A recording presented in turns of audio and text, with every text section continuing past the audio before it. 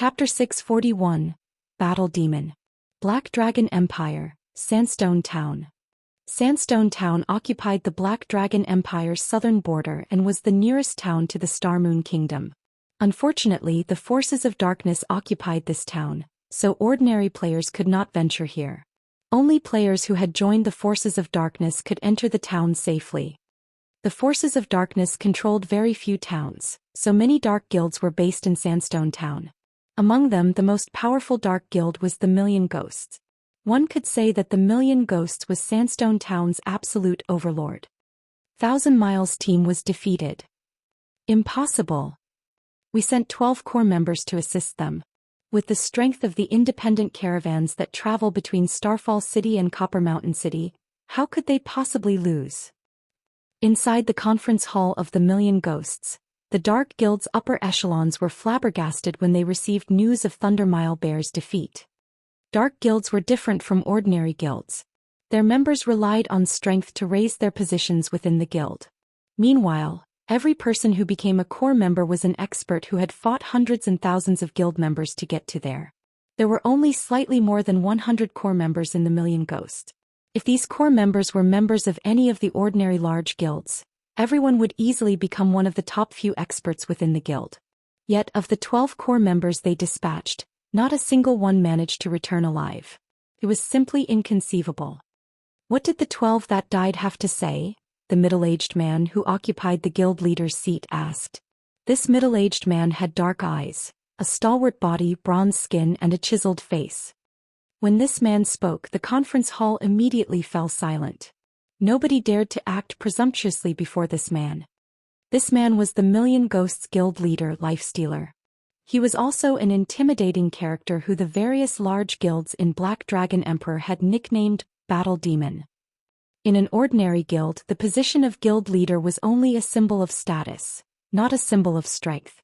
This held true for most guilds in God's domain. However, for dark guilds, the position of guild leader was the symbol of both status and strength. The fact that Lifestealer had become the Million Ghosts guild leader proved that his strength ranked number 1 in the entire guild. Due to Lifestealer's presence in the Million Ghosts, the various large guilds in the several nearby cities avoided provoking the Million Ghosts at all. Even the guild ruling over Bronze Mountain City, the Holy Church of War, deferred to the Million Ghosts. The Holy Church of War was a second-rate guild with control over 5 cities. It was a top-tier second-rate guild that had over 300,000 members. The guild also had 2 experts who ranked on the God's Domain experts list. Yet such a guild still allowed the Million Ghosts to manage the trade route to Starmoon Kingdom freely. This was all due to the Battle Demon Lifestealer. Their opponents wore cloaks, so they did not see who they were fighting. However, judging by the enemy's tone, it seems that they looked down on the Million Ghost. They even warned us not to touch the trade routes. They're taking us too lightly. Guild leader, let me lead some men and hunt down those bastards. If we don't do anything about this, the reputation our guild has built will be ruined. Guild leader, I'll go as well. The nearby large guilds should have learned of this by now. The Holy Church will also be watching. If we show them what the consequences are for messing with us, the Holy Church won't dare consider vying for dominance. The elders in the conference hall began stepping up, one after another, all wanting to teach those who dared provoke the Million Ghosts a lesson. It seems that our guild's reputation isn't as well known as it should be, to think that even the people from Starmoon Kingdom dare provoke us. However, there is no need to be anxious. Since they have done such a thing, it shows that they possess certain confidence and background. Have our members stationed in Starfall City investigate this matter. Once we know who we're dealing with, we'll give them a taste of hell. Lifestealer revealed a malicious grin. Seeing the smile on Lifestealer's face, everyone involuntarily shuddered. Back when the third-rate guild Divine Flurry had provoked their guild leader had revealed this exact smile.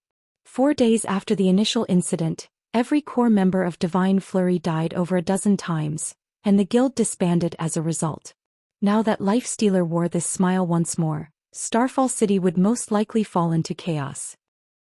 Meanwhile, inside the shrine in the Great Forest of Soria, watching the Thunder Wolf's HP rapidly approach 10%, tension grew in the party. This was the crucial moment to capture the Thunder Wolf, and any mistakes could waste all of their previous efforts. Suddenly, Shifeng controlled the evil blade spirit to leave the flooded area. Meanwhile, Fire Dance and the others dashed towards the Thunder Wolf, each holding a hunting scroll. 12%. 11%. 10%. Start. Shifeng immediately lured the Thunder Wolf out of the flooded area, the Lord's HP stopping at precisely 10%. Upon reaching her position, Fire Dance chanted the last verse of the incantation and activated the hunting scroll. Xiu. A pitch-black chain emerged from the hunting scroll and bound one of the Thunder Wolf's hind legs. Meanwhile, Fire Dance affixed the scroll on the ground. The hunting scroll's purpose was to trap the targeted beast. However, its effect only lasted 1 short minute. At the same time, everyone else in the party also activated their hunting scrolls, binding all 4 of the Thunder Wolf's limbs and preventing the demonic beast from moving. "Awoo!" the Thunder Wolf howled in anger. Suddenly, dense dark clouds condensed above the fight, releasing blue strikes of lightning towards the affixed hunting scrolls. Reacting quickly, Fire Dance activated Wind Steps, utilizing the skill's nearly 1-second invulnerability to block the oncoming lightning strike. However, though she was unscathed from the attack, the hunting scroll was obliterated. Continue using hunting scrolls. Do not let it go no matter what. Shifeng also retrieved a 5-star cage from his bag and charged at the Thunder Wolf. The second key aspect when capturing a beast was timing. Cages required time to activate. During this period, the target must not escape the cage's range. Otherwise, the capture will fail, rendering the cage useless. Fire Dance and the others understood what they needed to do. They retrieved more hunting scrolls from their bags and activated them. Meanwhile, the Thunder Wolf continuously destroyed the affixed hunting scrolls in a fit of rage. At this moment, Shifeng found an opportunity as he abruptly leaped into the air, jumping above the Thunder Wolf and activating the cage. Fixing the cage to a specific location required approximately 2 full seconds. However, the 5-star cage's enclosure was not large. "Awoo!" the Thunder Wolf released an angry howl. Suddenly, more dark clouds collected in the sky, the lightning strikes increasing in number as well. Immediately, 2 of the 5 affixed hunting scrolls were destroyed. The Thunder Wolf then made an angled jump, escaping the cage's enclosure in the nick of time. Capture failed. Following which, Fire Dance and the others hurriedly used more hunting scrolls to pin down the demonic beast. However, Shifeng's second capture attempt also failed. Meanwhile, Shifeng only had 2 5-star cages remaining. In other words, he only had 2 chances to capture the Thunder Wolf left. As expected of a 5-star rare mount. Really is lively. This was the first time Shifeng had attempted to capture a 5-star mount in either life. The Thunder Wolf was far more difficult to capture than he had expected. However, Shifeng was not someone to be trifled with. For his third attempt, he activated one of the Abyssal Blade's skills, Abyssal Curse, preventing all targets within a 30-yard radius from moving for 5 seconds. Although the Thunder Wolf was a level 50 lord, the skill would still affect it somewhat. Suddenly, the Thunder Wolf's movements visibly slowed. Shifeng then activated Heavenly Dragon's power and used Thunder Flame Explosion on the demonic beast. -8,679. Although his damage was negligible, Thunder Flame Explosion had a movement speed reduction effect. As a result, the Thunder Wolf's speed dropped further. Use the hunting scrolls quickly. Shifeng shouted anxiously. Hearing Shifeng's command, Fire Dance and the others activated their hunting scrolls. This time 5 chains simultaneously bound the Thunder Wolf. Still not satisfied, Shifeng activated Abyssal Bind as well. 9 chains suddenly sprouted from the ground, locking the Thunder Wolf in place. However, despite the many restrictions, the chains began to shatter, one after another. Shifeng began setting a cage into position once more. For a moment, everyone forgot to breathe. Just to hold the Thunder Wolf in position, they had used more than 60 hunting scrolls. Each person only had a few hunting scrolls remaining. The cage's channeling time slowly decreased. 2 seconds. 1 second. In you go. Shifeng roared. Immediately, a massive steel cage fell from the sky, trapping the Thunder Wolf within. Chapter 642, Formation of the Dark God's Legion. The Thunder Wolf struggled desperately inside the cage, repeatedly slamming its body against its steel bars. The 5-star prison even began showing signs of strain. Seeing this scene, Shifeng hurriedly chanted an incantation. In the next moment, the magic runes carved into the cage glowed. The cage itself then proceeded to shrink, only stopping when it was squeezing the Thunder Wolf. At this point, the Thunder Wolf no longer had space to generate enough momentum for a powerful charge. It sure is difficult to capture a demonic beast. Aqua Rose swept a glance at the numerous little craters around her, the aftermath of the Thunder Wolf's attacks on the anchors of the chains binding it. Fortunately, the few of them managed to react and evade the Lord's lightning attacks quickly, allowing them to capture the Thunder Wolf without any fatalities. Let's get ready to leave then. Shifeng took a look at the time. They were cutting things fine. The golden-winged Lion King would return soon. He then retrieved a bunch of storage space scrolls from his bag. Although they had already captured the Thunder Wolf, the demonic beast's massive frame was over 3 meters tall. In addition, there was the massive steel cage. Transporting the Thunder Wolf out of this place would be extremely troublesome. They would require many players with high strength just to lift the cage and the Thunder Wolf. And even if they did manage to lift them, their movement speed would be significantly reduced. They would also encounter many dangers while carrying the demonic beast. Who knew just how much time they would have to waste conveying the Thunder Wolf back to White River City. Hence, storage space scrolls were available for purchase in God's domain. These scrolls could be used to store large items. Not only was the Thunder Wolf massive, but it was also a living creature. Shifeng had to use a total of 20 storage space scrolls in order to fit the Thunder Wolf into his bag space. The Thunder Wolf instantly took up 20 slots there. However, the duration of the storage space scrolls was not indefinite. They could only be used to store items for up to half an hour. Following which, everyone used return scrolls and departed from the shrine. White River City, Zero Wings Guild residence. After Aqua Rose and the others went to rest, Shifeng went to the warehouse inside the guild residence by himself. He then placed the Thunder Wolf inside the warehouse as well as took out several magic crystals from his bag and put them inside the Thunder Wolf's cage. Demonic beasts were different from wild beasts. Their primary source of food was magic crystals. Just a single crystal could sustain a demonic beast for a long time. Now that I've obtained a rare mount, next up will be constructing a stable. When Shifeng looked at the ferocious Thunder Wolf, he grew eager to construct a stable as soon as possible. Only after he had a stable could he begin taming the Thunder Wolf. Demonic beasts were much more difficult to tame than wild beasts. Moreover, the higher the star ranking of a creature, the longer the time required to gentle it.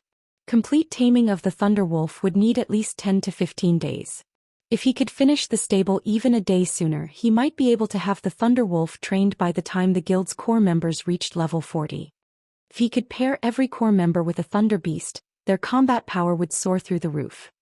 Only too many materials were required to construct a stable. The stable was different from the other structures inside the guild residence, which needed only money to build.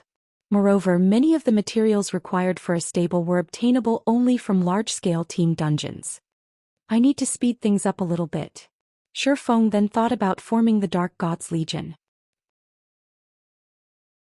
Whether it was the collection of the materials for the stable or for the candlelight trading firm's future development, he needed to form a powerful Dark God's Legion right away. Shifeng had already experienced the development process of God's domain before, so he knew full well that as players reached higher levels, battles between players would occur more frequently. Guild wars would also grow increasingly intense. If a guild did not possess a formidable legion that could serve as a deterrence, said guild would get embroiled in many wars in the future. Following which, Shifeng instructed Aqua Rose to pick roughly 300 elites to form the Dark God's Legion. Meanwhile, the equipment provided to the members of the Legion would be inferior only to that of Zero Wing's main force. Shortly after Shifeng began establishing the Dark God's Legion, news of this matter spread like wildfire throughout the entire White River City. The development immediately attracted the attention of the many guilds in the city. However, the ones paying the most attention to this matter were still the independent players. At this point, Zero Wing was no longer the small guild it was in the past. Not only did it have over 100,000 members, but it also had the strength to clear the hell mode ruins of the Crow God. Whether it was grinding monsters or questing out in the fields, not a single guild dared to do anything to the members of Zero Wing within the region of White River City. This situation had made many independent players envious of the members of Zero Wing. At this stage of the game, large guilds already occupied all available high-resource maps. As independent players, even when they were out doing a high-level quest, there was a chance that guild players would target and kill them. As a result, leveling up and upgrading equipment became extremely difficult for them. Hence, many independent players were considering joining a powerful guild. Meanwhile, Zero Wing was currently forming a Dark Gods Legion. Moreover, the members of the Legion received treatment that was inferior only to the guild's main force. It should be known that while every guild had plenty of ordinary teams in its midst, there would be only one main force. Zero Wing's formation of a legion was equivalent to establishing a second main force. This situation tempted many independent players to join Zero Wing. For a time, the number of players trying to enter Zero Wing surged once more. Shi Feng spent 2 whole days carefully choosing the members of the Dark Gods Legion. After all, the number of people he could use Light of Darkness on was limited. Even though he could take back the power of darkness he bestowed, he still preferred not to flaunt it. Meanwhile, during this period, Shi Feng produced quite a number of intermediate mana armor kits, which were all meant for the members of the Dark Gods Legion. During these 2 days, many things happened throughout God's domain as well. One of these developments was that many guilds had succeeded in raiding 50-man team dungeons and had moved their competition onto 100-man team dungeons. However, 100-man dungeons were significantly different from 50-man dungeons. One could say that 50-man dungeons were warm-ups for 100-man dungeons. The number of monsters and the monster's strength inside a 100-man dungeon were both significantly higher than in a 50-man dungeon. Of course, the loot from a 100-man dungeon would also make many players drool. Initially, level 30 fine gold equipment was extremely difficult to obtain. However, it much easier to get in a 100-man hard mode dungeon. Even the chieftain-ranked monsters inside the dungeon would drop it. There was also fine gold set equipment specifically meant for the various classes. Nevertheless, the most attractive part about 100-man dungeons would still have to be the forging designs and various sorts of rare potion recipes that were not obtainable from any other place. Getting even a single design or recipe would mean endless riches. Meanwhile, Zero Wing was also desperately trying to raid a 100-man dungeon. However, despite obtaining the power of darkness, the progress of Zero Wing's main force was only subpar at best. A 100-man dungeon had a total of 6 main bosses. Currently, Zero Wing had managed to defeat only 2 of them. They had yet to see what the final boss looked like. Aside from competing over 100-man dungeons, the next thing that excited players the most was the activation of the Colosseum list. To experts, this was a relatively good benefit. The Colosseum list also served as an incentive for players to improve their skill completion rates and combat power. The Colosseum list was the combat power rankings of the Divine Colosseum. As long as one managed to rank within the list, they would obtain the corresponding Colosseum points. Players could use these points to exchange for many items such as equipment, skills, potions, rare materials, and many more items. Among them, the greatest attraction was the equipment available. Not only was there level 30 dark gold equipment available, but even level 30 dark gold set equipment was also up for exchange. Due to this reason, divine colosseums throughout God's domain became extremely popular. Many players fought desperately to raise their rankings on the Colosseum list. Large guilds sent their core members one after another to challenge the Divine Colosseum. For a time, many hidden experts emerged throughout God's domain, giving players a great shock. Nobody had thought that there were actually so many experts in God's domain. Meanwhile, Shi Feng was currently seated in a large private room in the Divine Colosseum of White River City.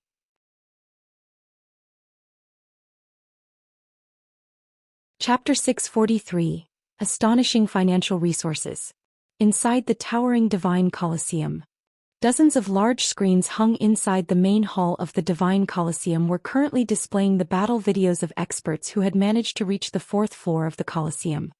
The challenges inside the Divine Colosseum were purely meant to test how much combat power a player could exert. The quality of a player's equipment was irrelevant in these challenges. Even a player wearing only bronze equipment could get past the 4th floor. However, ordinary players would have a difficult time just getting through the 1st floor of the Divine Colosseum, not to mention the 4th. In White River City, experts capable of breaking through the 4th floor were as rare as a phoenix's feather. As for players who did not have any magic crystals to challenge the Divine Colosseum, they could also watch the battle videos of experts at the main hall. Of course, these videos were only released with the consent of the players involved. Players could also use this opportunity to make a name for themselves. Look, Heaven's Burial is here again. Everyone in the hall quickly noticed the arrival of a group of players. These players were uniformly level 30, and they were members of Heaven's Burial's current main force. If not for the fact that they were aiming to obtain the first clear of a 100-man dungeon, these players would have long since leveled up. Even so, their levels were currently far ahead of ordinary players. Besides their levels, the equipment of Heaven's Burial's members was also extremely eye-catching. Most of them boasted level 30 fine gold and dark gold equipment, with the most inferior being level 25 dark gold equipment. In contrast, the typical equipment of current ordinary players was only level 25 mysterious iron equipment. Only elite players possessed several pieces of level 25 secret silver equipment. Not only does Heaven's Burial have so many experts, but these experts also come here to train multiple times each day. It makes you wonder just how strong they are. What do you even know? Having more experts in a guild is better, of course. Moreover, by training here they can increase their rankings on the Colosseum list and earn points to exchange for dark gold equipment, aside from improving their combat techniques. That's killing two birds with one stone. Why wouldn't they do it? Recently, Heaven's Burial has been growing increasingly stronger. Initially, they had less than 10 members who managed to pass the 4th floor. Now, after only a few days, that number is up to 20. 2 members of the guild even have managed to get to the 6th floor. In the entire White River City, Heaven's Burial is only slightly inferior to Overwhelming Smile and Zero Wing. Isn't that only because the guild is rich? Challenging the trial tower costs 1 magic crystal each time. Normally, when we raid dungeons, we will only get 1 magic crystal after a lot of difficulties. Even then, we still have to split it among several people. After raiding dungeons all day, our turn to get a crystal might still not come. Meanwhile, the members of Heaven's Burial's main force get a daily allowance of 5 magic crystals, so they get to challenge the trial tower 5 times a day. With 100 members in the main force, Heaven's Burial has to spend 500 magic crystals per day. Due to the Divine Colosseum, the current price of magic crystals has long since gone up by several-fold. Right now, each crystal is worth 20 silver, yet there is a shortage. There is still room for prices to rise. That's right. I knew I should have stocked up on some magic crystals. I would have been able to make a small fortune by now. It would be great if I could become a member of Heaven's Burial's main force. Many players looked on with envy as the members of Heaven's Burial walked towards the trial tower. Not even the wealthy Overwhelming Smile could afford such extravagance. Currently, 500 magic crystals were equivalent to 100 gold. Of course, a majority of these magic crystals came from the dungeons raided by the guild. Otherwise, even Heaven's Burial would find it extremely taxing to fork out 100 gold every day. Meanwhile, Shi Feng, who had rented a large private room in the Divine Colosseum, was currently standing before 300 people. These people were all players he had selected for the Dark Gods Legion. Currently, everyone in the Dark Gods Legion was feeling excited. These members had not expected to be able to meet their legendary guild leader, Black Flame, in person. Moreover, Black Flame was even going to nurture them himself.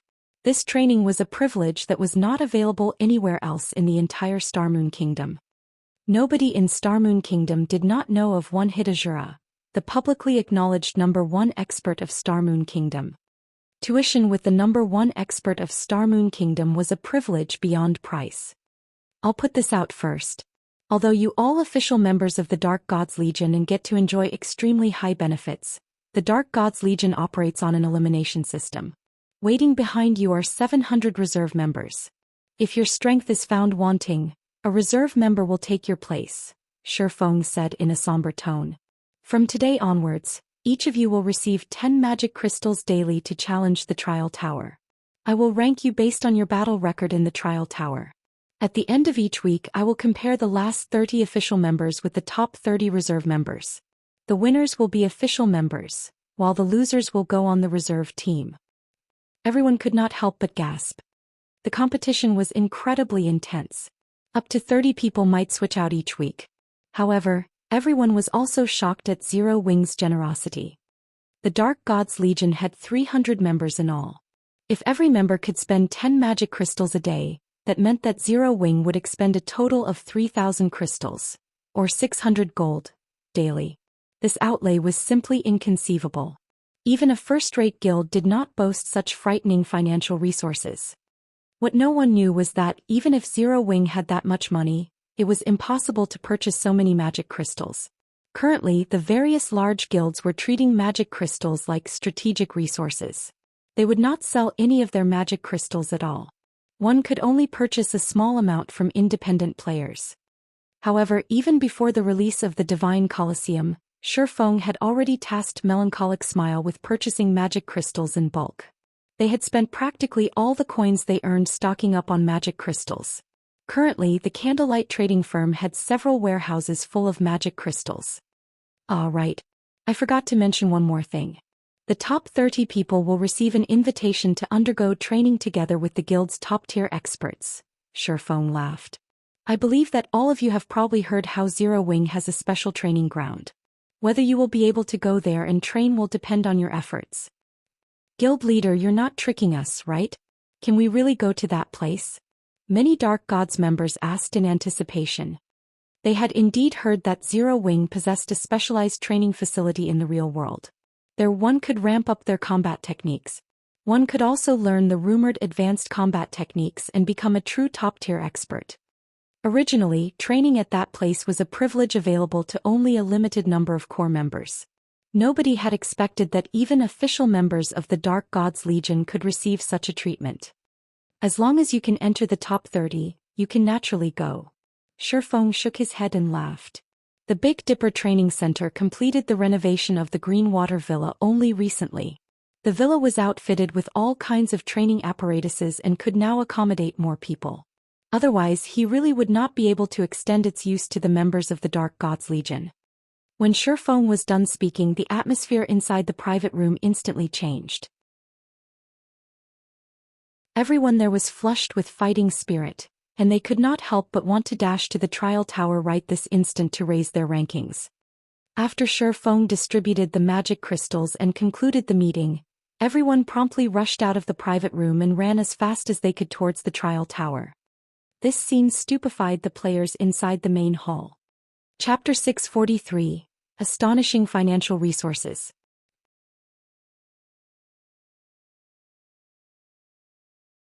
Chapter 644, Secret Competition.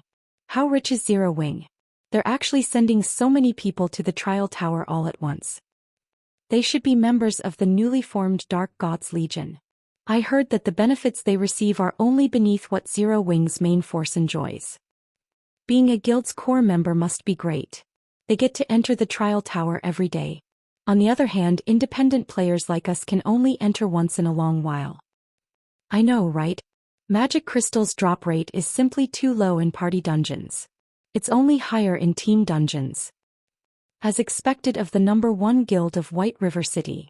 Even Overwhelming Smile can only send 200 members each day, while Heaven's Burial only sends 100 members.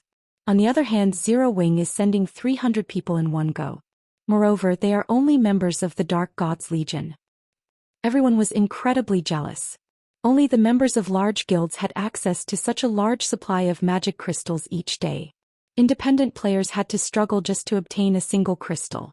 As for small guilds, although they could also afford to supply their members with magic crystals, they could not afford to offer a large amount every day. One could gauge a guild's financial strength in White River City by the number of members that entered the trial tower. What's so amazing about Zero Wing? Can its financial strength compare to Overwhelming Smile? The level 30 Guardian Knight, Lone Tyrant, sneered as he entered the Divine Colosseum. Ever since the Dark Star's disbandment, Lone Tyrant held firm to his hatred of Zero Wing. If not for Zero Wing, Dark Star would have been White River City's ruler, and he would have stood as its emperor. Due to Zero Wing's constant rise, he was now only one of Overwhelming Smile's core members. He was not even the guild's chief MT. He was nothing more than cannon fodder. However, it was also because of this that he was able to experience just how frightening Underworld was. Particularly after the third evolution of God's Domain, Underworld had increased its investment in God's Domain by several folds, pouring a massive sum of money into the game. Not only did the organization begin recruiting a large number of experts, but it had also collected a large stock of magic crystals, which were extremely important to current players. Even a first-rate guild could not compete with Underworld's financial resources. Underworld's influence covered a vast expanse of God's Domain. It could purchase magic crystals through several avenues. This was an advantage that many first-rate guilds did not possess. With all these magic crystals, Underworld could quickly nurture plenty of experts through the Divine Colosseum. God's Domain was not a game that could be dominated by a single player's strength. Even if Shurfeng were stronger, he could only defend White River City. However, White River City was not the only city in Starmoon Kingdom, much less God's Domain. As far as Lone Tyrant knew, Underworld had yet to give up on the feast that White River City offered. Hence, the organization had once more invested significant funding in magic crystals, enough to even put a first-rate guild to shame. On the surface, Overwhelming Smile sent only 200 members to the trial tower each day. Moreover, every member could only challenge the trial tower 3 times a day. In reality, however, Overwhelming Smile secretly sent a large number of hidden experts to challenge the trial tower as well. This group of experts consisted of nearly 400 people, double that of what the guild sent openly.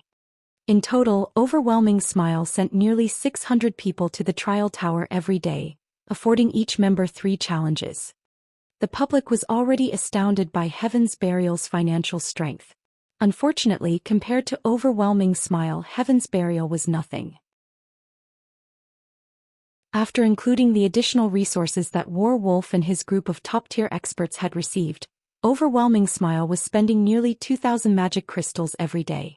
What did Heaven's Burial's expenditure of 500 magic crystals amount to? Lone Tyrant, control your mouth. It is not the time for Overwhelming Smile to display its strength.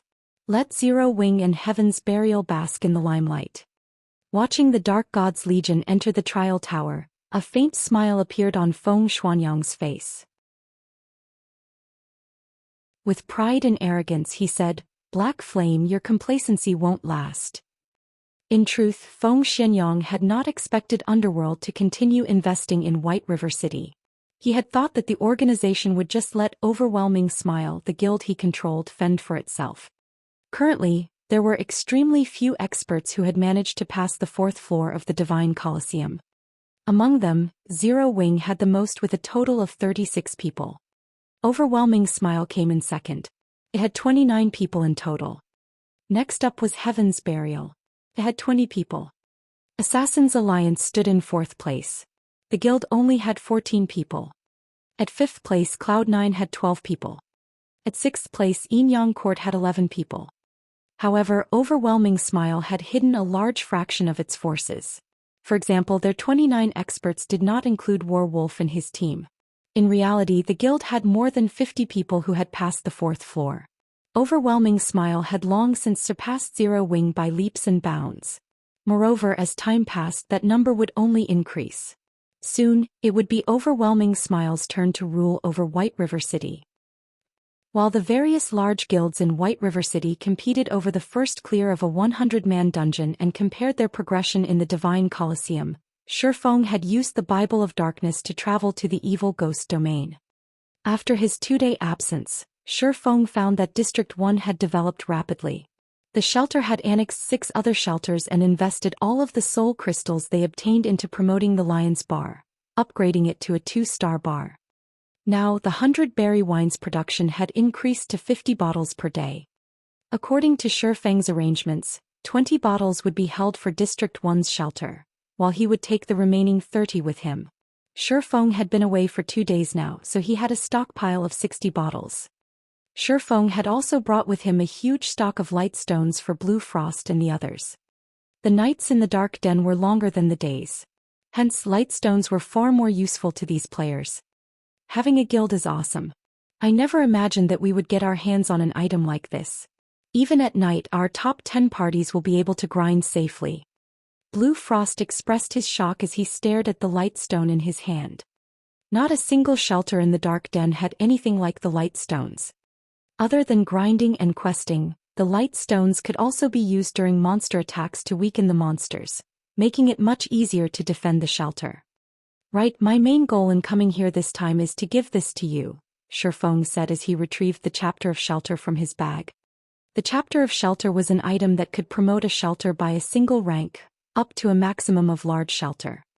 When everyone saw the chapter of shelter, they were stupefied. Up until now, large shelters were something that only guild forces possessed. Although they had thought of upgrading District 1's shelter to a large shelter countless times before, it was simply too difficult for independent players. They would require at least a month to gather the required manpower and resources. That time might be extended further depending on their progression on the quests involved. Now, however, with the chapter of shelter, they could upgrade District 1's shelter into a large shelter without going through all that trouble. They would then qualify to compete for dominance in the Dark Denver. Zero Wing was astonishing. Shi Feng's generosity had engraved this notion on Blue Frost and everyone else's hearts. The many guild forces in the Dark Den had spent a ridiculous amount of effort to upgrade a medium shelter to a large shelter. They had gathered all of the resources from the shelters under their control and had spent significant time to do so. On the other hand, Shi Feng had completed a similar feat by casually revealing a chapter of shelter. If the other guild forces discovered this, they would definitely be dumbfounded. Lotus, begin the preparations. We're going to upgrade the shelter, Blue Frost proclaimed, grinning at the chapter of shelter in Shi Feng's hand.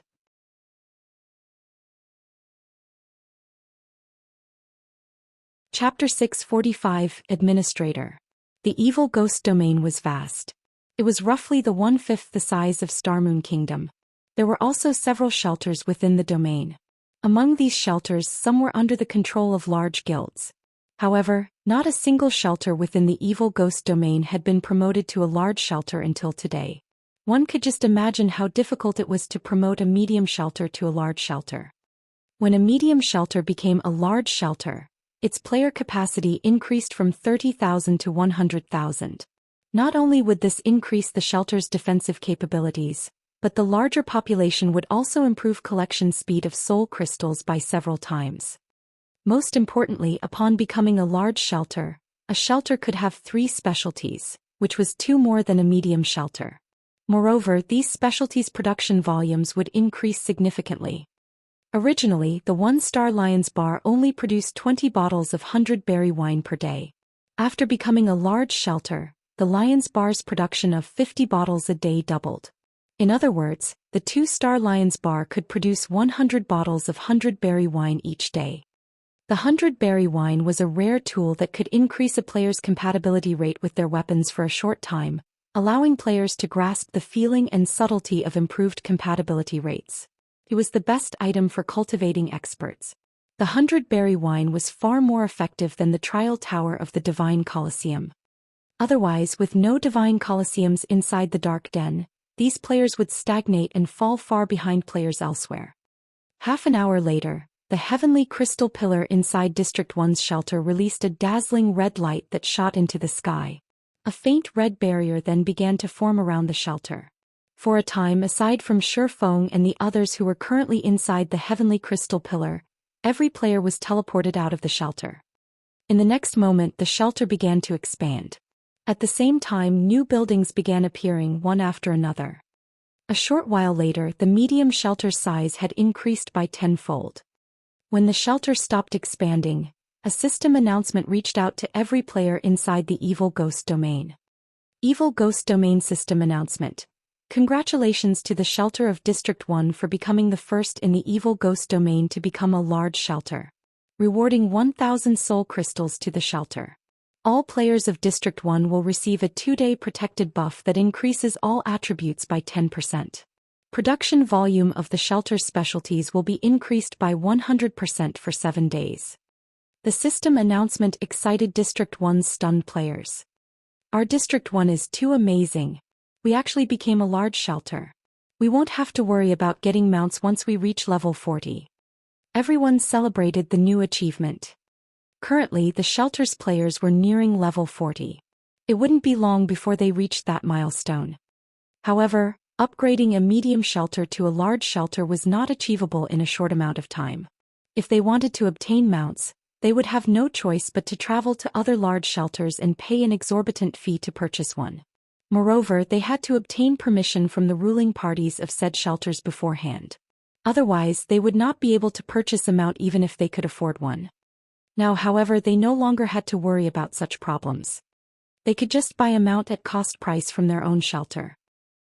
Meanwhile, the various other shelters in the evil ghost domain were stupefied.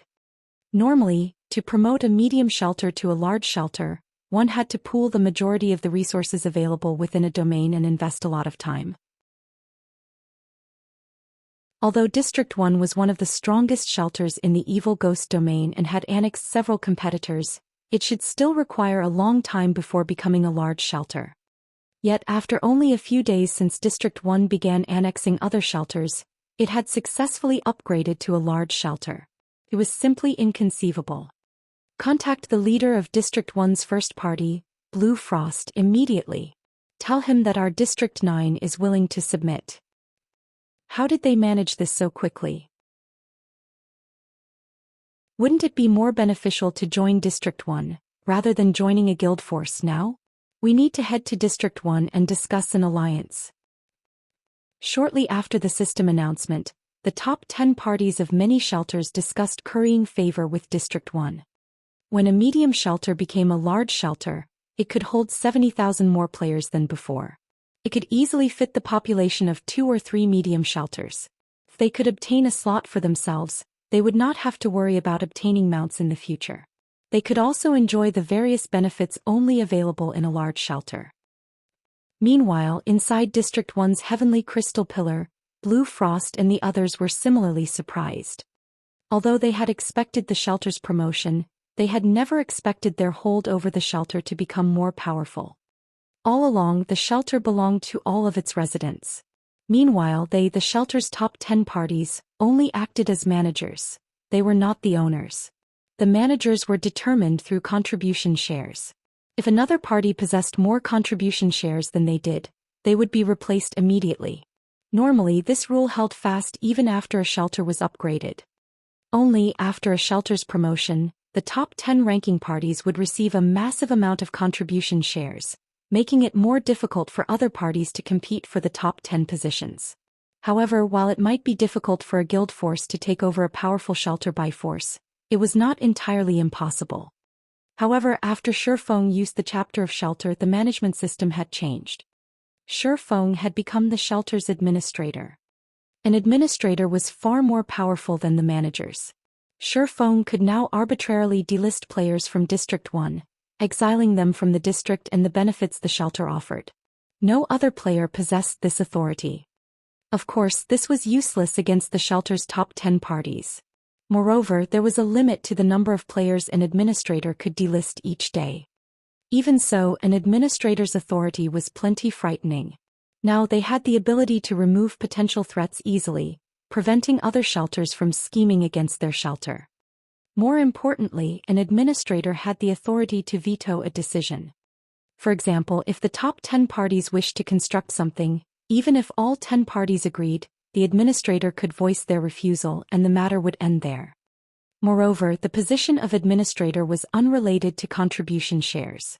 In other words, even if someone else accumulated more contribution shares than the administrator, they could not replace the administrator. The only way to overthrow an administrator and take over a shelter was to assault the entire shelter and destroy it. However, it was not easy to assault a large shelter. In other words, Currently, the shelter of District 1 was under Zero Wing's complete control. Outsiders could not steal it. So the chapter of shelter has such a function as well. Shifeng also only learned this after using the chapter of shelter. However, with this he would not have to worry about losing the shelter to other guilds. He could rule with an iron fist. With that out of the way, he could invest more resources in District 1's shelter, transforming it into an iron fortress. Following which, Shifeng left the shelter's management to Blue Frost. He then purchased all of the available bottles of 100-berry wine from the Lion's Bar and took the massive batch of gemstones Blue Frost had prepared before returning to White River City. As the shelter had just upgraded to a large shelter, its specialties production had improved. As a result of the 7-day bonus, the Lion's Bar could produce up to 200 bottles of 100-berry wine each day. However, as Blue Frost and the others had already purchased 50 bottles, there were only 150 bottles remaining. Even so, Shifeng was satisfied with this amount. Even one bottle of 100-berry wine could tempt many experts, not to mention 210 bottles. With this many, he could raise the combat power of Zero Wing's core members to a whole new level.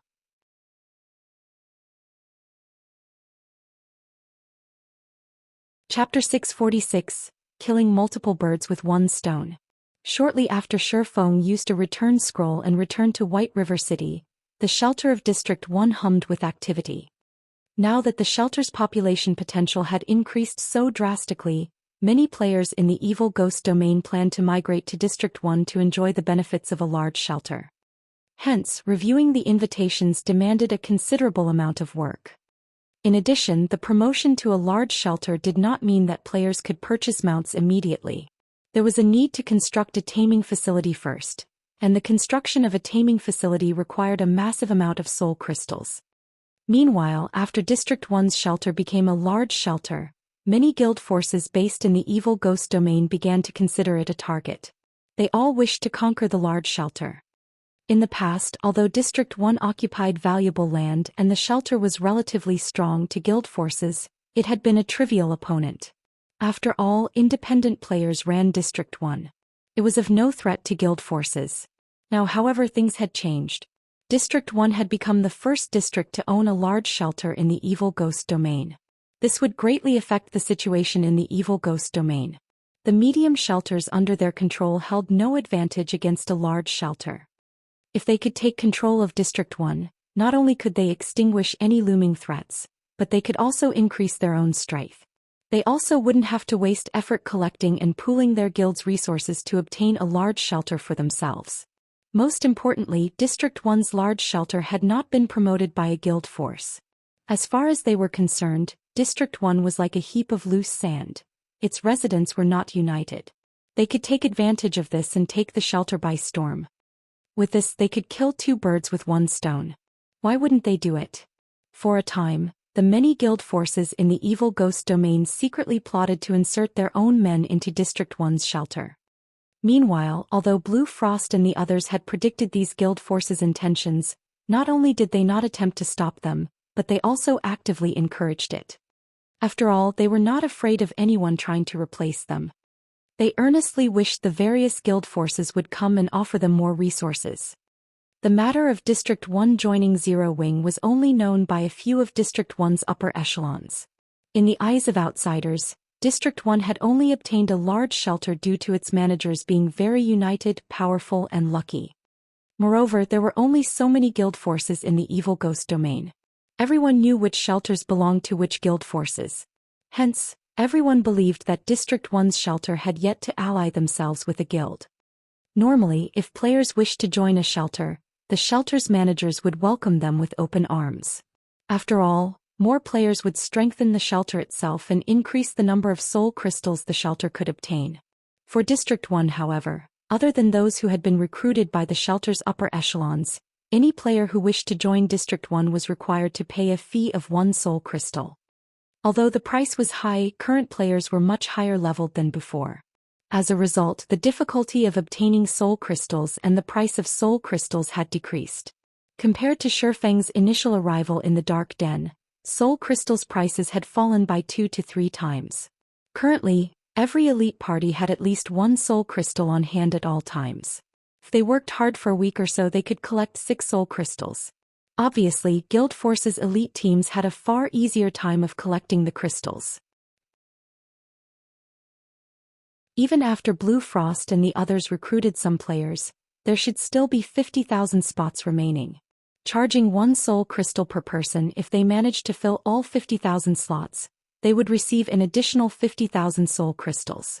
A player's ownership of 50,000 soul crystals was vastly different from a shelter's ownership. Take the Lion's Bar's promotion for example. If Blue Frost and the others funded the promotion themselves, they would only have to spend 500 soul crystals to promote the bar to 3 stars. However, if they used the shelter's cumulative resources, they would have to spend 10,000 crystals. With 50,000 soul crystals, not only could they easily construct a taming facility, but they could also construct 2 more buildings that supplied specialties and upgrade both buildings to 2 stars. In addition, they would have enough leftovers to upgrade the Lion's Bar to 3 stars, increasing the production volume of the 100-berry wine once more. Meanwhile, Shifeng had returned with a large stock of gemstones and 100-berry wine to White River City. Gemstones were extremely rare. Ordinary players would be reluctant to embed the gemstones they had obtained into their equipment. If the item were destroyed, the gemstones would similarly be destroyed. Players would generally only embed gemstones in top-tier equipment as it was a safer option. When the need arose, they could simply remove the gemstones and reuse them with other top-tier equipment. Currently, Tier 1 gemstones were very cheap in the Evil Ghost domain. Each crystal only cost 3 silver. In Star Moon Kingdom, however, each Tier 1 gemstone sold for 9 silver. As for Tier 2 gemstones, each sold for 30 silver in the Evil Ghost domain, while prices in Star Moon Kingdom fluctuated around 1 gold. Star Moon Kingdom's prices were at least 3 times higher. Shifeng had obtained 30,000 Tier 1 gemstones from Blue Frost. These gemstones had either been secretly purchased from the various shelters in the Evil Ghost domain or traded for light stones. A single stack contained 20 gemstones. Shifeng had returned with a total of 1,500 stacks of Tier 1 gemstones, valued at a total of 900 gold, which practically filled his entire bag. As for Tier 2 gemstones, he had not bothered taking any as he had the Philosopher's Stone. Through alchemy synthesis, he could produce Tier 2 gemstones from Tier 1 gemstones. After returning to White River City, Shifeng first headed towards the Candlelight Trading Firm. At this point, the Candlelight Trading Firm was the most lively location in White River City. It could be considered the business center of all of Star Moon Kingdom. The trading firm was the organization with the highest number of forgers and other lifestyle classes in the entire kingdom. There were all sorts of player-made advanced products for sale on its shelves. If it were available in Star Moon Kingdom, the Candlelight Trading Firm would almost certainly have it.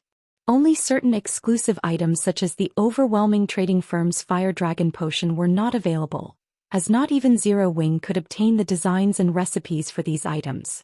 Even so, the wide variety of products they offered was enough to overwhelm players. Other than Star Moon Kingdom, thanks to Phoenix Rain's help, the Candlelight Trading Firm had also set up branch shops in the major cities of neighboring kingdoms and empires. The trading firm's daily profits reached several thousand gold. However, this placed a heavy burden on the firm's manager, Melancholic Smile. The Candlelight Trading Firm's ability to earn money far surpassed even first-rate guilds. Only super first-rate guilds and super guilds could rival the trading firm now. However, as time progressed, super first-rate guilds and super guilds would definitely surpass the Candlelight Trading Firm due to their massive range of influence in God's domain. The resources and contacts they possess far surpassed the Candlelight Trading Firm. Although the Candlelight Trading Firm could continue to expand, Zero Wing simply did not possess the required strength and manpower to keep up with it. Fortunately, Shifeng had long since prepared for this situation. He had not been the guild leader of a second-rate guild in the past for nothing. Since the first day he logged into God's domain in this life, he had been thinking of ways to improve his guild's background and had come up with a series of plans. At this point, his plans had finally produced some results. Shifeng retrieved the Philosopher's Stone from his personal warehouse and arrived at his exclusive advanced forging room in the Candlelight Trading Firm. He then began to synthesize the Tier 2 gemstones. If he sought out the aid of NPC alchemists to synthesize high-tiered gemstones, not only would he have to foot an exorbitant labor fee, but the success rate was also not particularly high. For Tier 2 gemstones, NPCs only had a 30% success rate. Synthesizing a Tier 2 gemstone required 4 Tier 1 gemstones. With acceptable luck, he might obtain 1 Tier 2 gemstone for every 12 Tier 1 gemstones. However, the Tier 2 gemstones was only 10 times more valuable than Tier 1 gemstones.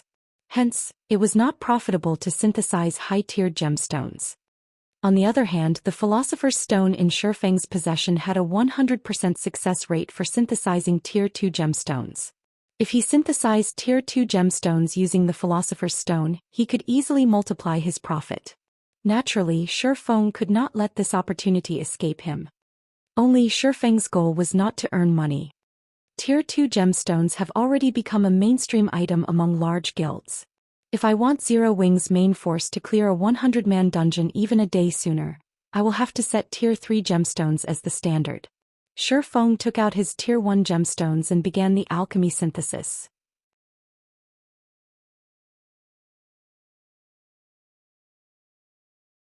Chapter 647, Realm of Experts. Currently, the highest tiered gemstone one could obtain from monsters in God's domain was a Tier 2. As for Tier 3 gemstones, they only dropped from level 30 and above large-scale dungeons. Meanwhile, NPC alchemists only had a 20% success rate to synthesize Tier 3 gemstones. The cost involved was massive. Currently, Tier 2 gemstones sold for 1 gold.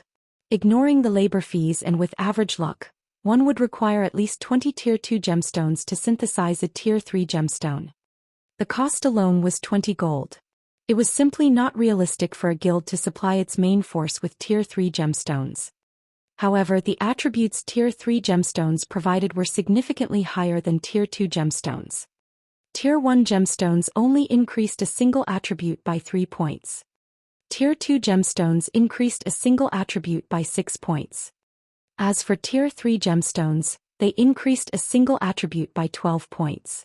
If one embedded every piece of equipment they had with Tier 3 gemstones, it would be the equivalent of wearing an additional piece of top-tier equipment. This would significantly increase a player's combat power. To the large guild's main forces, upgrading attributes was limited because their equipment had already reached a certain level.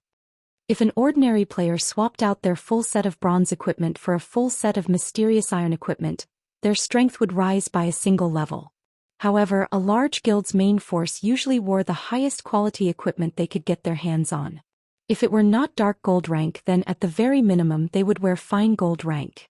Hence, it was extremely difficult to upgrade their equipment. If they could receive a bonus to their attributes that had as large of an impact as another piece of dark gold equipment, it would make a huge difference.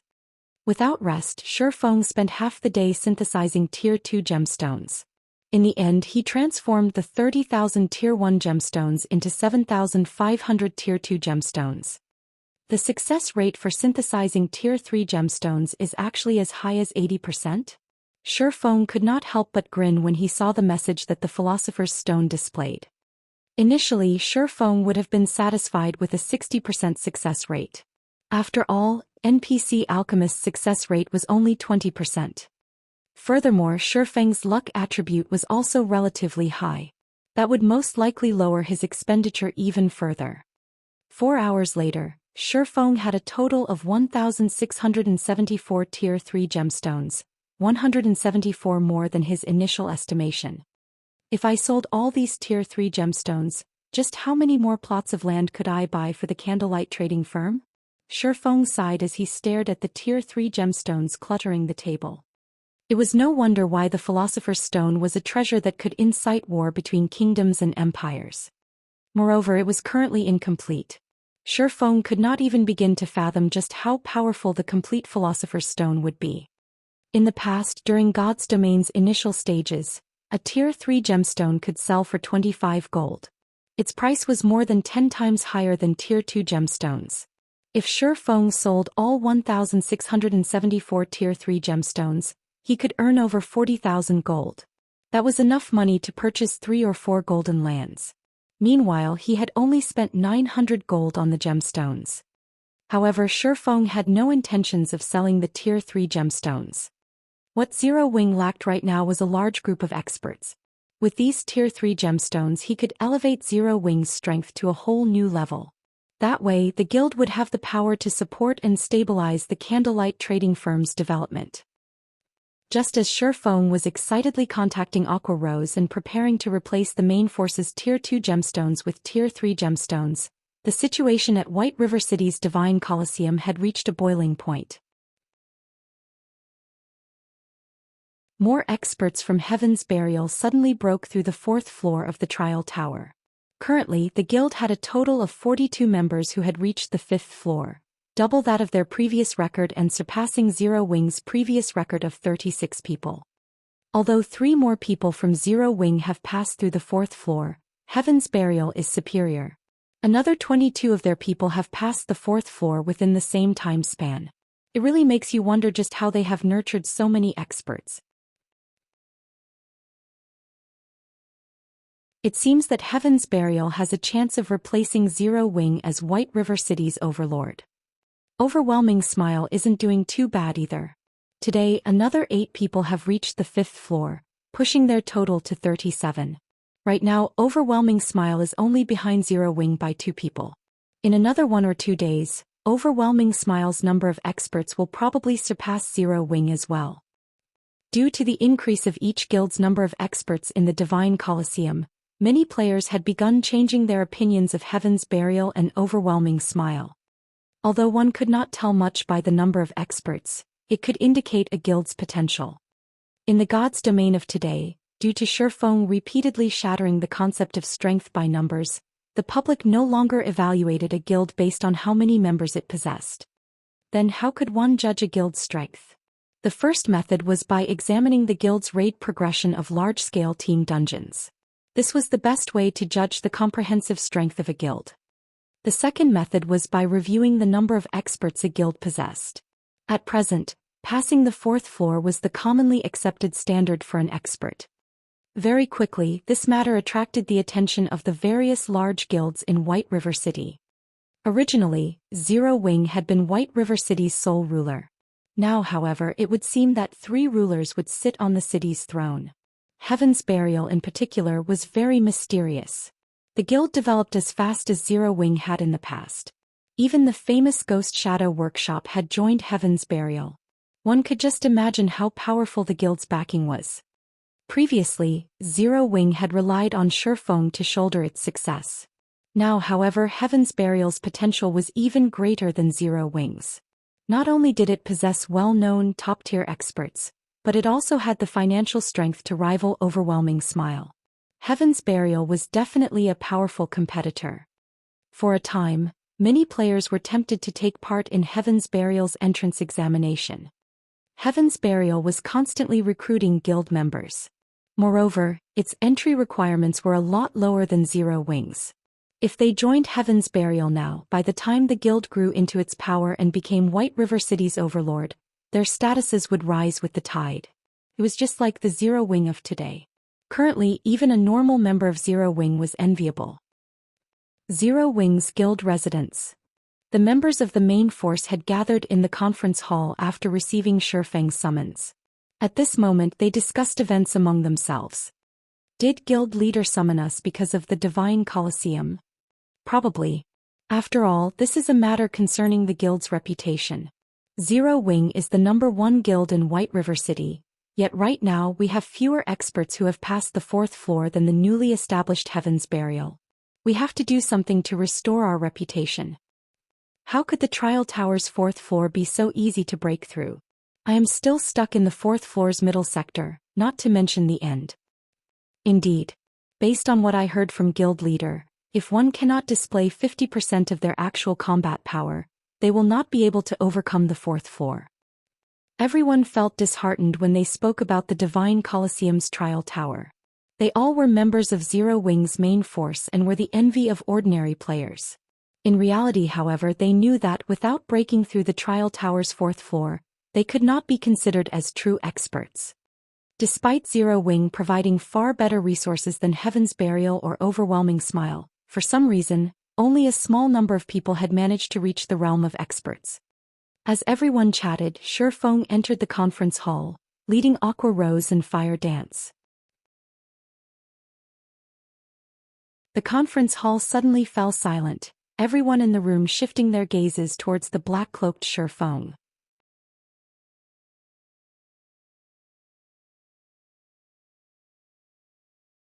Chapter 648. Rapid Improvement. As Shifeng appeared, the atmosphere inside the conference all became extraordinarily heavy. The benefits that this Zero Wing team enjoyed were far more generous than what Overwhelming Smile and Heaven's Burial offered. Not only had everyone received their own rooms, allowing them to store up the double EXP buff easily, but they also had access to an extravagant number of magic crystals. Each of them received 10 magic crystals each day. This was double what Heaven's Burial's main force received. Yet in the end, Heaven's Burial had more members reach the 5th floor. If the public learned about the benefits that Zero Wing's main force enjoyed, they would ridicule the team as a bunch of trash. Knowing this, everyone had prepared themselves to receive Shifeng's scolding. Shifeng took his seat on the guild leader's throne. Without saying a word, he took out a cyan wine bottle and placed it on the table. Everyone shifted their gaze to the bottle curiously. The wine bottle's information displayed the name, 100 Berry Wine. It was only a bottle of wine. Guild leader, you're not forcing them to get drunk as a punishment, are you? Aqua Rose could not figure out what Shifeng intended to do.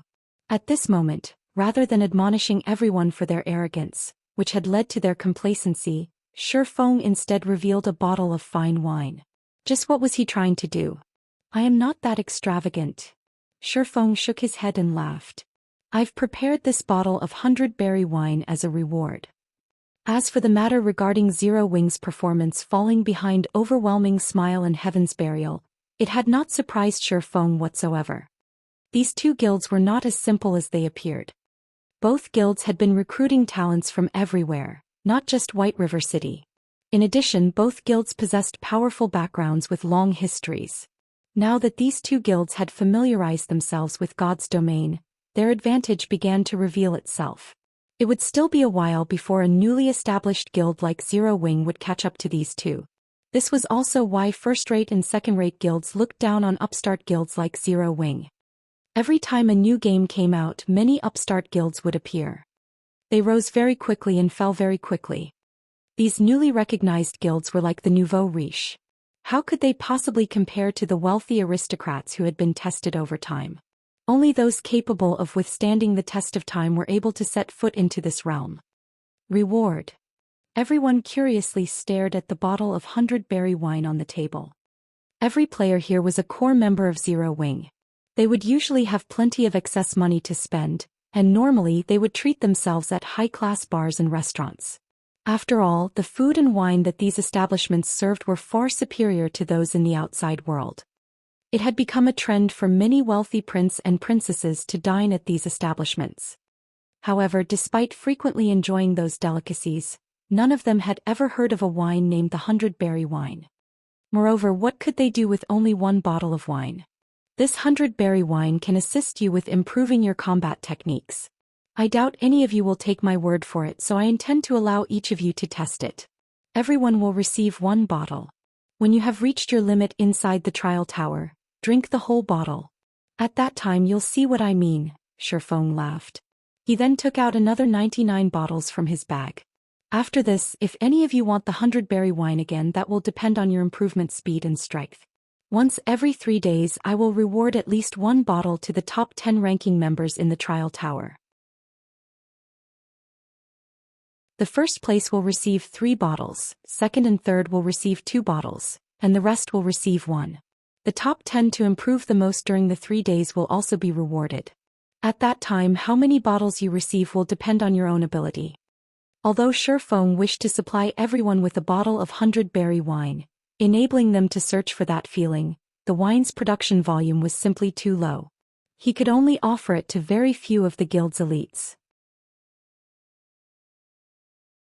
Guild leader, can this item really improve a person's combat techniques? Aqua Rose also knew quite a bit about God's domain. However, she had never heard of an item capable of improving a player's combat techniques. If the 100-berry wine was truly capable of such a feat. The rest of the team similarly doubted Shifeng's claim. Improving combat techniques was not something that could be done overnight. The process involved a lot of learning and practice. The Divine Colosseum's trial tower also offered suggestions on how to improve one's combat techniques. Although the guidance was minimal, everyone considered it very helpful. You'll find out once you test it. Shifeng smiled, not bothering to explain. Inside the Divine Colosseum. In order to promote their guilds, Heaven's Burial and Overwhelming Smile publicized their battle videos through the screens in the Colosseum's main hall for free. Many players took the time to study these videos. Ah, Zero Wings members are here. Are they trying to wrestle back their glory? Probably. However, the likelihood of them succeeding is slim. Some time ago, a few more experts from Heaven's Burial and Overwhelming Smile broke through the 4th floor. Currently, Heaven's Burial has 49 people who have reached the 5th floor. The guild even has 8 people who have reached the 6th floor. Their position as White River City's #1 guild is solid now. Meanwhile, Overwhelming Smile is closely following behind with 45 people who have reached the 5th floor and 6 who have reached the 6th. Both guilds are way above Zero Wing, who only has 39 people on the 5th floor and 4 on the 6th. Many players were not optimistic about Zero Wing's chances. Whether it was the members of the guild's main force or the Dark Gods Legion, both had already challenged the trial tower today. I never thought that there would be a moment when Black Flame would panic. However, his actions only bring him more despair. Seated in a room on the 2nd floor, Feng Xianyang quickly noticed Shifeng enter the Divine Colosseum with the other members of Zero Wing's main force. With excitement filling his eyes, he said, "Go. Notify Werewolf's team. It's time to show the public who the true ruler of White River City is." Originally, Feng Xianyang had intended to keep Overwhelming Smile's strength hidden for a little while longer. However, after seeing Shifeng personally show up at the Divine Colosseum, he could not suppress the hatred in his heart. Although he could not do anything to Shifeng directly, it would soothe his heart if he could strike a mental blow to Shifeng. As long as Werewolf's team took action, Overwhelming Smile would immediately have a large group of experts pass through the 4th floor. At that time, Zero Wing's efforts to make a comeback would be rendered futile. Its reputation would be in tatters. Meanwhile, the members of Zero Wing's main force, who had just entered the trial tower, felt a burden of expectation. Everyone clearly understood their own combat power. To put it simply, it was extremely difficult for them to break through the 4th floor. However, since Shifeng had told them to give it a try, they could only grit their teeth and follow his commands. Very quickly, the members of Zero Wing's main force passed through one floor after another. Upon reaching the 4th floor, everyone grew anxious. The trial tower's tests were set according to the player's strength. For every test, the system would generate a perfect doppelganger of the challenger. The doppelganger possessed the same combat power as the challenger. However, the doppelganger's actual combat power varied depending on one's progression in the trial tower. Each floor was also divided into 3 stages: early, middle, and late. Through the battles with their own doppelgangers, players could learn their own shortcomings. Meanwhile, players who were capable of defeating the doppelganger during the 4th floor's late stage would basically be able to display 50% of their actual combat power. These players were regarded as experts of God's domain. However, based on the standard of the current players of God's domain and the time they had to develop themselves, very few were capable of reaching the standard of an expert. "Hopefully I can pass through the late stage this time," Blackie prayed as watched his doppelganger before him. He then took out the 100-berry wine from his bag and emptied the bottle's contents, swallowing every last drop. Suddenly his mind felt clear. Moreover, his compatibility rate with his weapon and equipment began to rise rapidly. The items felt like an extension of his own body. "This is amazing." The others were similarly shocked. After drinking a bottle of 100-berry wine, their perception of the world had undergone a complete change. When everyone casually used a skill, they immediately discovered their skill completion rates had significantly improved. Even Shadow Sword and the others who had been stuck at around an 80% completion rate could now easily achieve an 85% skill completion rate, their combat power soaring. After familiarizing themselves with this new sensation, everyone tackled their respective opponents.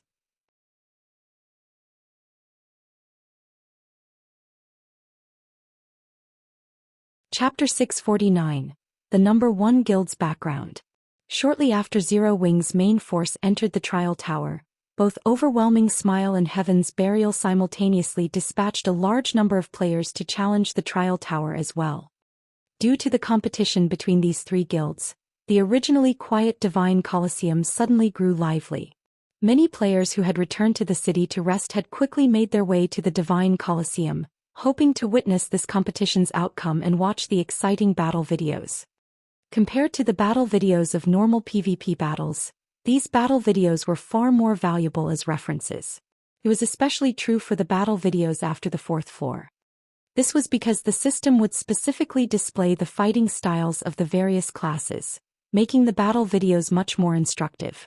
Normally, guilds would not release such instructive battle videos to the public, keeping them for their own members.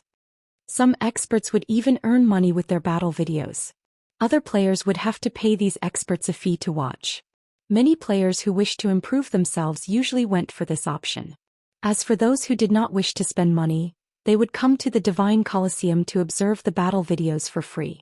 However, that which one can obtain for free lacked value. One would not learn the truly powerful techniques from a free battle video. As a result, the gap between paying and non-paying players widened little by little.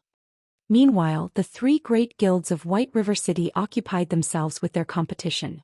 Although the battle videos these guilds publicized was limited to the fourth floor, it was enough to excite many players.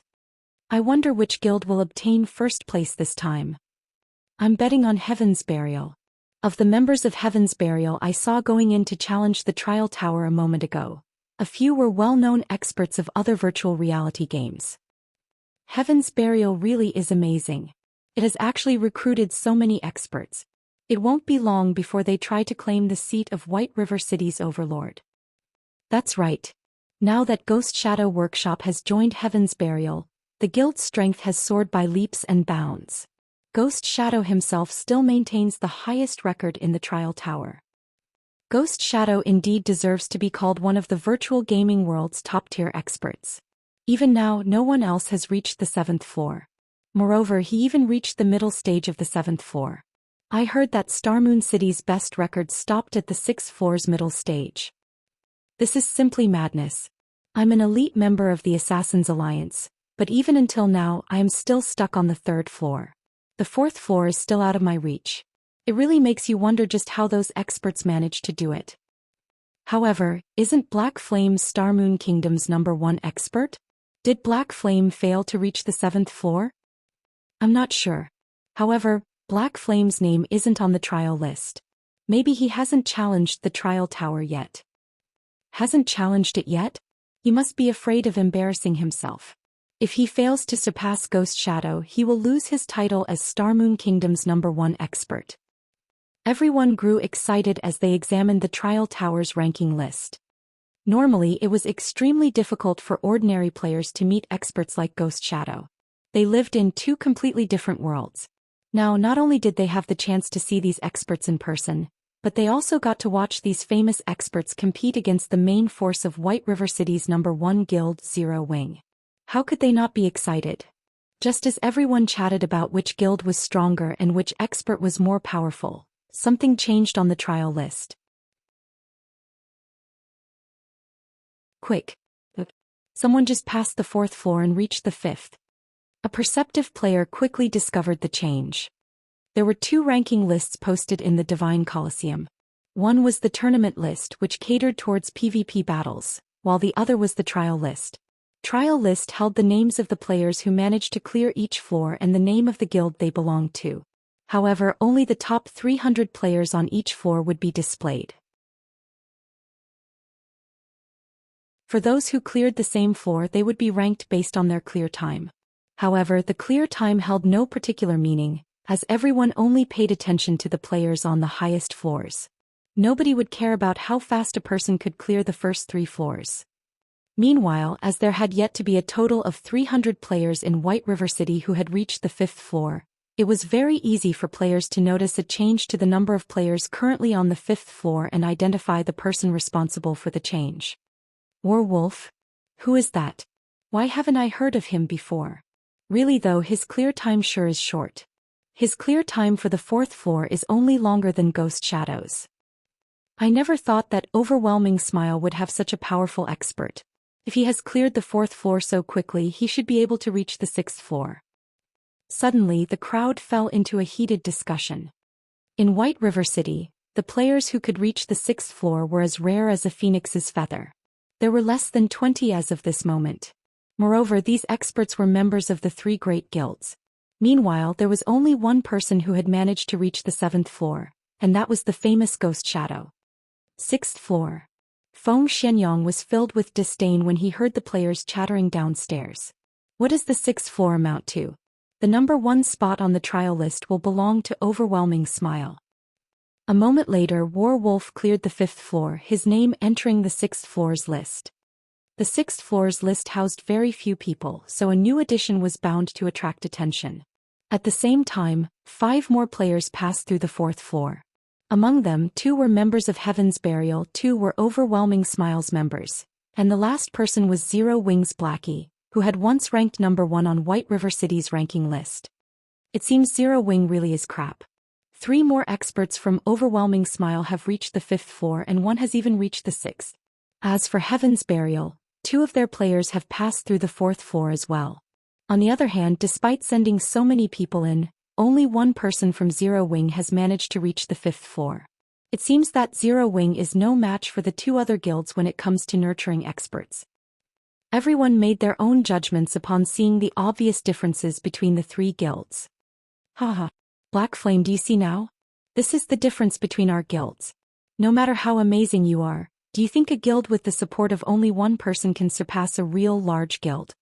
Feng Xianyang celebrated as he looked towards the room Shi Feng resided in. Time slowly passed. Suddenly, something inconceivable happened. The 7th floor's list, which originally only had 1 lonely name on it, suddenly had 2. Who is Werewolf? He has actually passed through the 6th floor and entered the 7th floor. This is madness. It would be awesome if he released his battle video. The main hall suddenly exploded with activity. To the majority of current players, the 7th floor was a legend. It was a floor they could never reach. Meanwhile, sitting in one of the rooms on the 2nd floor, Ghost Shadow frowned when he saw this change. So, there's still such an expert in White River City. A hint of excitement flashed in Ghost Shadow's eyes. It was very lonely being an expert of his caliber. It was extremely difficult to find someone to compete with. Throughout White River City, there were only 2 experts who he was interested in. The first was Black Flame while the second was Flame Blood. Now 1 more had caught his interest, Werewolf. However, while everyone committed Werewolf's name to memory, another name suddenly joined his on the 7th floor's list. Fire Dance. Everyone knew this name, the commander of Zero Wing's main force. Many of Overwhelming Smile's experts had died at her hands. She had even fought valiantly in the Great War with the Dragon Phoenix Pavilion, making a name for herself. Nobody would have thought that she would once more appear in the limelight. Sure enough, Zero Wing will not be replaced so easily. Ghost Shadow could not help his elation when he saw another person reach the 7th floor. How is this possible? Feng Xianyang stared at the name on the 7th floor's list in disbelief. Fire Dance, Assassin-affiliated guild. Zero Wing. No matter how he looked at it, the name belonged to Fire Dance of Zero Wing. However, a short moment later, another new name appeared on the 7th floor's list. Violet Cloud Cleric-affiliated guild. Zero Wing.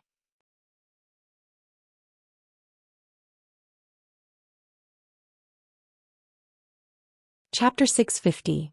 Breaking the Record. Chapter 650. You Breaking the Record. The appearance of a 4th name on the trial list's 7th floor instantly plunged the Divine Colosseum's main hall into silence. Everyone's eyes nearly popped out of their sockets when they saw Violet Cloud's name. How? Feng Xianyang, who occupied a VIP room, also stared, slack-jawed, having lost his previous calm. He could barely accept Fire Dance reaching the 7th floor. After all, she was the commander of Zero Wing's main force. However, he could not bring himself to accept Violet Cloud's victory. Aside from the difficulty of reaching the 7th floor, just the fact that there were 2 people in Zero Wing capable of this success was shocking. Yet, the second person from Zero Wing to reach the 7th floor was not even a combat class. Instead, she was a cleric, one of the healer classes. It was commonly known that out of the 12 main classes in God's domain, the healer classes possessed the weakest combat power. It was also a lot more difficult for healer classes to advance in the trial tower as most of their skills focused on healing rather than dealing damage. Hence, healers never ranked particularly high in the trial tower. Yet Violet Cloud, a cleric, had actually managed to reach the 7th floor. However, what everyone did not know was that, in reality, Violet Cloud possessed a hidden class. She was not purely a cleric. Regarding combat capabilities, Violet Cloud was slightly stronger than ordinary combat classes. Moreover, Violet Cloud had a bit more control over her own body than Fire Dance. Since Fire Dance had reached the 7th floor, Violet Cloud would naturally be able to do so as well. One could say that this was expected. When comparing top combat power, it was obvious with a glance which guild was superior. Zero Wing grasped a complete victory. Zero Wing really is the #1 guild. They actually have 2 top-tier experts capable of reaching the 7th floor. If Black Flame also competes, Zero Wing will most likely have 3 people on the 7th floor. Even Overwhelming Smile and Heaven's Burial combined are no match for Zero Wing. But it's still too early to determine anything. Zero Wing has always had many top-tier experts. It is reasonable that they are superior to Heaven's Burial and Overwhelming Smile in this aspect. However, a guild cannot survive by relying on a handful of people. It has to rely on its main force, the guild's backbone. Take a look at Zero Wing's backbone. It is clearly inferior to the other 2 guilds. Zero Wing's potential is still no match for the other 2. We are no longer living in the past. Before, Zero Wing was White River City's absolute overlord. Now, however, just look. The person occupying the top 1 position on the trial list is Heaven's Burial's Ghost Shadow. Zero Wing might not necessarily hold the overlord's seat in the future. Many players in the main hall began discussing the matter, and the majority did not have a favorable view of Zero Wing's future. A guild had to depend on a powerful team for support. Even if an individual was stronger, how much of a difference could they make by themselves? Not to mention, Zero Wing had yet to obtain the #1 position on the trial list.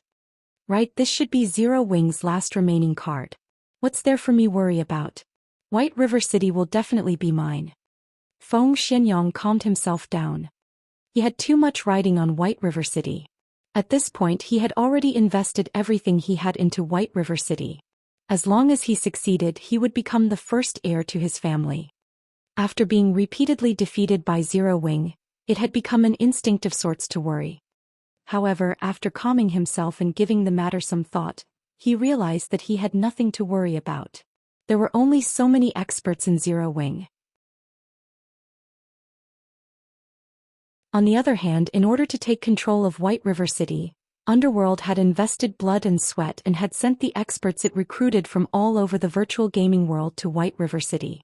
With White River City under its control, how could Zero Wing possibly hope to compare with Underworld when it came to recruiting talent? This was only the beginning. Now that Overwhelming Smile had surpassed Zero Wing in terms of their respective guilds' backbones in the future, this gap would only grow. It was only a matter of time before Overwhelming Smile took control of White River City. Time gradually ticked by. Although it had been quite a shock to the spectators that 2 people from Zero Wing had reached the 7th floor, everyone's attention quickly shifted back to the 5th floor's list. To ordinary players, reaching the 7th floor was an impossible dream. The 5th floor, on the other hand, was not completely out of their reach. Hence, they paid more attention to the 5th floor's list. Look, 2 more people from Heaven's Burial have passed. 3 more from Overwhelming Smile have passed as well. Just as everyone was focused on the fifth floor's list, the list suddenly began to change multiple times. What's going on? I'm not seeing things right. Why did more than a dozen names suddenly appear on the list? Wow, it's true. The total number of people on the list was 224. Now it's 242. I wonder which guild or independent players succeeded. Many among the spectators greatly admired the independent experts who had reached the fifth floor. At this point, there were only a few experts in White River City who had reached the fifth floor.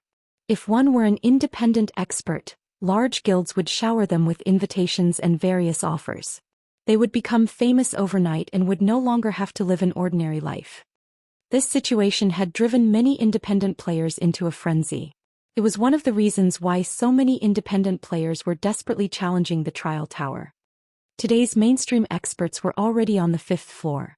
After some more time passed when these experts reached the sixth floor, it would be far more difficult for independent players to experience such overnight fame. As everyone began searching for the identity of those 18 experts, they suddenly realized that something amiss. Why does it seem like these people are from Zero Wing? This is a lie, right? All 18 people are actually from Zero Wing. None of the spectators dared to believe their own eyes. They immediately began counting the total number of players Zero Wing had on the fifth floor.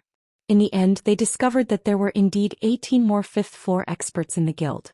Instantly, Zero Wing became the guild with the most experts on the trial tower's fifth floor. However, just as they finished counting, another group of experts managed to pass through the fourth floor. This time, the numbers were even more frightening, with a total of 45 people.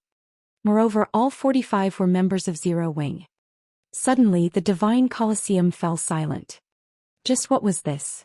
Nobody in the main hall could make sense of what was happening. In the morning, Zero Wing's main force had challenged the trial tower. At that time, however, not a single person had passed through the fourth floor. Yet now every single one of them passed. Zero Wing now had a total of 103 people on the trial tower's fifth floor, far ahead of Heaven's Burial and Overwhelming Smile. Impossible. This is not possible. Something must have gone wrong with the trial tower. Feng Xianyang abruptly stood, his eyes bulging as he stared at the trial list. If it were just an additional dozen or so people, he would have, at most, been surprised. However, if every single member of Zero Wing's main force was an expert who passed the fourth floor, the term shock was no longer appropriate. This was simply terrifying. To obtain more experts who could pass through the fourth floor, Feng Xianyang had scoured and poached talents from various other cities. He had also received a continuous supply of experts from Underworld. Yet even so, he still couldn't produce a 100-man team of such experts. What about Zero Wing? Not only was it a guild without any backing whatsoever, but it also lacked a wide array of connections. How did such a guild manage to obtain so many experts? Zero Wing really knows how to hide its strength. Ghost Shadow squinted his eyes at the fifth floor's list.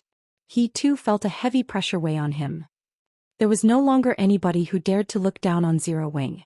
Nobody dared disparage the guild anymore, claiming that its position as White River City's overlord was no longer stable. What a joke. If Zero Wing's entire main force consisted of fifth-floor experts, which guild in White River City could contend with it? Not to mention White River City, even in all of Starmoon Kingdom, there was not a single guild that was a match for Zero Wing. However, before everyone could recover from their daze, another change occurred on the trial list's seventh floor. This time, however, there was no addition to the list itself. Instead, the rankings had changed. The lofty and overweening Ghost Shadow, who had stood at the very top of the trial list, had fallen. Moreover, he had fallen not just one but 2 places, taking the 3rd place on the 7th floor.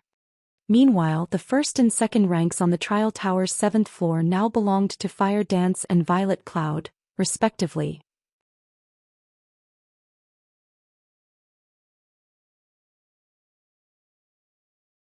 Chapter 651. Sensational. Chapter 651. Sensational. The floors of the trial tower were divided into 3 stages. For the trial tower's first 4 floors, the difference between each stage was small. However, from the 5th floor onwards, the required combat power would increase significantly with each subsequent stage. Hence, every time a player passed a stage after reaching the 5th floor, they had to undergo a relatively long period of training to proceed further.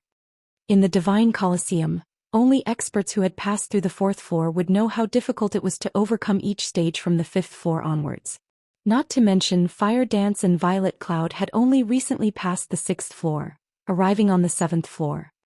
However, of everyone in the Divine Colosseum, the situation shocked Ghost Shadow the most. The record he maintained so far was the middle stage of the 7th floor. In other words, both girls from Zero Wing had at least reached the 7th floor's middle stage and had performed better than he had. He knew full well just how difficult the battles on the 7th floor were. That was no longer a challenge that an ordinary human being could tackle. Not only did the 7th floor have a relatively high requirement of one's skill completion rate, but more importantly, it also required one perfect application, executing skills as if they were executing a normal attack. For example, if an ordinary person and a martial arts master were given identical swords, although the weapons were the same, each person's capabilities with the blade were miles apart. Similarly, the combat power each individual could display was miles apart from each other. In this case, skill completion rate was the weapon. The higher the skill completion rate was, the more power the weapon could display. However, how much of that power was actually displayed still depended on the individual's application. Ghost Shadow recognized himself as one of the top players in the virtual gaming world. He was also a talented individual. After coming into contact with God's domain, he had continuously researched and explored ways to better integrate his skills into his basic attacks, displaying the maximum effect of his skills and eliminating any hindrance in battle. Yet now 2 little girls had surpassed him so quickly. It was inconceivable. Have they been holding back all this time? Ghost Shadow wondered. In fact, Ghost Shadow wasn't the only one with such thoughts. Everyone wondered. There was no other explanation. Something like a breakthrough in the face of a crisis was legendary. It might be a coincidence if it were just one person, but it was impossible for 2 people to encounter such a coincidence at the same time. The effect of the 100-berry wine is really impressive. It's a pity that I can only get my hands on so many bottles. Relaxing in a room, Shifeng nodded and smiled as he watched the trial list. Shifeng was not surprised that every member had managed to pass the 4th floor. After all, that was the system-acknowledged standard for an ordinary expert. After drinking the 100-berry wine, a player's compatibility rate would increase significantly. Normally, the wine was capable of increasing a player's skill completion rate by roughly 10%, though the effects grew weaker as one progressed. However, to Zero Wing's core members whose skill completion rates hovered around 70%, their skill completion rates would increase to 80% or more upon drinking the 100-berry wine. Normally, one would pass through the 4th floor so long as they could maintain a stable skill completion rate of 75%.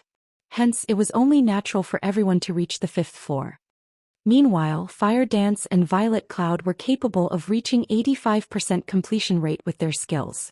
After drinking the 100-berry wine, their skill completion rates could increase to roughly 90%.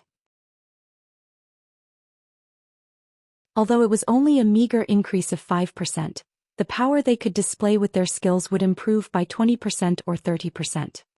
The basic requirement for reaching the 7th floor was a skill completion rate of 85%, displaying 100% of a skill's effect.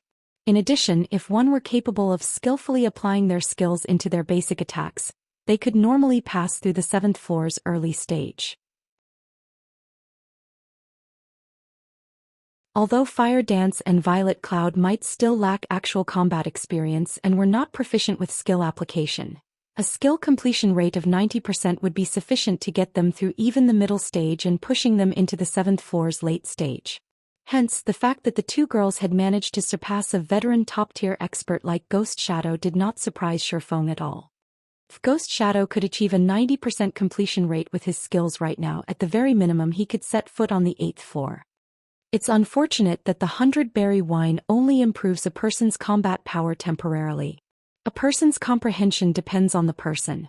Shifeng sighed as he glanced at the remaining 110 bottles of 100-berry wine in his bag. The 100-berry wine was a strategic tool in nurturing experts. It was no wonder why the fantasy shrine had managed to rise to power so quickly in the past. The 100-berry wine had definitely contributed to this achievement. Shortly after every member of Zero Wing's main force passed through the trial tower's 4th floor, news spread at the speed of light. This reminded everyone just how powerful Zero Wing was. Upon receiving this information, many guilds gave up on their development in White River City, shifting their attention to other cities instead. Against Zero Wing, whose main force consisted entirely of experts who could clear the 4th floor, their guilds stood no chance. Rather than wait for their extermination, it would be better for them to develop themselves elsewhere. Who knew? Their chances of achieving success might even be higher somewhere else. Meanwhile, in Heaven's Burial's guild residence. Just how did Zero Wing manage to recruit so many experts? Flame Blood frowned upon receiving news of the Divine Colosseum's latest events. What happened? A short and chubby middle-aged man beside Flame Blood asked in a low tone. Zero Wing just sent its main force to challenge the trial tower. In the end, every member has managed to reach the 5th floor. Among them, 2 have even surpassed Ghost Shadow's record, Flame Blood said, not showing any signs of the arrogance he usually displayed as the commander of Heaven's Burial's main force. On the contrary, he had lowered his posture when he spoke to the chubby middle-aged man. Although the man before Flame Blood was not adept with virtual reality games, the man's position in the real world allowed him to remove Flame Blood from Heaven's Burial easily should he ever wish to. Even the guild leader of Heaven's Burial, Singular Burial, had to treat this middle-aged man with great respect. Interesting. It seems that we won't be able to avoid a confrontation with Zero Wing if we wish to obtain this treasured land, the chubby man said as he caressed his goatee. After a moment of silence he continued, since we can't beat them with numbers, let's improve the guild's overall strength. Flame Blood, notify Ghost Shadow and tell him that I'll send Daybreak Fog to help out. We need to obtain the first clear of a 100-man dungeon as soon as possible. Daybreak Fog. Flame Blood could not help his surprise at the mention of this name. Are we giving up on Starmoon City? Heaven's Burial's ambition was colossal. The guild aimed to control all of Starmoon Kingdom. The best way to do so was to take control of the kingdom's lifeline first, its players. The 2 cities with the largest player population in the kingdom were Starmoon City and White River City. Both also had the largest gathering of elite players. As long as Heaven's Burial took control of these 2 cities, controlling the rest of the kingdom was only a matter of time. Of these 2 cities, Flame Blood spearheaded the White River City takeover, while Starmoon City was spearheaded by Daybreak Fog. If one compared these 2 people's fame, Daybreak Fog was superior. Flame Blood was merely one of the previous year's top 10 newcomers. On the other hand, Daybreak Fog had been one of the top 10 newcomers of the virtual gaming world 2 years ago. Afterward, she had continued to perform magnificently in many virtual reality games. Her fame was only slightly inferior to the snow goddess Gentle Snow, as she had made her debut roughly 2 years later than Gentle Snow had. In terms of strength, Daybreak Fog ranked 3rd within Heaven's Burial. If they really sent Daybreak Fog to White River City as support, with her strength and her team, Heaven's Burial might actually have a chance of clearing a 100-man team dungeon. After all, during this period, everyone mostly understood the difficulty of a 100-man team dungeon. From the experience of clearing 50-man team dungeons, they had thought up of plenty of strategies. Now all they needed to do was to take action. White River City has become Starmoon Kingdom's business center. The number of elite players migrating to the city increases by the day. Starmoon City is no match in this aspect. Hence we have to prioritize this side for now. Moreover, when comparing the difficulty of 100-man dungeons, White River Cities is easier. If we allow Zero Wing to continue developing unhindered, it will become impossible to take control of White River City in the future. Suddenly, Shifeng received a communication request from a friend. Gentle Snow.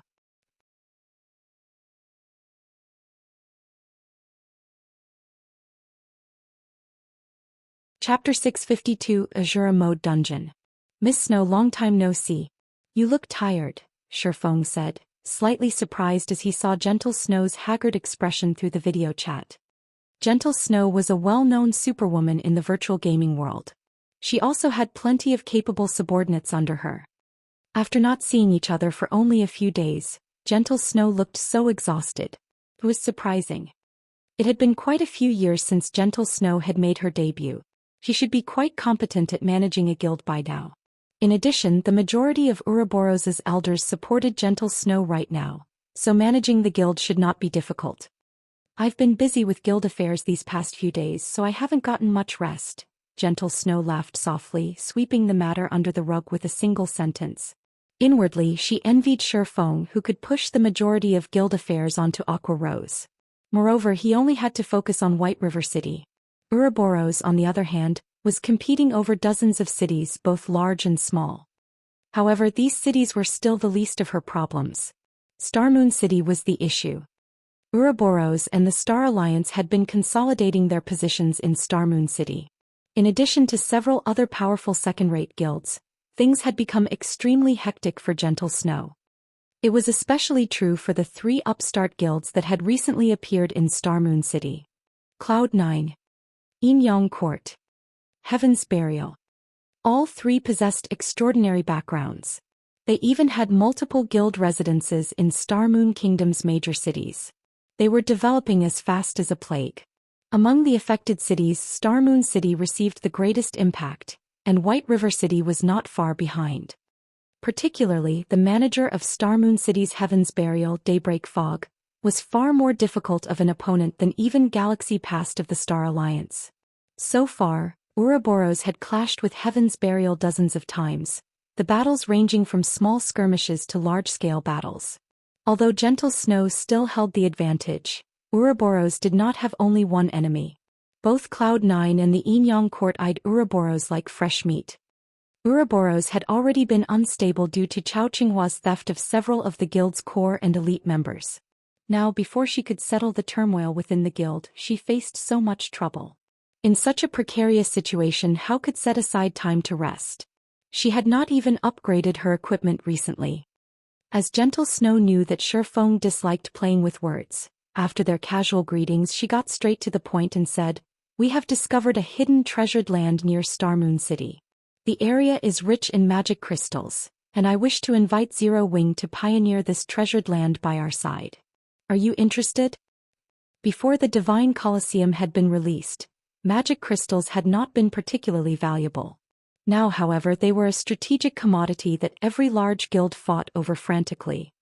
Although every large guild had a large number of players and was capable of dispatching many teams to raid dungeons each day, team dungeons could only be raided once every 3 days.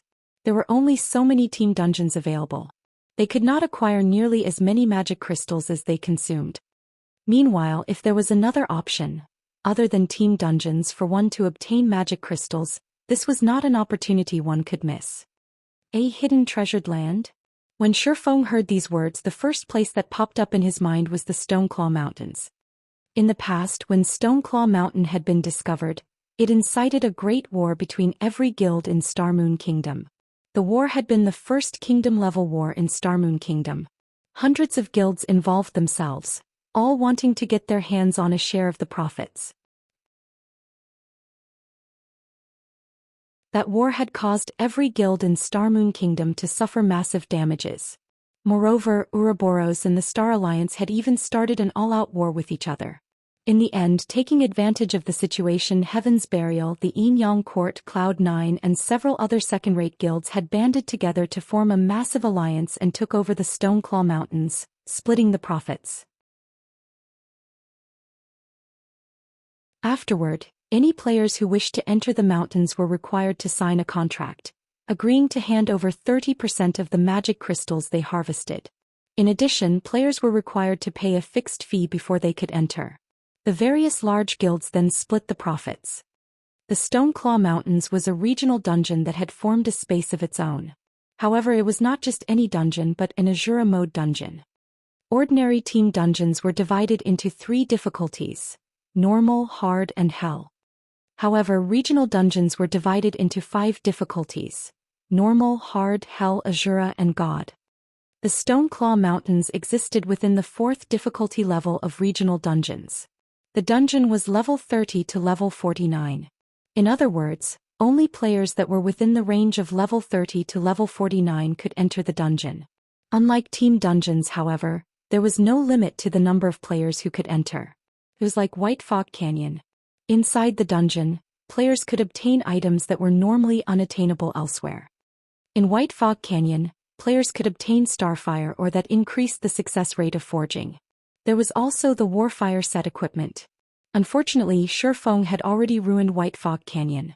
As of this moment, the level 35 Great Lord, Anubis's gatekeeper, still roamed the map. As a result, no players dared to approach. Meanwhile, White Fog Canyon was merely a hard mode regional dungeon, whereas the Stoneclaw Mountains was an Asura mode regional dungeon. Survival was far more difficult in the Stoneclaw Mountains. However, magic crystals were vastly important. They must be obtained regardless of the sacrifices. Even Zero Wing was no exception to this. Currently, several guilds from Starmoon Kingdom are contesting over the rights of this hidden treasured land. If Zero Wing is willing to help, I can offer 50% of the income. Gentle Snow offered a relatively attractive price. To Gentle Snow, offering 50% of the profits was a big concession on her part. The Stoneclaw Mountains were within the Starmoon City region.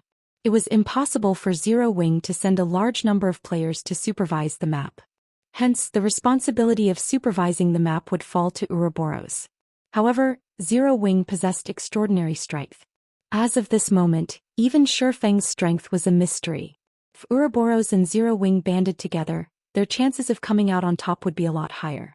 Furthermore, working with other guilds was simply not an option for Ouroboros. Alright, but I have a condition, Shifeng responded after giving it some thought. Zero Wing was based in White River City.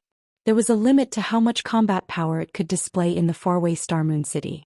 Even though the guild was powerful, it could not move on the Stoneclaw Mountains by itself. Moreover, it was not realistic for a single guild to monopolize the Stoneclaw Mountains. Tell me. Gentle Snow rolled her eyes at Shifeng. Her offer had already been bountiful, yet Shifeng still had conditions of his own. It's not really a condition. I just need Ouroboros to help me obtain some materials. I'll even purchase them for 20% above market value, Shifeng laughed. He currently had very few of the materials required to construct the stable and teleportation magic array. It would take a long time to gather the necessary materials if he relied on Zero Wing. However, it would be much easier if he used Gentle Snow's connections to purchase the materials because most of these materials could only be obtained by large guilds. It was practically an impossible task for independent players. Yet even if he tried purchasing these materials, other guilds would only sell them to their allies. Give me the list then. Gentle Snow released a sigh of relief upon hearing Shifeng's condition. She had thought Shifeng intended to take advantage of her current predicament, but it turned out that he still had some humanity left in him. I'll send it to you now. Shifeng then sent a list of the materials required to construct the stable and teleportation magic array to Gentle Snow. You really are daring. Most of these materials are rare drops from large-scale team dungeons. Although my guild can obtain some, 20% above market value is too cheap. I'll need 50% at least. Surprise flashed across Gentle Snow's eyes when she read the list Shifeng had provided. Even if she worked with the Star Alliance, the two guilds could not gather all the materials listed. The cost alone was more than 2,000 gold. Okay, just get them as soon as possible. Shifeng did not care about spending a little more money. If he could get his hands on the materials, he could earn back the money in the blink of an eye. Hearing Shifeng's lack of hesitation, Gentle Snow was slightly shocked. A 50% increase in price would mean more than 3,000 gold. Even to a first-rate guild like Ouroboros, that was a massive amount of money. Yet Shifeng thought nothing of it. After both sides established a contract, Shifeng contacted Aqua Rose and the others, instructing them to gather. The Stoneclaw Mountains could only be dealt with sooner and not later. The earlier they occupied a favorable location, the greater their advantage would be when the war began.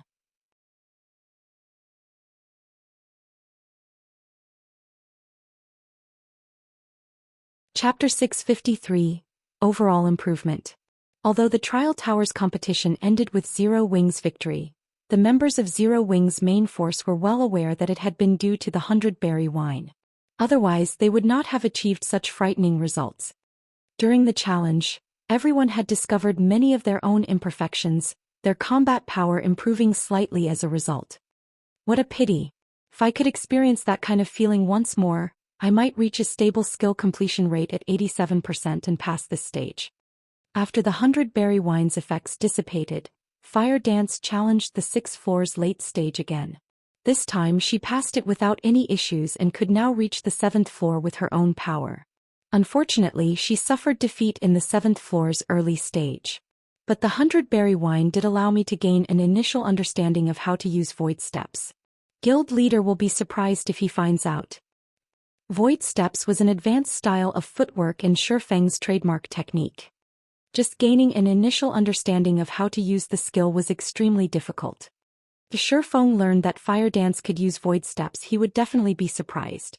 He had spent many years in order to learn the technique, yet Fire Dance had managed to grasp it in such a short time.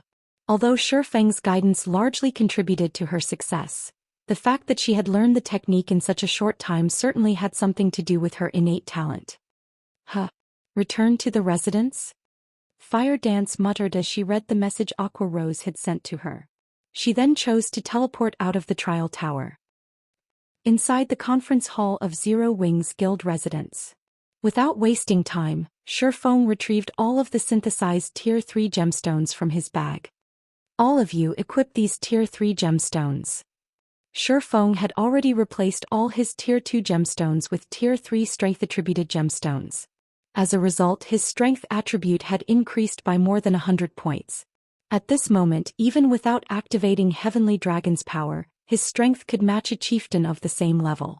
Even a lord of the same level would struggle to push him back. If the main force replaced their Tier 2 gemstones with Tier 3 gemstones as well, although they would not be as strong as he was, they could still contend with a special elite of the same level. Some, such as Fire Dance and the others who wore a Tier 1 set equipment, might be capable of more. Ordinary players' attributes were inferior to common monsters of the same level. They would only be slightly stronger with a full set of bronze equipment. At that time, the only advantage common monsters would have was their higher HP. If a player was fully equipped with secret silver equipment, their attributes should be roughly equal to an elite monster of the same level. Only when one wore a full set of dark gold equipment would they have the same amount of attributes as a special elite of the same rank. As for Zero Wing's main force, although their equipment was a mix of level 30 fine gold and dark gold equipment, they had the intermediate mana armor kits to make up for the difference. If they embedded Tier 3 gemstones into every item, their attributes should be roughly the same as if they wore a set of level 30 dark gold equipment. None of the main force's members dared to believe their eyes as they stared at the Tier 3 gemstones on the table. Every jaw hit the floor. Aqua Rose was similarly stunned, speechless. She knew full well just how valuable Tier 3 gemstones were. Moreover, no one had found a source for these gemstones yet. One could only obtain them from alchemy synthesis. However, synthesizing a Tier 3 gemstone would cost at least 20 gold. Meanwhile, there were over 1,000 shining gemstones on the table. In other words, the gemstones scattered across this table were worth over 20,000 gold at the very least. We're in a hurry, so equip them quickly. Shifeng had already received a status report about the Stoneclaw Mountains. Although things seemed calm on the surface, and the various guilds were busy killing monsters and grinding for magic crystals, the number of guild players gathering in the mountains increased by the minute. Every guild was rapidly mobilizing their forces. Even Stone Forest Town, the closest town to the Stoneclaw Mountains, was surrounded by players. All of these players were members of various large guilds. It seemed that these guilds intended to capture Stone Forest Town. The nearest teleportation array to the Stoneclaw Mountains was over 10 hours on foot. On the other hand, Stone Forest Town was only an hour from the Asura mode dungeon. The town was an absolute treasure. Whether it was for repairing equipment or purchasing consumables, Stone Forest Town was the best option. Otherwise, they would have to waste a day to travel back and forth between Starmoon City and the Stoneclaw Mountains. Meanwhile, Stone Forest Town was not under Starmoon Kingdom's control. Instead, the forces of darkness held it. It was one of the towns that players could capture and occupy. As long as the town fell under a guild's control, said guild could hire an army of NPCs to defend the town for 15 days. Even if every guild in Starmoon Kingdom banded together, they would not be able to do anything to the captured Stone Forest town. After a guild successfully captured Stone Forest town, said guild would also receive an additional advantage. They could select a resurrection point. When players died, they would revive in their own cities. Of course, players could also choose to revive at the nearest resurrection point. Meanwhile, Stone Forest Town was the nearest resurrection point to the Stone Claw Mountains. However, the precondition for reviving in Stone Forest Town was that one needed to capture it. Moreover, only members of the guild that held the town or those given explicit permission by said guild could revive there. This would be a huge advantage for capturing the Stone Claw Mountains in the future. Since Shi Feng had learned that the Stone Claw Mountains had been activated, he would not waste any time. He intended to capture Stone Forest Town with Zero Wing's greatest forces. Unfortunately, other guilds shared the same thoughts. For now, though, he needed to occupy a strategic location as quickly as possible. Otherwise, their tasks would be far more difficult. A short moment later, every member of the main force had replaced their Tier 2 gemstones with Tier 3 gemstones, their attributes increasing significantly. Following which, Shi Feng led the main force and the Dark God's Legion mightily towards the teleportation hall. Wow, what's Zero Wing up to? Whoa, that's so impressive. I'm actually having trouble breathing right now. Is Zero Wing planning to start a war? The players on the streets could not help but wonder when they saw Zero Wing's frightening momentum. Over 400 players, fully equipped with the current best equipment, marched down the street. No matter where this army went, they would be a force to be reckoned with. They could easily trample a large guild. Not to mention, over 100 of these players were experts who had surpassed the 4th floor of the trial tower. If they participated in a field battle, they could easily stand against several thousand elite players. Meanwhile, a single large guild only had several thousand elite players. Suddenly, the various large guilds in White River City began to panic. Although an army of over 400 players seemed small, its strength was no laughing matter. If they wanted to, they could easily obliterate any guild team that was grinding out in the fields. Does Black Flame intend to move against us? Feng Xianyang trembled upon receiving this news. He was so shocked that he nearly jumped out of his seat. But why? We haven't provoked Zero Wing recently. We even yielded a few high-resource areas to them. They shouldn't have any reason to deal with us. Did some fool go and provoke Black Flame again? At this moment, the upper echelons of the various large guilds in White River City felt threatened. Every one of them immediately withdrew from the fields, returning either to White River City or the nearest town as fast as possible.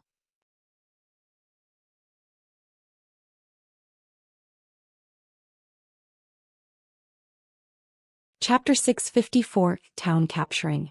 Starmoon City, Stone Forest Town. Ever since the Stone Claw Mountains had been discovered, the upper echelons of the various large guilds had realized the importance of Stone Forest Town. As a result, the various large guilds in Starmoon City had frantically gathered their members around the town. Upon receiving information regarding the Stone Claw Mountains, large guilds from other cities also mobilized their forces to Stone Forest Town. However, as the teleportation fees were a problem, they could not dispatch too many members. Most of the members they sent were the guild's elites. After arriving at Stone Forest Town, these guilds would send their main forces to the Stone Claw Mountains to grind for magic crystals, while leaving behind the majority of their elites to stand guard a short distance away from Stone Forest Town to observe other guilds. At this moment, Stone Forest Town was surrounded.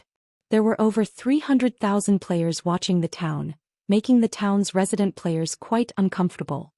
These 300,000-plus players were not ordinary players. They all were the elite members of various large guilds. They were stronger than even 3 million ordinary players. If these elites surged into Stone Forest Town at the same time, although the town was protected by level 55 dark NPCs, these NPCs would most likely fall under the fierce assault of so many elite players. The only fortunate advantage that they had was that these elite players belonged to multiple large guilds. They were not united, each guild having their own intentions. And here I thought this was our chance as dark guilds to rise to power. I didn't think that the Star Moon City's guilds would find out about the Stoneclaw Mountains so soon. Now we won't even have a place to level up. What are you worried about? Don't forget that Stone Forest Town has the 3 great leaders. Furthermore, the guilds outside are not united. Unless some guild is looking to get itself killed and benefit the other guilds, they won't invade. You're not exactly wrong, but Star Moon City's first-rate guilds, Ouroboros and the Star Alliance, have dispatched most of their elites already. Of the 300,000-plus elite players out there, over 1/3 belong to those 2 guilds. Even if the other guilds don't make a move, those 2 alone are enough to capture the town. Stone Forest Town's red names discussed their current predicament. They were at a loss on what they should do next. Originally, they had simply lived here in peace. When they had nothing better to do, they would kill some players to earn some money or complete some high-level quests. They lived carefree lives. Hence, they had never imagined that such a massive issue would arrive on their doorsteps one day. On a hilltop a short distance away from Stone Forest Town, a group of players quietly observed the town below. These players were uniformly level 30 and wore level 30 fine gold or above equipment. Not far behind these players, there were more than 70,000 players standing at attention. The majority of the players in this army were level 28, with the lowest being level 27. They were 2 or 3 levels higher than the current average level of players. These players were none other than the members of the Star Alliance led by Galaxy Past. Star Alliance was also the guild that had dispatched the most players to Stone Forest Town. An army of 70,000 elite players. This was the strength of a first-rate guild. It was not something a second-rate guild could hope to compete with. Ordinary second-rate guilds would only have over 100,000 members, while a more powerful one would have up to 200,000 or 300,000 players. Of these players, only a maximum of 30,000 or 40,000 would be elite players. After deploying these elites across multiple cities, it would be amazing enough if a second-rate guild could dispatch 20,000 elites for a single expedition. However, compared to a first-rate guild like the Star Alliance, second-rate guilds were not worth mentioning. Guild Leader: I've put together a detailed report on Stone Forest Town with the results from my investigation. There are roughly over 1,000 NPCs in the town, and the majority are level 55 elite guards. There are over 100 level 60 tier 1 NPCs and roughly 30 level 60 tier 2 NPCs. If a fight breaks out, more NPCs might show up. However, the largest challenge of capturing the town will be Stone Forest Town's 3 great leaders. Flourishing Willow, who wore dark blue leather armor, reported softly. Are the 3 great leaders very powerful? Galaxy Past asked. According to the information I obtained from the red names living there, these leaders are only tier 2 NPCs. However, they possess very high intelligence. They are far more powerful than ordinary tier 2 NPCs regarding combat power. It is especially true for the great leader, Saria.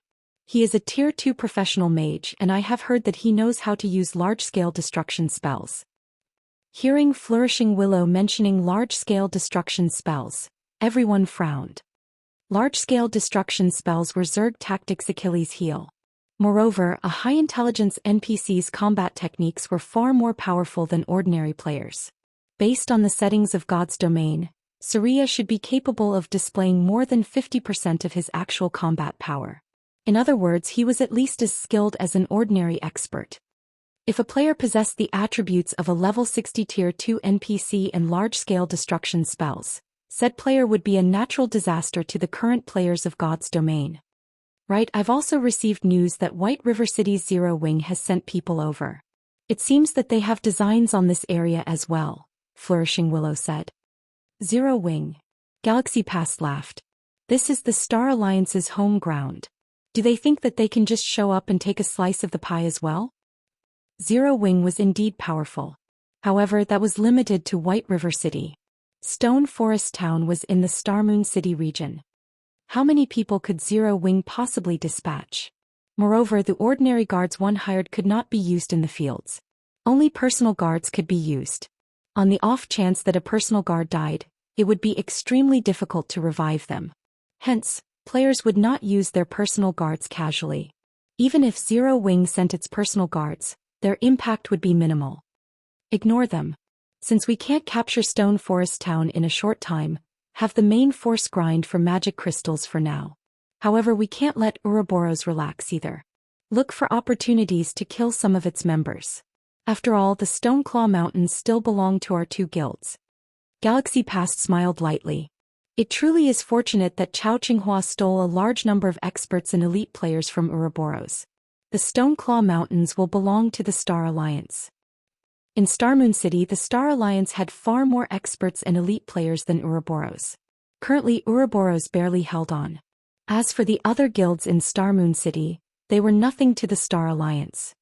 At this moment, many guilds that had completed their investigation of Stone Forest Town had decided to give up on the idea of capturing the town. Instead, they shifted their focus towards grinding for magic crystals in the Stoneclaw Mountains. However, as the majority of their elite members had yet to reach level 30 and could not enter the Stoneclaw Mountains, these elite members were tasked with leveling up as fast as possible. Meanwhile, at Ouroboros' base camp, Shifeng had just arrived with his team. Very quickly, Shifeng's group became the center of attention. The group was simply too impressive. Not only were the members of Zero Wing's main force uniformly level 30, but many in the Dark Gods Legion were also level 30. In addition, the most inferior piece of equipment worn by the group was fine gold rank. Most importantly, every member's aura inflicted a deep fear. They felt like a group of primordial beasts. Even those standing quite a distance away could not help but tremble when they glanced at this group of players. This is Zero Wing. Sure enough, their reputation is well deserved. Zero Wing is simply too powerful. We don't even have so much top-tier equipment. The members of Ouroboros could not help discuss Zero Wing's members. Meanwhile, when Gentle Snow emerged to welcome Shifeng and the others, she was similarly surprised. How did Zero Wing manage to recruit so many experts? Gentle Snow could clearly feel that among the 400 players Shifeng had brought with him, many radiated an intense pressure. There were even a dozen or so people who felt extremely dangerous. Although she had been busy settling the guild's internal affairs, she had not fallen behind or neglected her own development. Throughout Starmoon City, extremely few players were capable of making her feel nervous. There were even fewer experts who felt dangerous to her. Starmoon City should only contain a handful of such experts. Yet Zero Wing had over a dozen such people. It was simply inconceivable.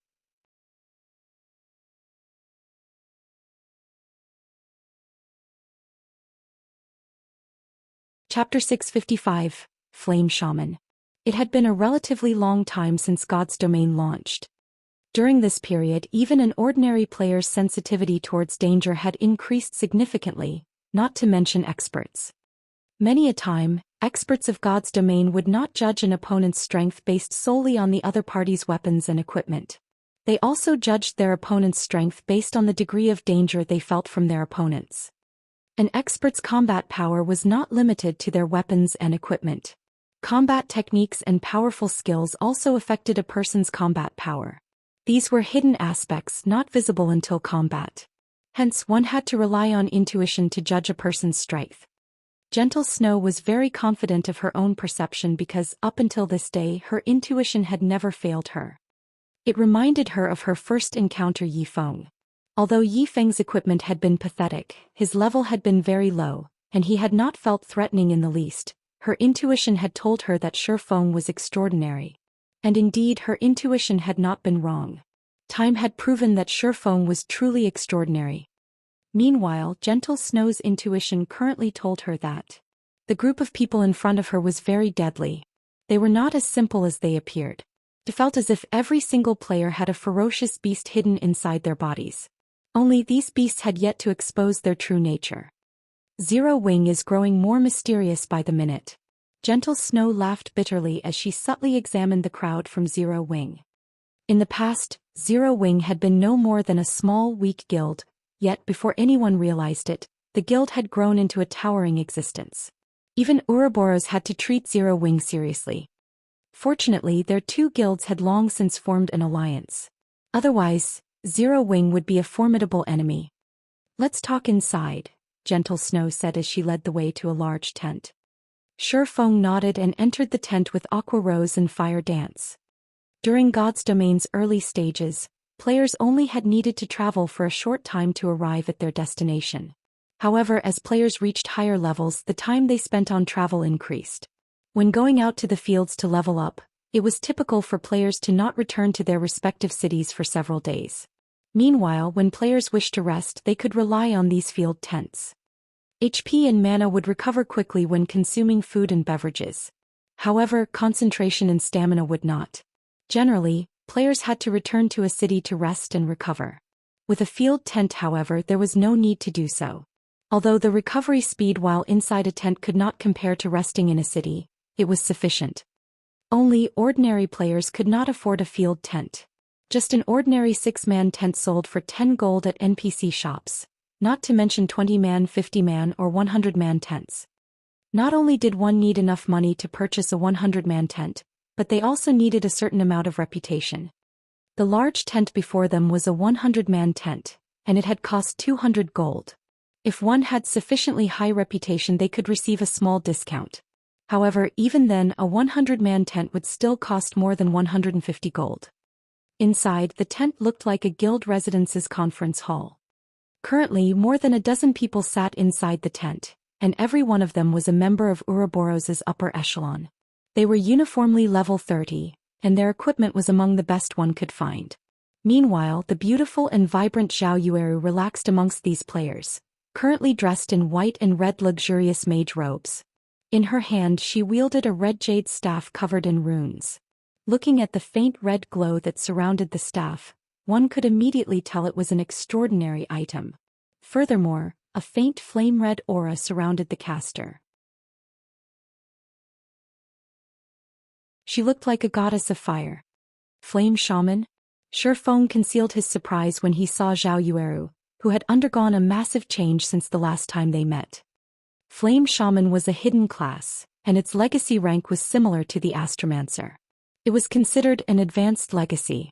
As the name suggested, it was a class that specialized in controlling flames. However, a flame shaman was not as balanced as an elementalist.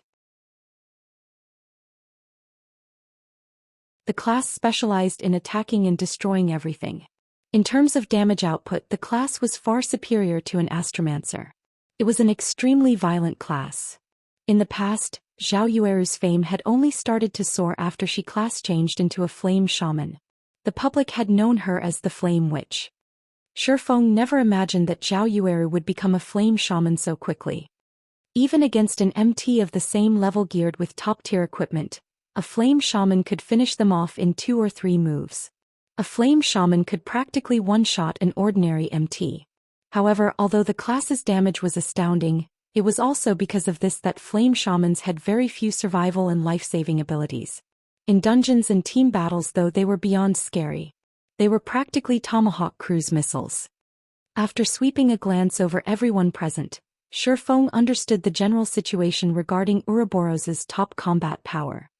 Although Ouroboros had lost many of its top combatants, the guild was still much stronger than second-rate guilds with its remaining forces.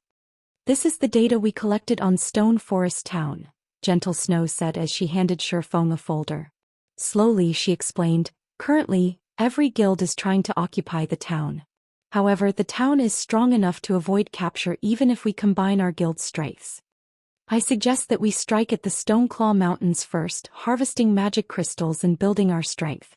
With both of our guild's experts, we should be able to occupy the high-resource areas within the mountains quickly. We can then use the opportunity to widen the gap between us and the other guilds. Currently, nobody could do strike against Stone Forest Town. The best option right now was to accumulate their strength. This was also why Gentle Snow had asked for Zero Wing's help. There is no need to go through all that trouble. We can just capture Stone Forest Town. Once we occupy the town, it will be simple to obtain the rights over the Stoneclaw Mountains," Shifeng said, shaking his head. He did not agree with Gentle Snow's idea. In the past, it was precisely such thinking that had led to the various large guilds ending in a deadlock with each other. As a result, more guilds had involved themselves in the situation in the Stoneclaw Mountains. Once that happened, they would lose the chance to capture Stone Forest Town. At this moment, the various large guilds were still helpless against Stone Forest Town, so they would focus their attention on the Stone Claw Mountains. This was the best chance to capture Stone Forest Town. Otherwise, if time dragged on, the number of guilds in the area would increase. At that time, the number of experts who were interested in this area would also increase, and their chances of capturing Stone Forest Town would decrease. Hearing Shifeng's resolve, Gentle Snow was momentarily stunned. That was suicide. Immediately, she explained, you should have seen the information regarding the 3 great leaders for yourself. All 3 are high-intelligence NPCs. They are equivalent to expert players who have reached the 5th floor. They also possess large-scale destruction spells. Furthermore, if we attack Stone Forest Town, the other guilds will not sit by and do nothing. They will take advantage of the situation and try to annihilate us. What if we don't give them the chance? Shifeng smiled confidently. On his way here, Shifeng had considered the matter of Stone Forest Town extensively. It was extremely difficult to deal with the 3 great leaders. Not to mention they would have to give the other guilds the slip. However, there was a simpler method of capturing Stone Forest Town.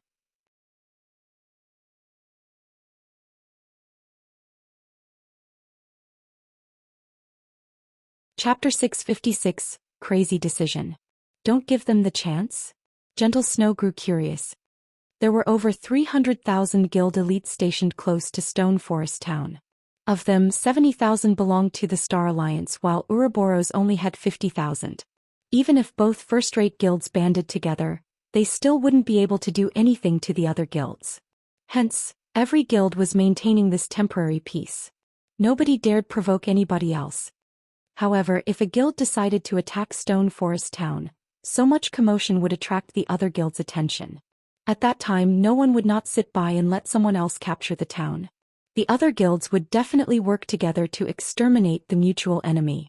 Because of this, even Star Alliance with its numerical advantage would not dare to take action. Now, however, Shifeng insisted that they attack Stone Forest Town without giving the other guilds the opportunity to retaliate. How would that even be possible? There were level 55 and level 60 NPCs defending the town. Among them there were even Tier 2 NPCs.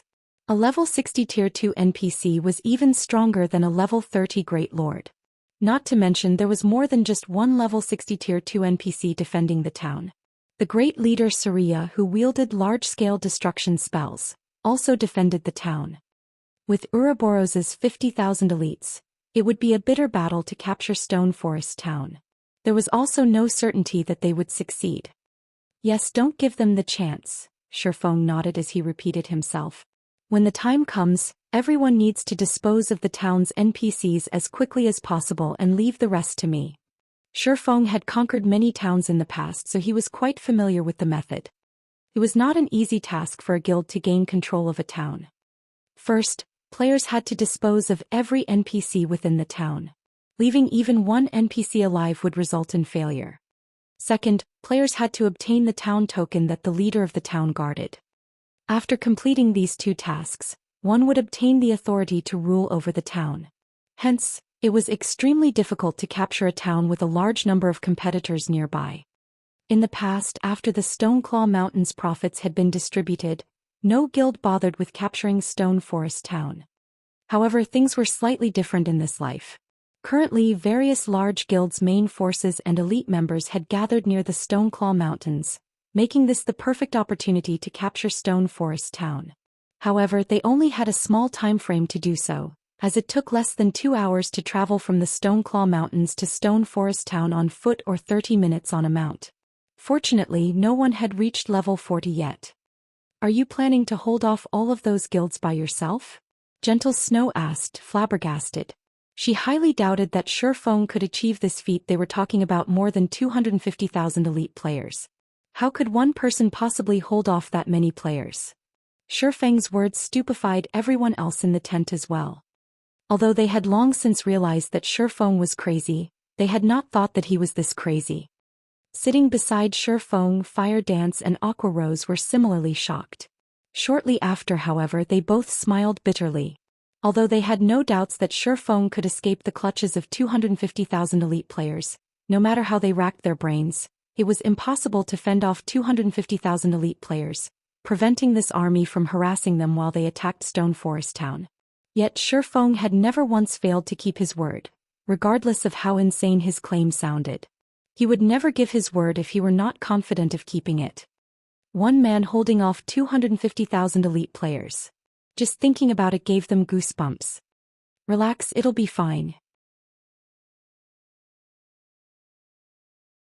However, whether or not we succeed will depend on how fast you can clear the NPCs in the town, Shifeng said confidently. Following which, Shifeng gave Fire Dance and Aqua Rose their respective orders. In the upcoming battle, Fire Dance was tasked with leading the main force, while Aqua Rose was tasked with leading the Dark Gods Legion. As for Gentle Snow and the others, they still hesitated to make a decision. Snow, are we really going to do this? You know how insane this is, right? Zhao Yueru asked softly. Gentle Snow took a deep breath. In the next moment, cold determination flashed in her eyes as she said, "We have no other options.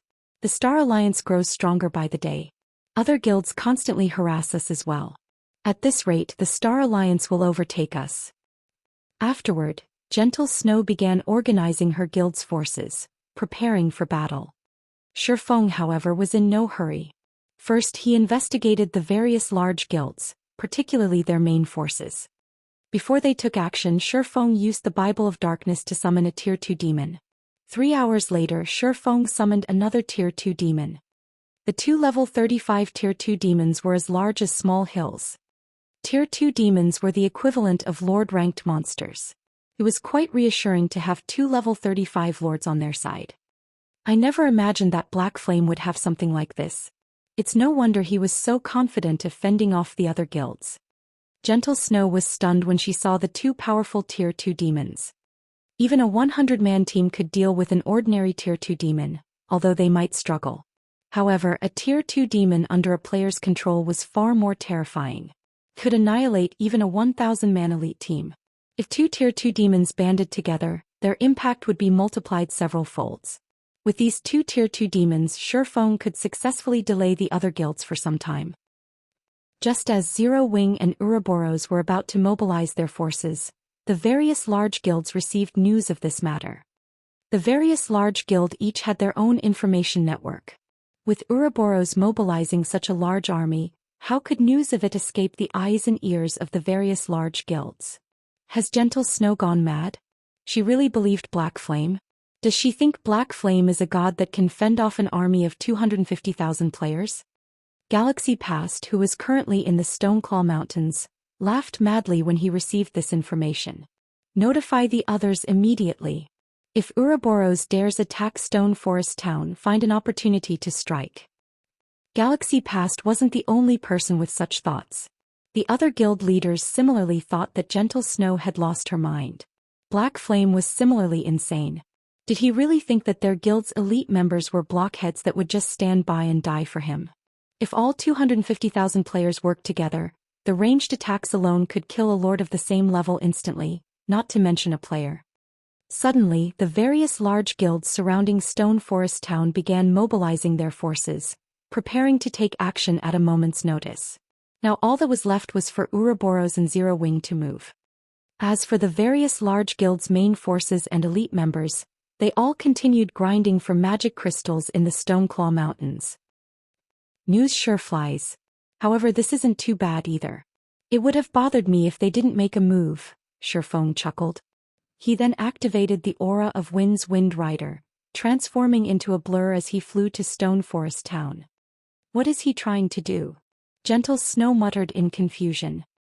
Shifeng's actions even confused Fire Dance and Aqua Rose as Shifeng had not revealed his true plans. Let's begin then. Shifeng grinned. Immediately he swapped the aura of wind for the aura of fire. He then cast Firestorm on Stone Forest Town's NPC stronghold. Suddenly, flames engulfed the third and highest floor of the stronghold. Some nearby players turned to ash instantly. As for the NPCs inside the stronghold, they sustained heavy damage as well. In the blink of an eye, the stronghold's third floor was nothing more than scorched ruins. The crowd watching from afar was stupefied. Shi Feng had actually attacked the NPC stronghold by himself. He was seeking death. At this moment, a white-haired old man in black robes emerged from the ruins. This old man was Surya, a level 60 tier 2 NPC. Looking at Shi Feng, Surya shouted angrily, saying, "Intruder! You actually dare to provoke me. I will show you how terrifying it is to anger a mage." Surya, great leader, professional mage. Level 60. HP 5, 500, 000/5, 500, 000. In addition, 2 NPCs with imposing auras stood beside Surya, and they were the second leader, Lime, and third leader, Pato. Lime, second leader, Sword Master. Level 60. HP 6, 500, 000/6, 500, 000. Pato, third leader, Berserker Master. Level 60. HP 7, 000/7, 000/000. Shi Feng's firestorm had only dealt around -80,000 damage to the 3 leaders, a meager amount comparing to the millions of HP they possessed. However, their stronghold's destruction was what truly infuriated the 3 leaders. At this moment, the 3 leaders glared at Shi Feng, their eyes containing the promise of a painful death. Laughing, Shi Feng turned and flew away. "Nobody can escape our fury."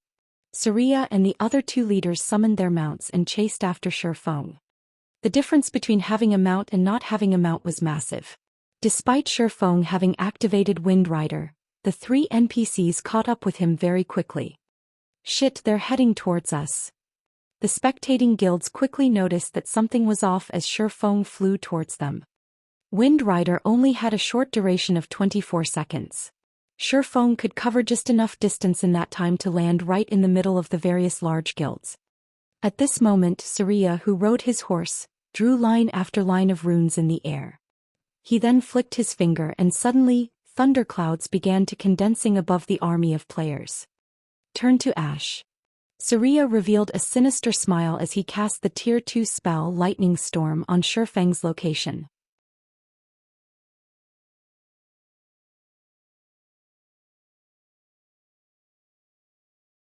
Chapter 657, Pits of Despair. Hearing the rolling thunder above him, Shi Feng activated Defensive Blade. He then dashed towards the largest crowd. Although the Tier 2 spell Lightning Storm was not a large-scale destruction spell that dealt ridiculously high damage, the spell covered a very wide area, up to a radius of 100 yards. After the Tier 2 professional mage had chanted the spell's full incantation, even Shi Feng could not withstand or evade the attack. "Hurry! Get rid of Black Flame." The upper echelons of the various large guilds saw through Shi Feng's ploy. He intended to kill them with a borrowed sword. Hence, as long as they killed Shi Feng first, their problems would be solved. However, Shi Feng's attributes were far above the standard of current players. Even the strongest powerhouses of the various guilds could not compete with Shi Feng in terms of basic attributes. Moreover, as Shi Feng had buried himself in the crowd, nobody dared to launch casual attacks. It was especially true for the ranged classes. It would be very easy for their attacks to hit their allies. Only the melee classes could attempt to pin Shi Feng down. However, could elite players possibly predict Shi Feng's actions? Moreover, Shi Feng was extremely cunning as he dashed towards the healers. "Hurry up, use control skills. Don't worry about friendly fire," the upper echelons hurriedly commanded. As the magical classes began chanting their spells, the thunderclouds in the sky reached their climax. In the next moment, blue lightning descended from the sky. For a moment, it looked as if the end of the world were upon them as bright lightning and booming thunder took over the field. When the lightning strikes stopped, silence fell. Everyone was stupefied. All players that were within spell's range had received over -5,000 damage each time the lightning descended. After more than a dozen lightning strikes, even the high HP MTs who had activated Shield Wall and such life-saving skills gave up the ghost. Meanwhile, with his extreme speed, Shi Feng managed to escape Surya's lightning storm after receiving a couple of lightning strikes. Everyone else, however, met a tragic end. In order to deal with Zero Wing and Ouroboros, the various large guilds had prepared and gathered together. Shifeng just so happened to land in the middle of that crowd. After the lightning storm ended, nobody within the spell's effective radius of 100 yards had lived. Instead, only weapons and equipment occupied the space. This scene caused witnesses to gasp and shiver. Is this the power of a Tier 2 NPC mage? Gentle Snow's expression turned grim as she looked at the hollowed, scorched area that had previously held a sea of people. Previously, Gentle Snow had thought it was feasible to capture Stone Forest Town with only 50,000 elite players if they did not have to worry about the other guilds' harassment. After watching this, however, even if they had an army several times larger, capturing the town was utterly impossible. From a rough estimate, around 8,000 people must have died from that single spell. When Surya saw that Shifeng was still alive, unharmed even, a cold glint flashed in his eyes. He then began chanting another Tier 2 spell. Meanwhile, the two other leaders of Stone Forest Town began to massacre the players before them as they charged towards Shifeng. Against level 28 and level 29 elite players, the two level 60 Tier 2 NPCs only needed one hit to end their lives. The two NPCs were like meat grinders as they butchered the various guilds' elites. As for Shifeng, he did not bother putting up a heroic fight against the NPCs. Instead, he simply turned around and fled, running to the highest concentration of players. Not only could he reduce the number of enemies this way, but he could also utilize the elite players to pin down the three great leaders, giving him more time to escape with his life. The strength of level 60 Tier 2 NPCs with high intelligence was no laughing matter. Even a level 35 Great Lord would not be a match for these NPCs. Otherwise, the various large guilds would not have hesitated to capture the town. Black Flame, are you trying to make an enemy of every guild here? An upper echelon from one of the guilds shouted, veins popping from anger. Everyone had already witnessed the three great leaders' strength. If they did not stop Shifeng, their guilds would suffer tremendous losses. The guild members that had accompanied them were not normal members. These members were their guild's foundations. If even a fraction of these players died, it would set their guilds back tremendously, not to mention if they lost half or even 3/4. Losing half or more of their members would deal an irrecoverable blow. Black Flame, even if Zero Wing is more powerful, your guild will pay if you oppose every guild present. We can still negotiate for peace if you stop now. Don't make the wrong decision here. Watching the slaughter of their guild members, the upper echelons of the various large guilds tried their best to stop Shifeng. Unfortunately, their efforts were in vain. Shifeng was simply too fast. Their guild's experts were currently grinding in the faraway Stoneclaw Mountains. With just their elite members present, they could not pin down Shifeng. Sure, don't say I never gave you a chance. Instruct your guild leaders sign a contract stating that your guilds will no longer meddle with matters pertaining to Stone Forest Town immediately, Shifeng replied. Black Flame, don't go overboard. If you don't stop now, don't blame us for taking action against Zero Wing's members. Walk away from Stone Forest Town? Even without reporting Shifeng's demands to their higher-ups, they knew it was impossible. If Zero Wing and Ouroboros occupied a strategic location like Stone Forest Town, it would only be a matter of time before the Stoneclaw Mountains would foul their hands as well. Hence they could not agree to this condition. At this point, none of the large guilds dared to strike the three great leaders in fear of shifting the NPCs' aggro towards themselves. As for having their members scatter and flee, although they could reduce their losses by doing so, once scattered they would no longer be a threat to Ouroboros and Zero Wing. However, dealing with Zero Wing's 400 members would be a piece of cake for their armies. Even Shifeng could not save his allies. At that time, both sides would end in mutual destruction, with neither side obtaining any benefits. What a pity.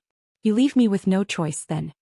Shifeng then proceeded to dash towards the next crowd of players. You will regret this. The upper echelons of the various guilds had never imagined that Shifeng would be so decisive and unafraid of their mutual destruction. At this moment, the guild leaders of the various guilds who currently resided in the faraway Stoneclaw Mountains had received news of the attack. Black Flame has truly lost his mind this time. He actually dares to declare war against all of our guilds. Since he wants to play, let's play. Tell them to send a small detachment to take out Black Flame. Everyone else is to split up and delay Ouroboros and Zero Wing as much as possible. I doubt that Black Flame will lead the three great leaders towards his own allies.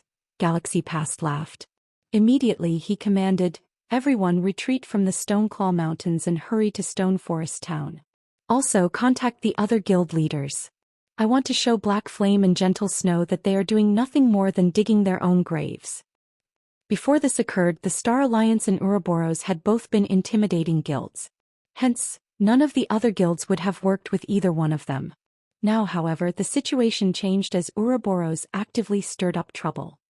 The nail that stuck out would be hammered down. If the Star Alliance could band together with the other guilds to deal with Ouroboros, not only could they obliterate Ouroboros in one fell swoop, but it would also have a better chance of obtaining Stone Forest Town. After all, within the Star Moon Kingdom, no other guild could possibly stand against the Star Alliance. Once Ouroboros was gone, the Star Alliance's word would become law. A short moment later, sure enough, the guild leaders of the various large guilds had formed an alliance with the Star Alliance to deal with both Ouroboros and Zero Wing.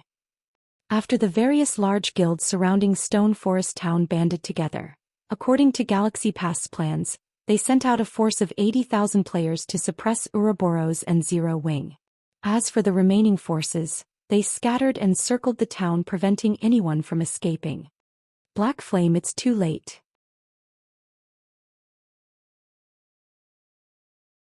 Today we'll teach you the consequences for antagonizing the masses.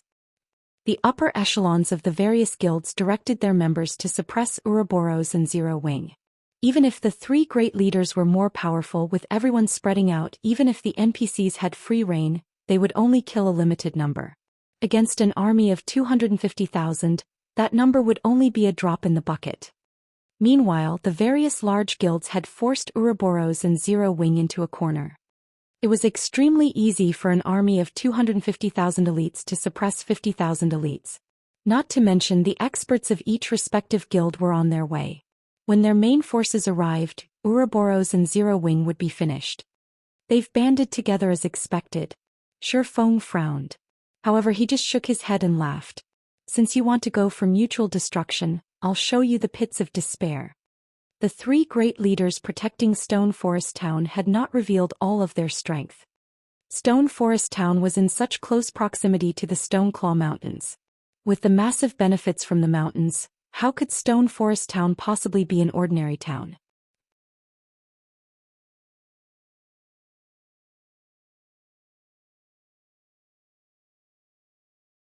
Chapter 658, Nightmare Descends. Aqua, lead everyone away from the town immediately, Shi Feng said through a whisper. Understood. Aqua Rose was slightly stunned by this command. Originally, she had thought Shi Feng would use Zero Wing's trump card. She had not expected him to order a retreat and give up on Stone Forest Town. However, since Shi Feng had given the command, Aqua Rose had no choice but to lead everyone away. Gentle Snow's army similarly retreated. Throughout Starmoon Kingdom, there was not a single guild that could stand against an army of 250,000 elite players. If they continued fighting, only death awaited them. In truth, though, even if they did fight, their enemy would not leave unscathed either. Both sides would be destroyed. In terms of equipment, Zero Wing's main force was far superior to the other guild's experts, not to mention their elite players. After the main force had swapped out their Tier 2 gemstones for Tier 3 gemstones, their attributes were simply overwhelming. In addition, there were currently no enemy experts to pin them down. As a result, the Zero Wing's main force swept like a scythe across the enemy forces, leaving only devastation in its wake. Spell after spell bombarded Kola, Yiwumian, and Turtledove, who stood at the forefront of the team. However, these spells had not even tickled the 3 MTs. Even the most powerful attack only dealt slightly over -1,000 damage. However, all 3 MTs had over 10,000 HP each. Moreover, the majority of their enemies' attacks had not even landed. These MTs only needed a single heal to recover to full HP. There were also the 2 Tier 2 demons. Both Tier 2 demons were melee fighters with over 3 million HP each. Under Shi Feng's control, both demons were like gods of destruction. The two demons were unstoppable as they targeted the enemy healers. Also, although Shifeng could not control the two demons perfectly, he could maneuver them to avoid as many attacks as possible. In terms of basic attributes, the two level 35 tier 2 demons were much stronger than even Shifeng. Even their strength was superior to Shifeng's, who wore tier 3 strength-attributed gemstones. So how could ordinary players hope to touch them? Only if everyone concentrated their attacks on the two demons and sealed off their escape routes would the two demons receive some form of damage. However, with Zero Wing's healers and the demons' innate battle recovery, they could very quickly recover the lost HP. Against the two tier 2 demons' assault, the various large guilds suffered scores of deaths with every passing second. After only a few minutes of battle, the coalition of guilds had lost nearly 7,000 elite players. Zero Wing claimed just as many lives as the three great leaders. The members of the various large guilds felt like a knife had been plunged into their hearts as they watched. Without any of their guild's experts, they were helpless against a team like this. This was also why the various large guilds were desperately trying to nurture experts and frantically fighting over the Stoneclaw Mountains. The only consolation was that Ouroboros suffered similar losses. Since the battle had begun, Ouroboros had lost over 2,000 members. As both sides watched their companions die, an intense fighting spirit began to fill their hearts. At this moment, the area around Stone Forest Town was like an ancient battlefield. Meanwhile, the red names in Stone Forest Town were dumbfounded. Players were killing each other all over the place. There were players dying every second. Even experts would be insignificant in a war of this scale. In comparison, their kill counts were a joke. While Ouroboros and Zero Wing retreated from Stone Forest Town, Shifeng activated Windwalk and crushed a speed scroll as he dashed towards the town. Meanwhile, the three great leaders followed closely behind.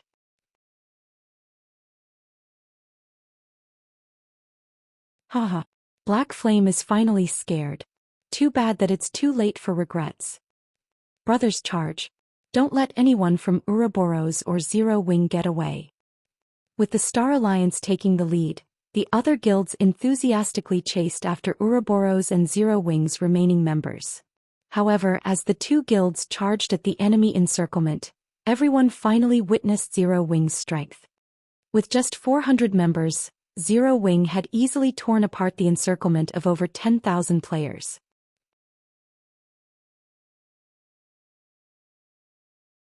Casting stars of light, over 1,000 players died by Blackie's hand in the blink of an eye. As for Fire Dance, she was like a ferocious beast as she charged into the enemy crowd.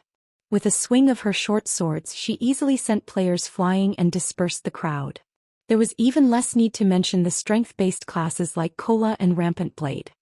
Crashing into the enemy front lines with his shield, Kola easily sent 5 level 28 and level 29 MTs flying, damages of over -1,000 points appearing above the enemy players' heads. After absorbing an accumulated damage of 5,000 points, he then activated Blue Fire Shield, causing 150% damage to an area of 3 by 10 yards in front of him. The enemy players before him lost over half of their HP. As for Rampant Blade, he brandished his Blue Fire double-edged sword, killing an enemy player with each hit. From time to time he would also trigger the Blue Fire Dance, instantly wiping out a group of elites. However, when it came to group killing capabilities, Aqua Rose was the strongest of them all. Not only was she a glass cannon, but she also had the Blue Fire Heart. She could summon 3 elite-ranked Blue Fire Crows to assist her in battle. Although the Blue Fire Crows were only elite-ranked and were the same level as Aqua Rose, level 30, their attack power would increase based on Aqua Rose's intelligence attribute. Meanwhile, Aqua Rose currently wore a complete Tier 1 set equipment. In addition, she was also fully equipped with Tier 3 gemstones. Her total intelligence was over 400 points. Overall, each elite-ranked Blue Fire Crow could rival a special elite of the same level. However, the Blue Fire Crow's most impressive aspect was their growth skill. 1 minute after the Blue Fire Crows had been summoned, they could grow from elites to special elites. After 5 minutes they would become chieftains. After 10 minutes they would become lords. After 18 minutes they would become high lords. Finally, at 27 minutes they would become great lords. At that time, even though the Blue Fire Crows would only last for 3 more minutes, 3 level 30 Great Lords could easily wipe out an army of 1,000 level 30 elite players. By this point 18 minutes had passed since the Blue Fire Crow's summoning, so all three were already High Lords. Their damage could rival even Great Lords. Aside from MT classes, the Blue Fire Crows only needed one strike to kill the other classes. How is Zero Wing so strong? Even though they have so few people, they've killed over 10,000 of our troops. Yet we've only managed to claim over a dozen or so lives. For a time, after seeing how powerful Fire Dance and the other members of Zero Wing were, the enemy guild members refused charge forward, afraid that they would die instantly as well. Before this, everyone had only heard that Zero Wing was very strong. However, no one had ever actually witnessed their exact strength. Now, however, these guilds finally saw it for themselves. An army of 10,000 elite players was nothing to these experts. This scene also shocked Ouroboros' members. With just 400 players, they had instilled fear into tens of thousands of players. As an enemy, they were a frightening force to reckon with. As an ally, however, they were incredibly dependable. Very easily, Zero Wing punched a hole through the encirclement of the various large guilds, creating a path of escape. However, facing the encirclement of over 200,000 players, even Zero Wing's members could only do so much. Ouroboros, which had started this war with an army of 50,000 players, had less than 30,000 members remaining. Should they continue fighting, they would most likely suffer complete and utter annihilation. Meanwhile, Stone Forest Town suddenly began to collapse, the buildings within the town crumbling one after another. A massive obelisk then emerged in the heart of the town, and Shifeng stood atop this obelisk. What's going on? This commotion instantly attracted everyone's attention as they felt the ground beneath their feet quake. It was like an earthquake measuring 7 on the Richter scale had hit the area around Stone Forest Town. What are you trying to do? Surya shouted anxiously at Shifeng, an expression of horror on his face. The two other leaders similarly stopped their pursuit as they glared at Shifeng. This obelisk was their group's greatest secret. They had never imagined that Shifeng would know about it or to rush into their stronghold to activate it. Of course, I want to witness the depths of hell. At this moment, Shifeng looked ragged. Not only had he needed to avoid all the traps inside the stronghold, but he also had to dodge the three great leaders. Only after using all his usable life-saving skills had he managed to activate the greatest taboo obelisk in the Starmoon City region. Saying so, Shifeng swung the abyssal blade, shattering the dazzling crystal ball on top of the obelisk. Stop! The three great leaders shouted in horror.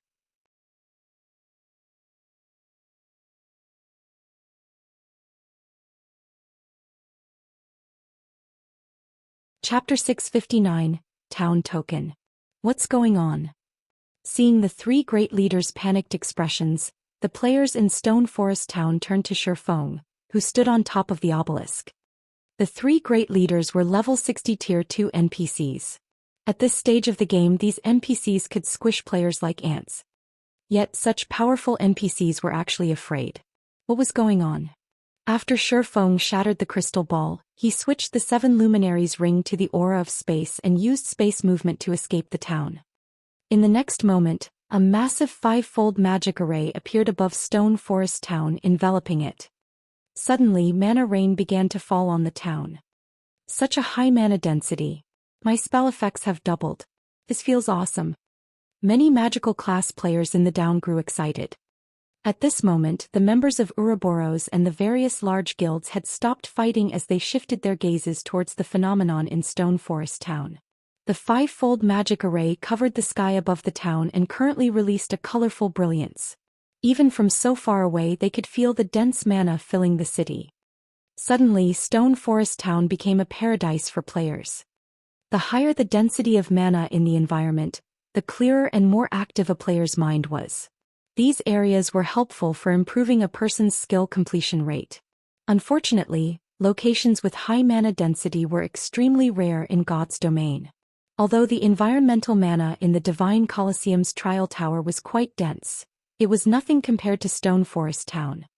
Seeing that Stone Forest Town had such a valuable atmosphere, the various guilds' upper echelons began to drool. Regardless of the sacrifice, we must have a guild residence in Stone Forest Town. Ruthless greed flashed in these echelons' eyes. Setting aside the mana crystals of the Stoneclaw Mountains, capturing Stone Forest Town for its atmosphere was worth every sacrifice. If they possessed Stone Forest Town, they could send their guild's elites here to improve themselves. Although development here would not be as efficient as in the Divine Colosseum, they would not have to spend a single mana crystal on training. They could save a lot of money.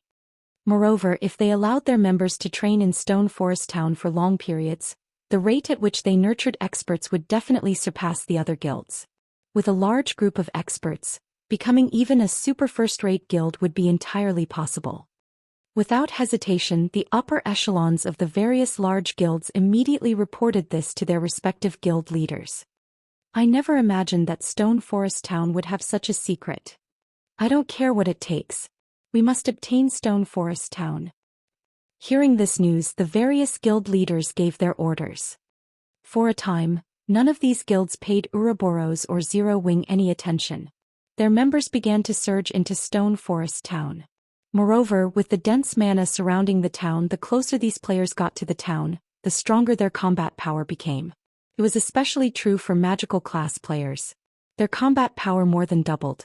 At this moment, it would be a piece of cake to clear out Stone Forest Town's NPCs. Although the NPCs in the city had also grown stronger due to the environmental mana, only the magical class NPCs received a damage buff. Their skill completion rates had not changed. However, that was not the case for players. The dense mana created a conducive environment that improved both spell effects and skill completion rate. Players had received a much greater boost to their combat power than the NPCs. Hence, capturing the town became much easier. Guild leader, just what did you do to Stone Forest Town? Aqua Rose could not bring herself to believe what she saw. Stone Forest Town was practically a cultivating heaven for players now. In addition, there were also the Stoneclaw Mountains magic crystals. Any guild that claimed the town would definitely become Starmoon Kingdom's overlord. Don't ask. Order everyone retreat from the town this instant, Shifeng said sternly. He had long since distanced himself from the town. In the past, when the Stoneclaw Mountains came into being, the dungeon had incited a war between Starmoon City's large guilds. Back then, however, nobody had claimed Stone Forest Town for themselves.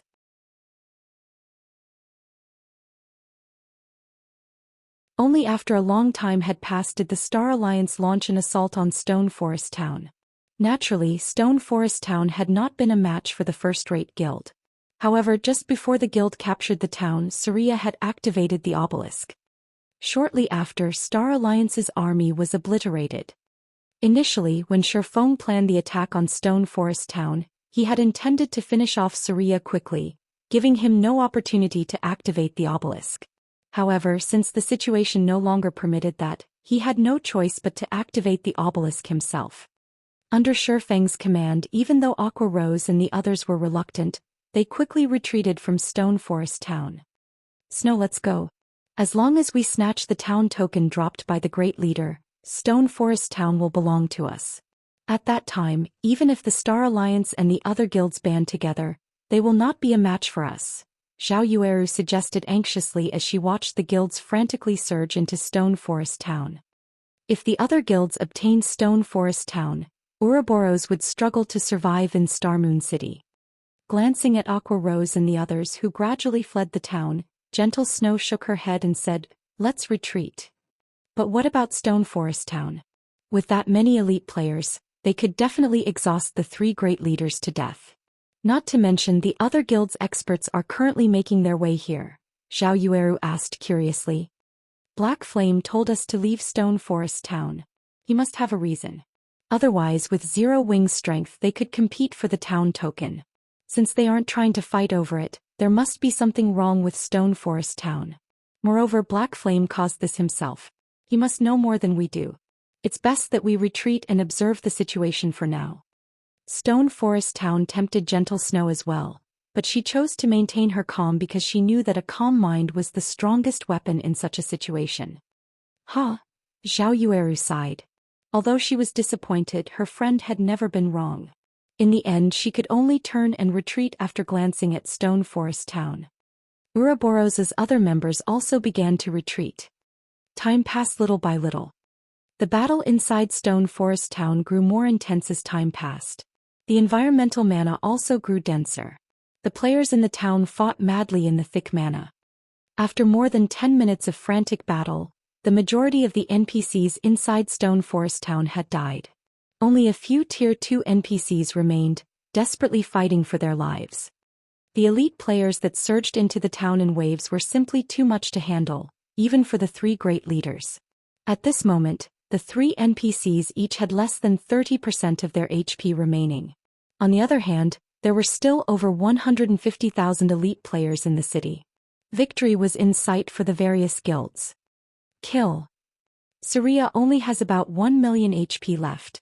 Focus on avoiding his large-scale destruction spells. Guild leader has issued the command. Whoever secures the town token will be directly promoted to a guild elder, rewarded with a set of top-tier equipment and 5 million credits. The guild's upper echelons secretly sent commands through their respective guild channels. Aside from the guild elder position, owning a set of top-tier equipment was everyone's dreams. In addition, there was also the reward of 5 million credits. The town token's importance was obvious. To ordinary players, 5 million credits was an astronomical amount. If they had that kind of money, they wouldn't have to work a single day for the rest of their lives. In addition to the position of elder, they could enjoy a life of luxury. Suddenly, everyone began attacking with even greater enthusiasm. Meanwhile, Ouroboros and Zero Wings members who watched from afar grew anxious.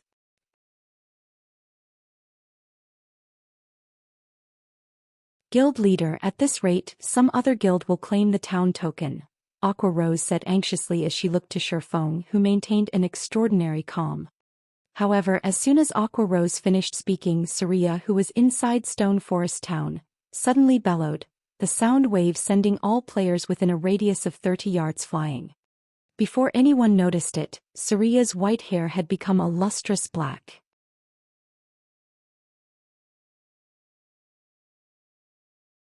As if he had grown younger by several decades, his appearance morphed from one of an old man to that of a handsome youth. However, unlike ordinary people, this youth's eyes were pure black like two black pits. Those eyes contained no emotion, and just looking at them would send shivers down one's spine. It's finally coming, Shifeng grew serious as he watched the distant Surya. Aqua, have everyone prepare.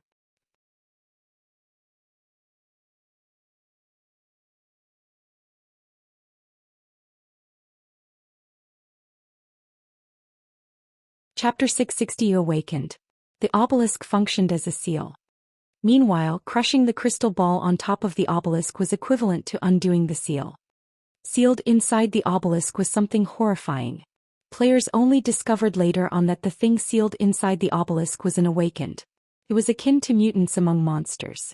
However, while a mutant was a mutation of a monster, an awakened was a mutation of an NPC. The probability of an awakened appearing was extremely low. Even Shifeng had never personally witnessed an awakened during his decade of experience playing God's Domain. He had only heard bits of information about them. What followed the emergence of every awakened was a disaster. After the Star Alliance had accidentally triggered one such disaster in the past, more than 100,000 of its elites had crossed the river Styx. Even Galaxy Past had failed to escape back then. Compared to mutants, an awakened was much more frightening. Unlike mutants, an awakened was born with extremely high intelligence. It was the enemy of all living creatures. In addition, an awakened could rival even a fallen angel, a higher being of the same tier, so it was ridiculously powerful. The person sealed inside the obelisk was originally a Tier 5 divine mage. As the person was also an awakened, his strength was the equal of a fallen angel's of the same tier. Only Tier 6 gods could suppress him. Fortunately, with the awakened's body already obliterated and just its soul remaining in existence, it could only possess the body of another NPC, even after the removal of the seal. Meanwhile, at this moment, the awakened had taken over Surya's body and devoured the old man's soul, becoming the new owner of the body. After the possession, Surya's strength underwent a heaven-defying change. He was no longer an existence that the old Surya could compare to. Are we really going to take action now? Aqua Rose's eyes widened as she stared at Surya, who was hovering in midair in the distance. Unconsciously, she had started holding her breath. At this moment, Surya was no longer a level 60 tier 2 NPC but already a true monster. Just looking at Surya from a distance, Aqua Rose instinctively felt the need to run as far away as possible from him. Surya, awakened Great Mage. Level 50. HP 30, 000, 000/30, 000/000. Not only had Surya's body suddenly undergone a massive transformation, but even his statistics had also experienced an earth-shaking change. Although the NPC's level had fallen quite a bit, his HP had recovered back to full status. His class had even risen from a Tier 2 professional mage to a Tier 3 great mage, his strength increasing disproportionately. A Tier 3 NPC was equivalent to a great lord of the same level. On the other hand, a Tier 3 awakened NPC possessed a strength that could rival even a Tier 4 NPC of the same level. A Tier 4 NPC was not an existence that current players could challenge at all. At this moment, the members of the various large guilds who had been frantically attacking Surya before were similarly stunned. After his transformation was complete, Surya flexed his body tentatively. A moment later, the surrounding air began trembling. Immediately after, Surya pointed a finger towards the sky. Suddenly, countless lightning bolts flashed down and gathered around Surya's fingertip, forming a 2-story tall ball of lightning. Prepare to dodge. With so many people remaining, even a Tier 3 great mage is no match for us. A commanding level 29 elementalist shouted. However, as soon as the elementalist finished speaking, Surya pointed his finger towards this elementalist. The massive ball of lightning promptly transformed into a rushing river that poured down onto the elementalist, devouring the elementalist and all the players around him. Under the effects of the Tier 3 spell lightning stream, no players within an area of 15 by 100 yards survived.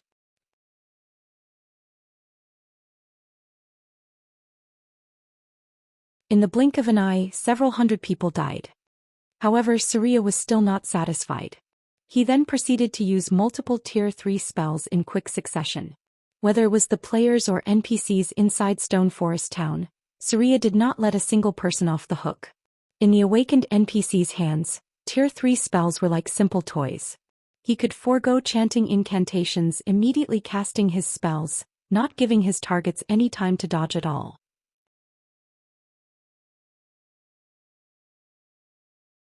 After just a short moment, despite everyone standing sparsely apart from each other, Surya still managed to kill nearly 6,000 players.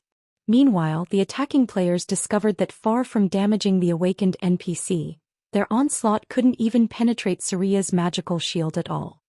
Suddenly, the players inside Stone Forest Town fell silent. No longer did they possess the enthusiasm from before. Run! Everyone retreat from this place quickly. Many guilds finally realized that they were nothing against the Tier 3 great mage at all and that the only thing they could do was run for their lives. Otherwise, none of them would leave this place alive. Guild leader, that monster is too scary. Look, the other guilds are all retreating.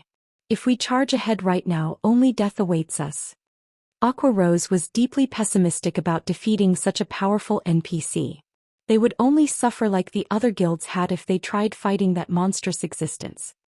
Who says we need to defeat him? We just need to seal him again, Sherfong laughed. In the past, when the seal on the obelisk was undone, the Awakened had gone on a rampage, throwing the players within the Star Moon City region into a panic.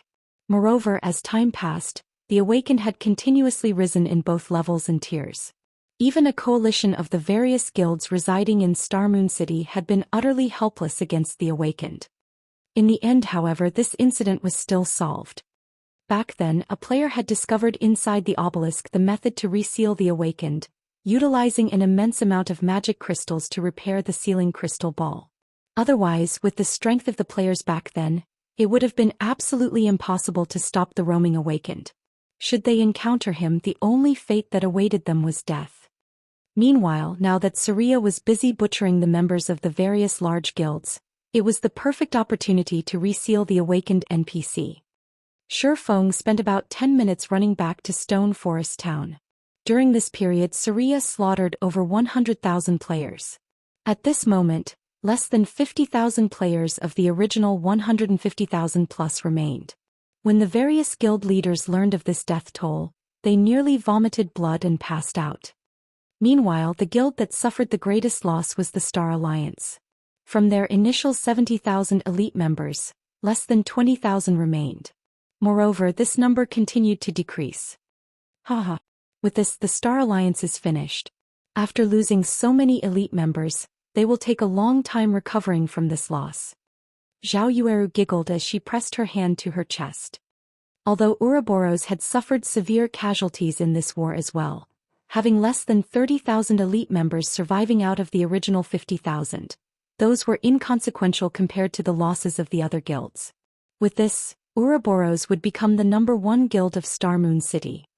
Is this Black Flame's true plan? This moment drove home to Gentle Snow how fearsome Feng was. Just a single Stone Forest town had plunged so many elite members of the various large guilds to their deaths. If not for them working together with Zero Wing, Ouroboros would most likely have been one of those guilds right now.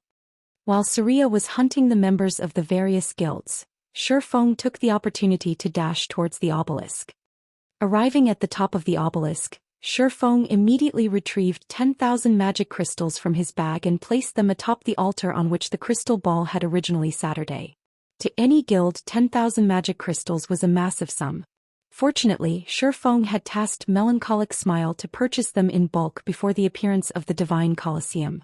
If not for capturing Stone Forest Town, Feng would not have readily parted with 10,000 magic crystals.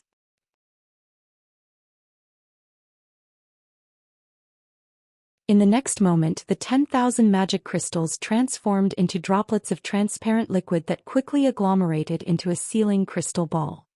Despicable human. Saria panicked when he noticed the reformation of the crystal ball that had kept him sealed all this time. Using instantaneous movement, he flashed towards Feng.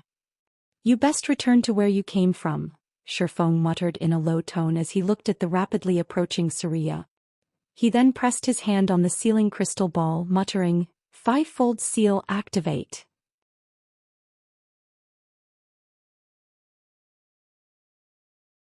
All at once, a fivefold magic array appeared above Stone Forest Town once more, illuminating the area around the town. "No!" Saria shouted defiantly as he attempted to use Tier 3 spells to attack the sealing crystal ball. Unfortunately for him, under the suppression of the fivefold magic array, he failed to cast even a single spell.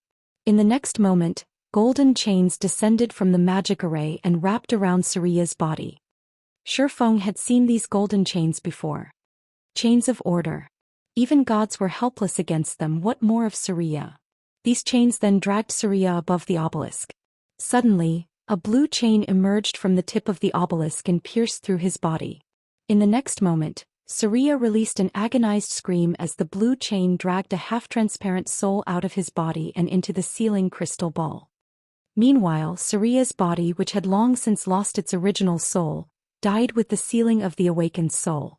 A pile of loot also showered the ground along with the NPC's death.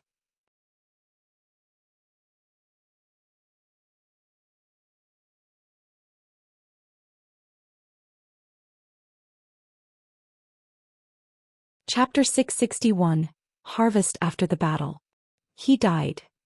Everyone looked at the corpse of Saria, which had fallen on top of the obelisk like a broken rag doll, in disbelief. The Saria that had sent over 200,000 elite players running for their lives like dogs had perished almost instantly. It was like waking up to find that everything that happened before had been merely a bad dream. Just what did he do? Gentle Snow did not dare believe this situation was real. Such a powerful NPC like Saria had actually been no more than a toy for Feng. All this time, the various large guilds had been dancing on the palm of Feng's hand, as if these large guilds were at his beck and call. This feat was much more frightening than just relying on pure strength to defeat the various guilds. With this ability of his alone, he could easily instill fear in every guild in Starmoon Kingdom. While everyone was still stunned at the sudden development, some of the guild upper echelons quickly reacted. The town token. The town token was an item that dropped only from the leader of the town. Now that Saria had died, he would naturally drop the town token. As long as they obtained the town token, they could turn Stone Forest Town into a guild town. They would also receive protection from the kingdom for a limited time, during which they could set up shops and establish their own guild residences, allowing a smooth transfer of town management. In addition, the maps around Stone Forest Town ranged from level 30 to level 50. Players were sure to come to this area in the future, meaning the town had a very strategic location. Not to mention the Stoneclaw Mountains were only a short distance away. Everyone charge. We must get that town token no matter what. The upper echelons of the various guilds issued commands one after another, passing down the same order from their respective guild leaders. The various large guilds had already suffered tremendous losses from the war. If they still failed to obtain the town token, then wouldn't all their efforts have benefited their enemy instead? Under a unified command, everyone charged madly towards the heart of Stone Forest Town, all fully intent on killing Shifeng and taking the town token. At this time, Gentle Snow had also reacted, immediately shouting, "Everyone protect Black Flame as he retreats. Don't let the enemy succeed." After the town token dropped, a marker would appear on the player who picked it up. The marker would disappear only after 2 hours. The town token would also drop upon death. Moreover, during this period the player holding the town token would not be able to use return scrolls and similar items. Hence Shifeng could not escape to the city using a return scroll. He could only endure and survive through the 2 hours. At this point Shifeng was the closest to Saria's corpse. Everyone else was still quite a distance away. It was obvious to everyone that the town token would fall into Shifeng's hands. Although the opposing guilds had less than 50,000 elite members left alive, these still posed a threat to Shifeng. Not to mention there was still a large group of experts on their way to the town. Fortunately, with 30,000 elite members, protecting Shifeng's retreat would be a walk in the park for Ouroboros. Once he was out of harm's way, he only needed to hide in a secluded location and wait out the 2 hours. Meanwhile, with the sealing of the Awakened now completed, the obelisk had also begun sinking back into the ground, disappearing from view. As for Shifeng himself, he was leisurely picking up the loot Saria dropped, paying no mind to the rapidly approaching army. Once an item was in his hands, it was practically impossible for anybody to steal it from him. Despite being only a Tier 2 NPC, the loot Saria dropped was quite bountiful.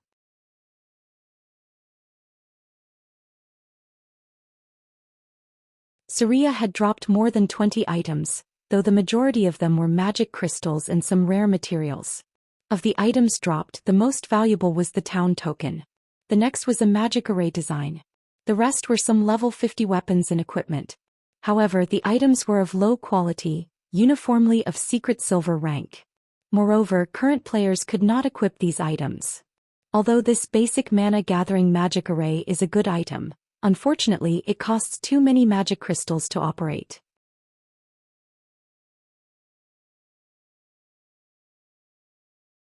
At present, no guild will be able to sustain a magic array like this. Shifeng inwardly felt disappointed as he looked at the tattered design in his hand. The basic mana gathering magic array could gather and condense mana into an area of 30 by 30 yards, allowing players to meditate and improve on their skill completion rates within it. Although the density of the mana inside the magic array would be slightly higher than in the Divine Colosseum's Trial Tower, the magic array cost 50 magic crystals per hour to maintain. In terms of development functions, the Trial Tower had the main god system showing players the perfect combat style of each class. This aspect of the Trial Tower was superior to the basic mana gathering magic array, which did not supply players with any opponents. However, the magic array provided a perfect environment when players wished to train in the usage of their skills. After all, the Trial Tower would not give players any time to drill their skills. Unfortunately, the optimum number of players the basic mana gathering magic array could accommodate was roughly 8 to 10. This capacity made the magic array very costly. Moreover, there would not be any noticeable effects if one only trained for 1 or 2 hours. Players usually had to train within the magic array for 5 or 6 hours. In other words, a guild would have to expend around 30 magic crystals per person, an exorbitant price for the current guilds of God's domain. Storing away the basic mana-gathering magic array design, Shifeng took out a golden key from his bag. Of the items Saria dropped, this was the third most valuable treasure, the key to Stone Forest Town's treasury. Every town occupied by a force of darkness would have its own treasury, just like the time when Zero Wing had raided Creek Town. However, as they had been on a crusade quest back then, the system had reduced the amount of treasure they could obtain significantly. Even so, it had still been a considerable harvest. On the other hand, since they had managed to actually capture Stone Forest Town without the aid of a crusade quest, the amount of treasure they could obtain would no doubt be enough to make guilds go crazy over it. However, this was a secret known only to players who had captured a town. Currently, the various large guilds of Star Moon City were still ignorant of this matter. Aqua, I'll leave this key with you. Take the main force and the Dark Gods Legion and clean out the treasury. Afterwards, reconvene back at White River City. Saying so, Shifeng passed the golden key to Aqua Rose. He then made a straight dash out of Stone Forest Town. Although he could easily shake off the various large guilds, he had no choice but to spend some time playing around with these guilds to buy some time for Aqua Rose and the others. Shit. Black Flame's escaped. After him. We can't let Black Flame get away no matter what. When the various large guilds saw Shifeng exiting Stone Forest Town and running towards the Limestone Hills, they immediately changed their course and headed in that direction as well. Looking at the elite army chasing behind him, Shifeng reduced his speed to give his pursuers some false hope as he slowly lured them away from the town. Guild leader, the town token has already fallen into Zero Wing's and Ouroboros's hands. Our men most likely won't be able to keep up with Black Flame's speed. With this, it will become a lot more difficult for us to compete for the Stoneclaw Mountains. Purple Eye frowned when she watched the video from the members at Stone Forest Town. Stone Forest Town provided a geographical advantage in capturing the Stoneclaw Mountains. Now that Zero Wing and Ouroboros had secured the town, they had at least a 50% chance of claiming the dungeon for themselves.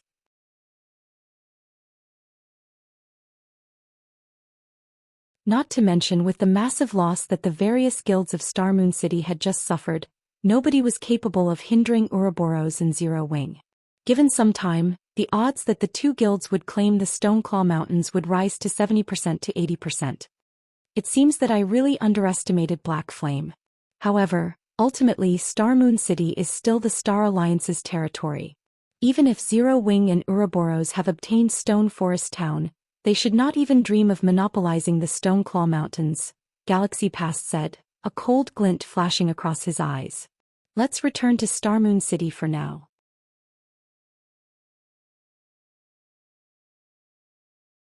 Purple, contact the other guilds and have them spread the news about the Stoneclaw Mountains. I want to see just how Zero Wing and Ouroboros intend to swallow up the Stoneclaw Mountains. Time passed quickly. After Shifeng toyed around with the various large guilds for 2 hours, he immediately used a return scroll and teleported back to White River City. However, Shifeng did not return directly to the guild residence. Instead, he brought the town token of Stone Forest Town to the Adventurers Association.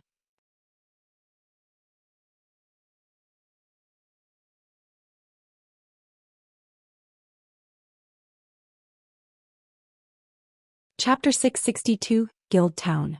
Ever since players had started paying attention to the guard system, the Adventurers Association had seen increased traffic with every passing day.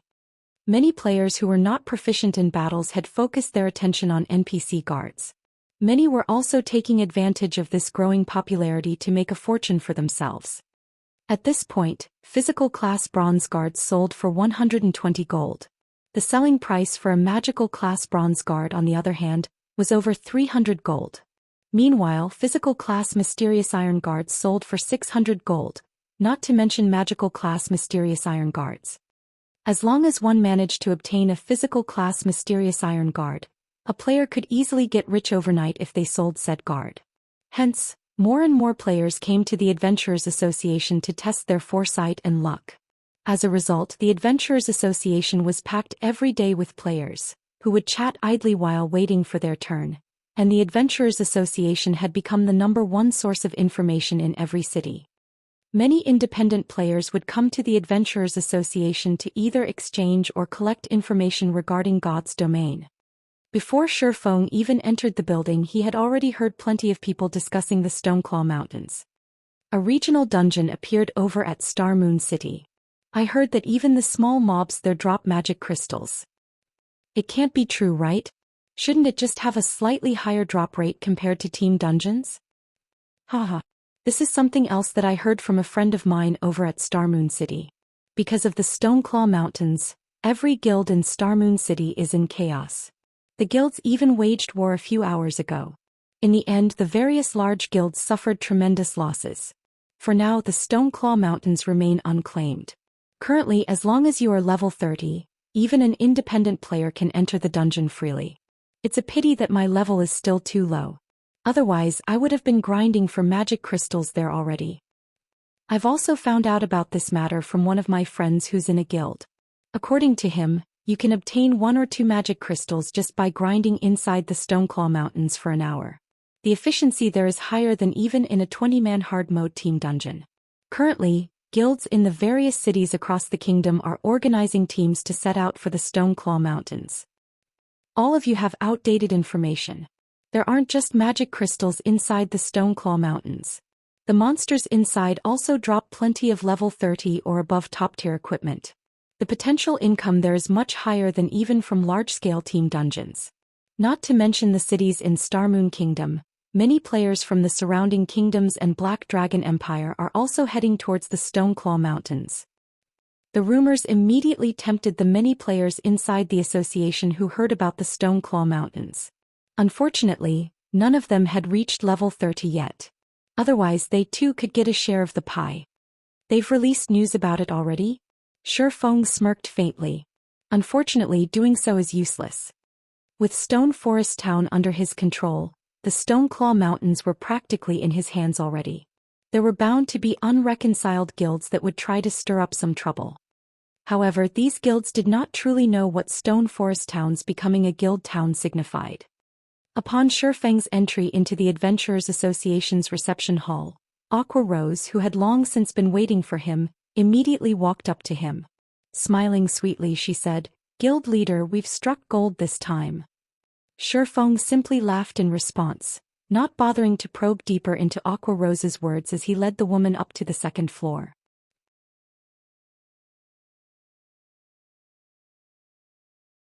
The hall on the first floor catered to individual players, while the one on the second floor specialized in managing guild affairs.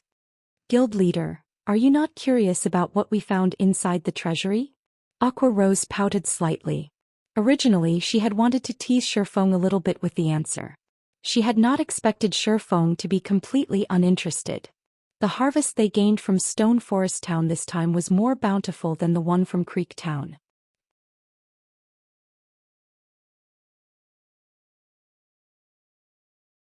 Just the amount of coins they obtained exceeded 3,000 gold. There were also more than 400 Tier 1 magic scrolls, over 100 Tier 2 magic scrolls, over 2,000 magic crystals, over 1,000 Tier 1 gemstones, and over 300 Tier 2 gemstones. In addition, they had found a large number of rare materials as well as many level 50 bronze and mysterious iron equipment. Normally, such a harvest would require a very long time for Zero Wing to amass. However, they had managed to get it from just a single town battle. If the other guilds knew, the various guild leaders would most likely die from anger, yet Shifeng remained utterly indifferent to it. "Have you brought the money?" Shifeng turned around and asked Aqua Rose. "I've retrieved the money from the guild and the candlelight trading firm." Aqua Rose nodded, then handed all the coins to Shifeng. Before she had come to the Adventurers Association, Shifeng had tasked her with making a trip to the candlelight trading firm to collect all the funds the trading firm had earned recently. She had also retrieved Zero Wing's income from guild quests. When Aqua Rose was collecting the money, despite having been an honorary elder of Twilight Echo, a long-established first-rate guild, even she received a fright. She had never imagined that Zero Wing actually possessed that much money. There was a total of 13,000 gold. Not to mention one first-rate guild, even 3 or 4 first-rate guilds combined would not possess that much liquid funds. Including what I have here, it should be enough. Shifeng accepted the money and quickly arrived before a counter. "Greetings, Lord Count. How may I be of service to you today? The blonde NPC beauty asked with a smile. I wish to construct a guild town. Here is the town token, Shifeng said, placing the town token on the countertop. A moment, please. After the NPC clerk accepted the town token, she began manipulating the crystal ball on the counter. This is the town token for Stone Forest Town. Stone Forest Town is situated within the Starmoon City region. If you wish to construct a guild town, you will have to pay a registration fee of 6,000 gold as well as a basic construction fee of 5,000 gold. In the future, you will also have to pay a monthly management fee of 5,000 gold. Does my lord wish to hire any guards? Yes. Shifeng nodded. The offers we have here are as follows. 10 level 150 common guards for 10 gold per 3 days, 10 level 150 elite guards for 50 gold per 3 days, 10 level 150 tier 1 guards for 100 gold per 3 days, and 10 level 150 tier 2 guards for 300 gold per 3 days. May I know how many guards my lord wishes to employ? The NPC clerk reported. Meanwhile, standing beside Shifeng, Aqua Rose was shocked when she heard these prices. She never imagined that hiring guards would be so costly. However, what Aqua Rose did not know was that their guild could get these guards only because they had just established the town. Once 15 days passed, they would no longer receive such a treatment. I'll hire 300 common guards, 40 elite guards and 10 tier 1 guards for 15 days, Shifeng replied after making a rough estimate based on the size of Stone Forest Town. Normally, a town of such a size required around 500 NPCs. However, he lacked funds at the moment. Thus he could hire only this many. The total is 15,000 gold. However, as my lord is a count of the city, you receive a 10% discount, lowering the total to 13,500 gold, the NPC clerk said, smiling. In contrast to the sincere smile on the female NPC's face, Aqua Rose had an extraordinarily gloomy expression on her face right now. If Shifeng were not a count of White River City, entitling him to a 10% discount, the money she brought definitely would not have been sufficient.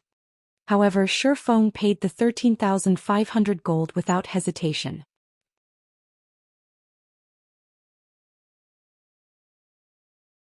After all, he knew full well that, compared to the money he just spent, he would earn even more money from Stone Forest Town in the future. The wealth a guild town could bring was originally quite daunting already, not to mention Stone Forest Town with its close proximity to the Stoneclaw Mountains.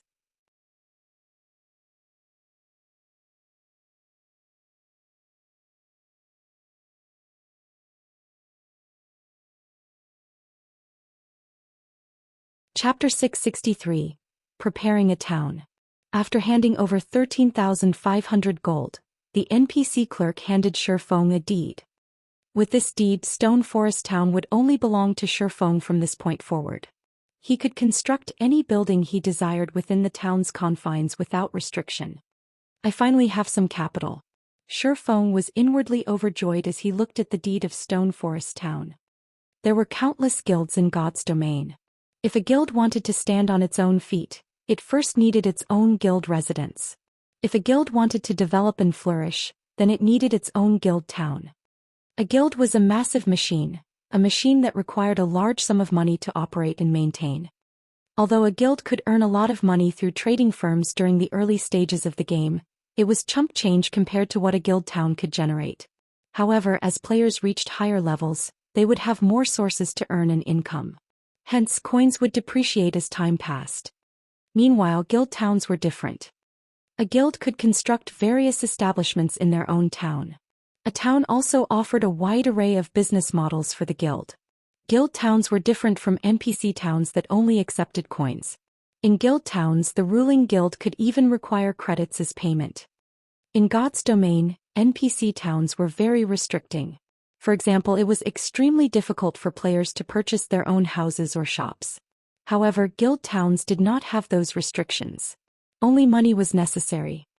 Furthermore, guild towns were generally constructed off the beaten path, providing players on the front lines a place to rest and reorganize without needing waste time traveling back to cities.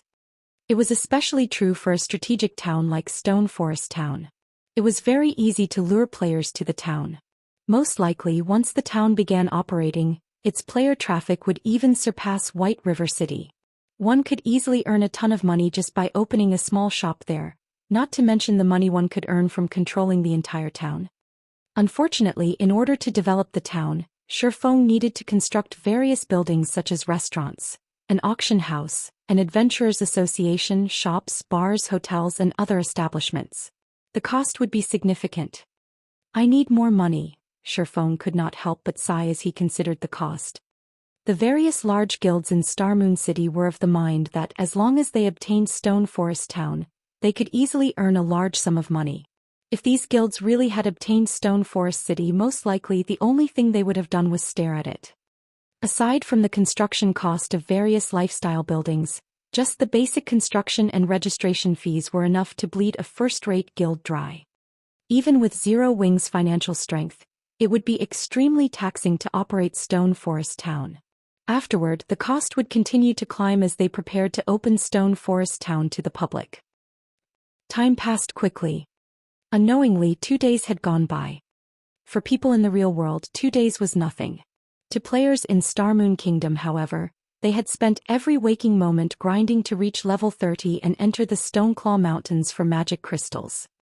During these 2 short days, the number of players that had entered the Stoneclaw Mountains had increased significantly. Every guild in Star Moon City had fallen silent as they busied themselves with their own agendas, acting as if the war at Stone Forest Town had never occurred. Shifeng had focused solely on reconstructing Stone Forest Town, executing his initial plans for the town. Although Shifeng could have relegated this task to Aqua Rose, for assurance's sake he chose to do it himself. After all, he had several carefully considered plans in mind. He was also more familiar with the town's layout.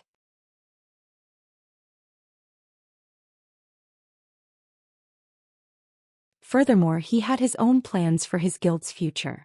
Hence, it was best if he dealt with the town's reconstruction. In the meantime, Aqua Rose tagged along with Fire Dance's team to raid the 100-man team dungeon Frost Prison. As a 100-man team dungeon, ordinary dungeons could not compare to the Frost Prison. The bosses inside were all great lords. The least valuable items that dropped in the dungeon were level 30 fine gold equipment.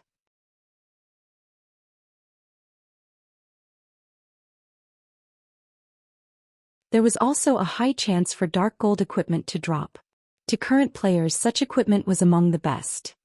Hence, the various large guilds desperately raided dungeons. Of course, they focused on these dungeons for the fame of obtaining first clears, but they also did so to prepare for the Stoneclaw Mountains.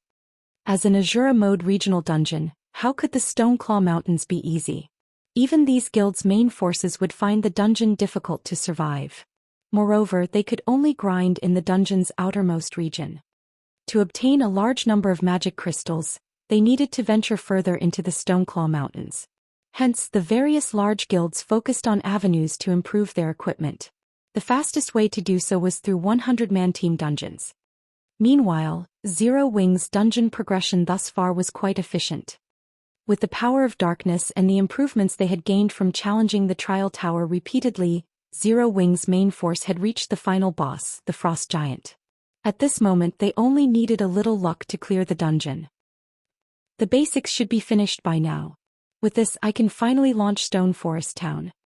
Shifeng glanced at the time, feeling that construction of the town's basic infrastructure should be complete. Normally, after a guild obtained a town, the town would have to undergo a construction period of 2 or 3 days. However, in truth, Shifeng had spent most of the time completing Zero Wing's guild residence in Stone Forest Town. Compared to Zero Wing's guild residence in White River City, the guild residence in Stone Forest Town was larger and more extravagant. While Zero Wing's residence in White River City could only accommodate a few tens of thousands of people at one time, the newly constructed guild residence in Stone Forest Town could accommodate up to 100,000 people. Moreover, as Zero Wing was a 2-star guild, there were plenty of 2-star private rooms in the new residence. In comparison, White River City's guild residence did not even have enough private rooms for the guild's core members. "Guild leader, here are the materials you requested," Melancholic Smile said as she entered the advanced forging room and unloaded the collection of rare materials onto the large stone table. By this point, Melancholic Smile had become an intermediate forger thanks to the large amount of resources that she had been given access to. Currently, she was very close to becoming an advanced forger. In addition, she was also one of the 8 great intermediate forgers in Star Moon Kingdom. Among these 8 great intermediate forgers, 4 belonged to the Candlelight trading firm. Throughout Star Moon Kingdom, not a single trading firm could compete with Candlelight. Good. Notify Coco and the others. We'll be going on a trip in a moment. Shifeng nodded as he stored his plans. He then took inventory of the materials. Melancholic Smile nodded in confusion. She did not understand why Shifeng suddenly wanted her and the others to accompany him. They were simply forgers. They had no combat capabilities whatsoever. Gathering these materials sure took a lot of time. If not for gentle snow, who knows how long it would have taken. After confirming that nothing was missing, Shifeng smiled satisfactorily. These were the materials he needed to construct a teleportation magic array. Every one of these items was extremely rare even to large guilds. Gentle Snow had only obtained these materials for Shifeng after using her personal connections. Following which, Shifeng stored the materials and led Melancholic Smile and the others towards Stone Forest Town. Arriving in Stone Forest Town. The town was no longer a gathering place for red names. All around, one could see level 150 guards patrolling the streets. Any player who wished to attack Stone Forest Town had to go through them first. Level 150 guards.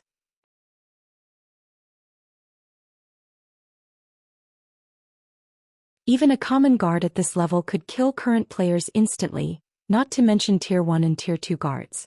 Even an army of hundreds of thousands of players would fail to capture the town now.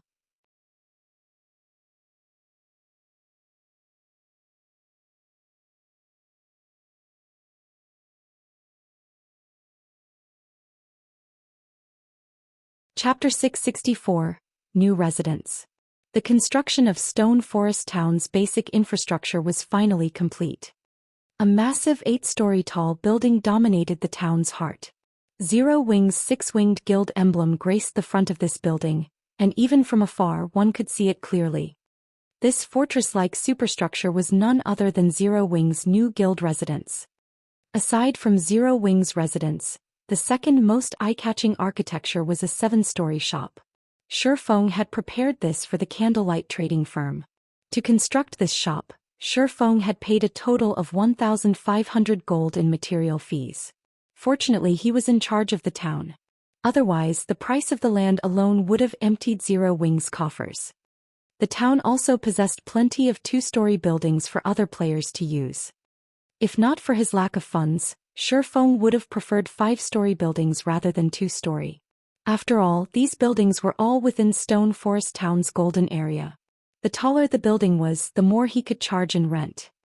Shifeng had specifically designed the town to allow its main street to lead towards the Stone Claw Mountains. Any players that entered the town with intentions of heading towards the Stone Claw Mountains would have to travel down the main street. Hence, the flow of traffic would have to pass by these shops, ensuring that they would not go unnoticed. Furthermore, Shifeng had also constructed a hotel and smithy, infrastructures that were most important to players. Only as his funds were limited at the moment, the hotel and smithy were quite ordinary. He could only reconstruct them in the future. When Melancholic Smile saw the town, her eyes instantly lit up. Although she did not participate in any combat, she was well informed. She had long since known that Zero Wing had taken control of Stone Forest Town. However, she had never imagined that Zero Wing would be capable of so much. The Candlelight trading firm's 2-star shop in White River City was only 5 stories tall, yet the shop here was 7 stories tall. Moreover, it occupied a much larger area. Not only could the shop here accommodate many more lifestyle players, but there was also no need to fuss about lacking space for a warehouse. At this point, the Candlelight trading firm was developing faster and faster. Although they had set up branches in many important cities, there was simply not enough space to store the materials they collected due to Shifeng's hoarding requests. After they had filled their shop's warehouses, they had no choice but to rent warehouses from the bank. However, such a massive shop in Stone Forest Town would solve much of their storage problem. Shifeng quickly led Melancholic Smile and the others to Zero Wing's new guild residence. This is the design for the teleportation magic array. Take a look. I hope that you can manufacture it as soon as possible, Shifeng said as he revealed the design. Any player, regardless of class, could manufacture the teleportation magic array. Only, as the manufacturing process was too complex and cumbersome, it was not a job for a single person. Moreover, highly skilled forging players would have a higher success rate with the teleportation array. Hence, Shifeng asked Melancholic Smile and the other intermediate forgers to construct it for him. Teleportation magic array design? Everyone was thunderstruck. Although they were not combat players, they knew full well just how valuable a teleportation magic array was. Their trip to Stone Forest Town had proven this. In total, they had spent over 10 hours traveling from White River City to Stone Forest Town. There were only 48 hours in a day in God's domain, and most players would only be online for roughly 20 to 30 of those hours. Hence, it was extremely frustrating to spend more than 10 hours on travel.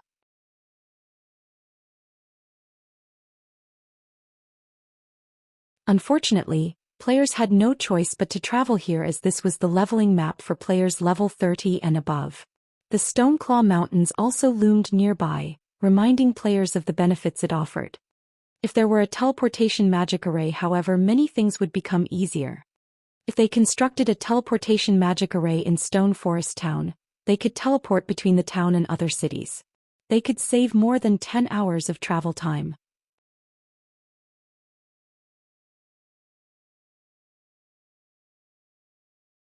While others wasted more than 10 hours of their day, they could use that time to focus on more important matters. It would be extremely easy to shake off the other guilds. However, what no one knew was that Shifeng had other plans for the teleportation array in this town. The teleportation magic array's manufacturing process is so complex.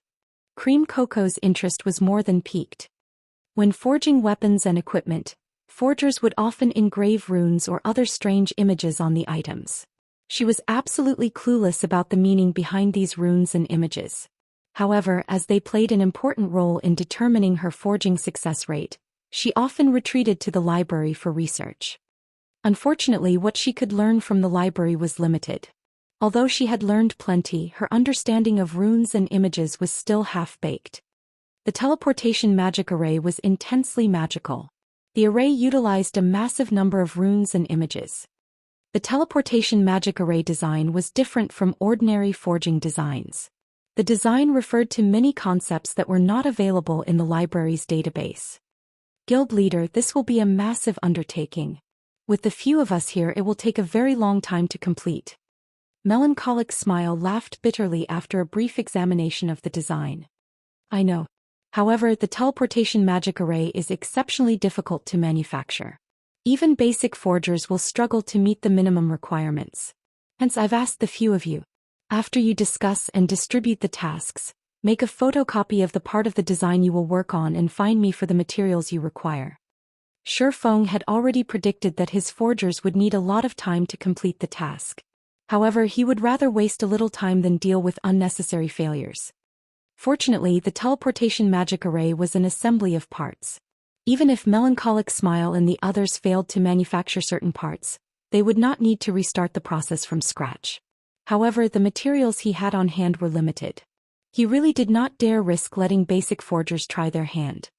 After Melancholic Smile and the others finished splitting up the workload and photocopied the teleportation magic array design, Shifeng stored the design and headed towards the first floor's lounge. The teleportation magic array design was different from ordinary designs. It was not a learning type design. After a player clicked to learn an ordinary design, said design would become useless, and the player would have learned to produce the item recorded. However, the teleportation magic array design could not be learned in such a way. Players could only mimic the procedures recorded. Moreover, the design was a consumable item. Once players completed all procedures and managed to manufacture the teleportation magic array, it would not be functional yet. The actual design was needed to activate the teleportation array because the design itself contained special magic. This special magic was required to fix the teleportation coordinates to the array in question. The teleportation magic array design could be used to fix transfer coordinates up to 10 times. The design did not allow players to learn and produce an unlimited number of teleportation magic arrays. Inside the guild's lounge, Shifeng retrieved a magic scroll. However, unlike ordinary magic scrolls which were only the size of a book, this magic scroll was as large as he was. Shifeng had spent 300 gold to obtain this magic scroll. Its function was to bind coordinates. It allowed guild members to use transfer scrolls to teleport to the guild residence they were bound to. Previously, as Zero Wings guild residents occupied White River City, even without using a transfer scroll, Zero Wings members could just use a return scroll to return to White River City.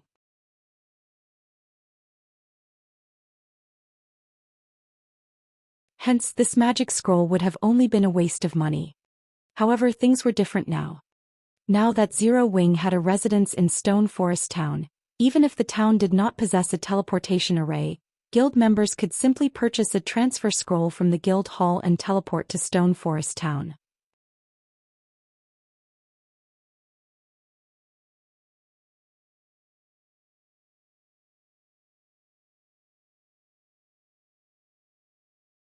Chapter 665, New Discovery. The Stone Claw Mountains' outermost region. Due to the Star Alliance's advertising, the stream of players rushing towards the Stone Claw Mountains increased by the minute. Even experts from the surrounding kingdoms and the Black Dragon Empire arrived in droves. Although there was a minimum level requirement of 30 to enter the regional dungeon, easily more than 50,000 players had pushed into the Stone Claw Mountains thus far. Moreover, as time passed, this number would continue to increase. Boss Red, there's a half-orc settlement ahead of us. The settlement houses over 300 elite half-orcs and over 20 special elites. There are also 4 wolfmen chieftains and 1 wolfman lord. A settlement? Red Feather smiled. Excellent. Notify Willow's team immediately. If we combined our strength, we should be able to take down the settlement. Although the Stoneclaw Mountains were a treasured land, that did not mean that players could obtain magic crystals and equipment easily. After experimenting for some time, the various large guilds had discovered certain patterns. Compared to monsters in settlements, the dungeon's roaming monsters were far less profitable. The difference in drop rate for magic crystals was particularly massive. Often enough, the harvest one could obtain after taking down a single monster settlement could top even an entire day's worth of income for a 100-man team. However, settlements were extremely rare. Moreover, even a 100-man team would find it very difficult to take down a settlement. Normally, when a team managed to discover a settlement, they could only circle and watch. However, the Star Alliance did not need to waste their time. Boss Red, my equipment had already reached the red caution line. I doubt the remaining durability will last me through a big battle, a shield warrior spoke up after seeing the warning sign beside his equipment's durability. The Stoneclaw Mountains terrain was complex. Not only were there a large number of monsters here, but the monsters were also quite powerful individually. If a team were too large, not only would they monsters discover them easily, but they would also set off a chain reaction, making it harder for the team to survive.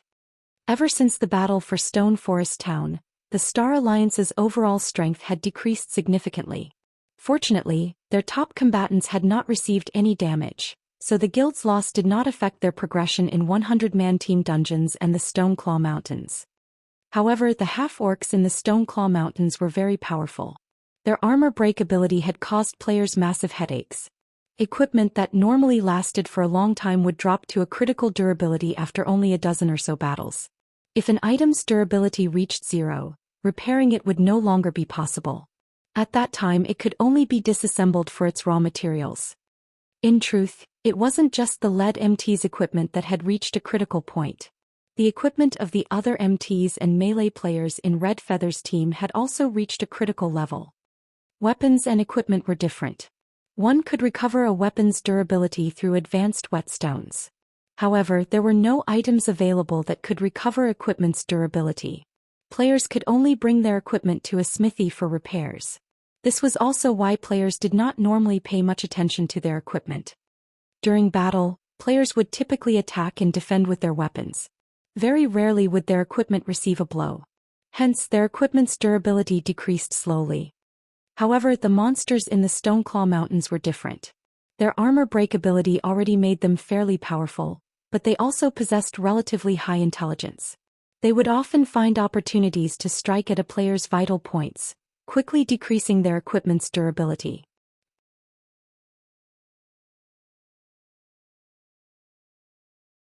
What about your backup equipment?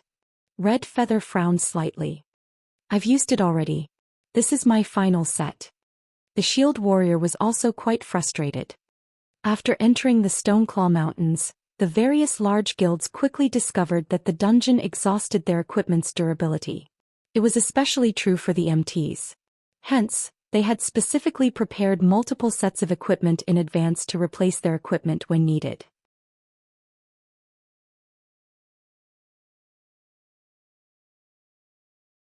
However, after one day of grinding, they had exhausted their backup equipment.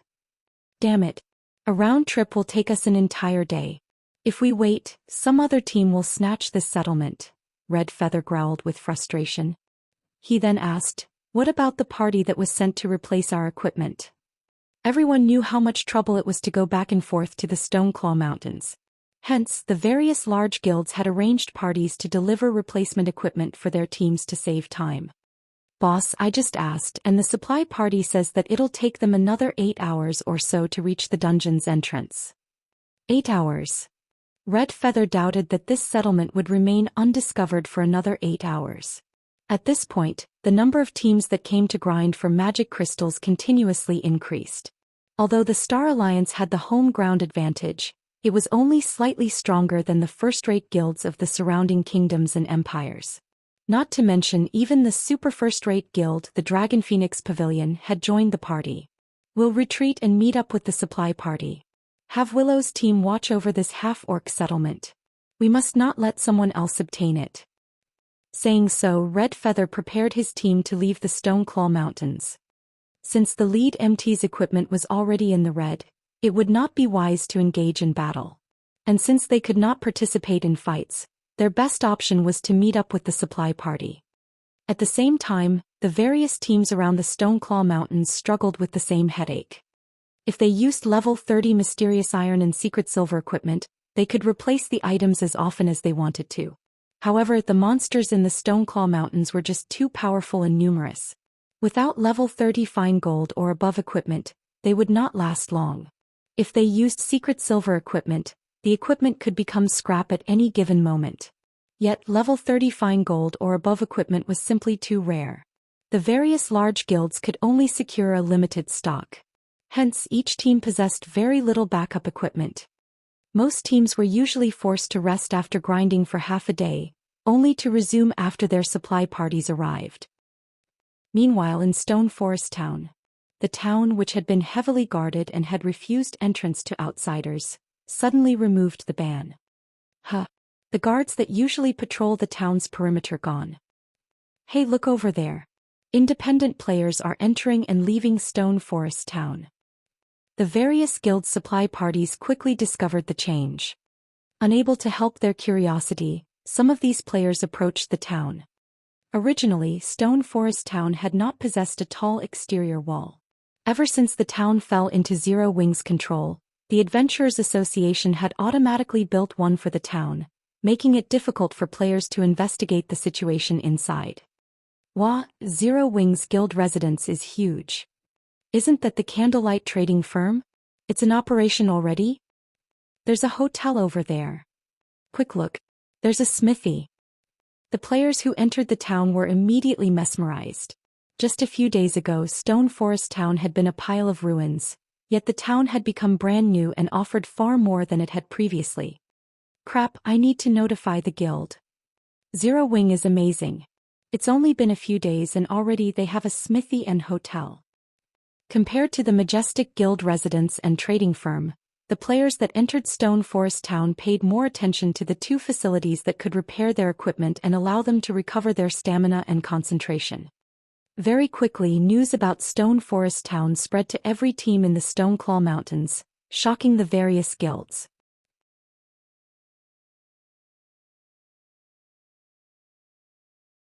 After Shurfeng had obtained the town token, the guilds had launched an extensive investigation on the town's construction. However, they were immediately flabbergasted. Nobody could have imagined that constructing a town was actually so expensive. The initial investment alone required cost over 10,000 gold. If one wanted the town to operate properly, they would have to spend even more money. Most likely, even though Zero Wing was very wealthy, it would be a long time before the guild could operate Stone Forest Town.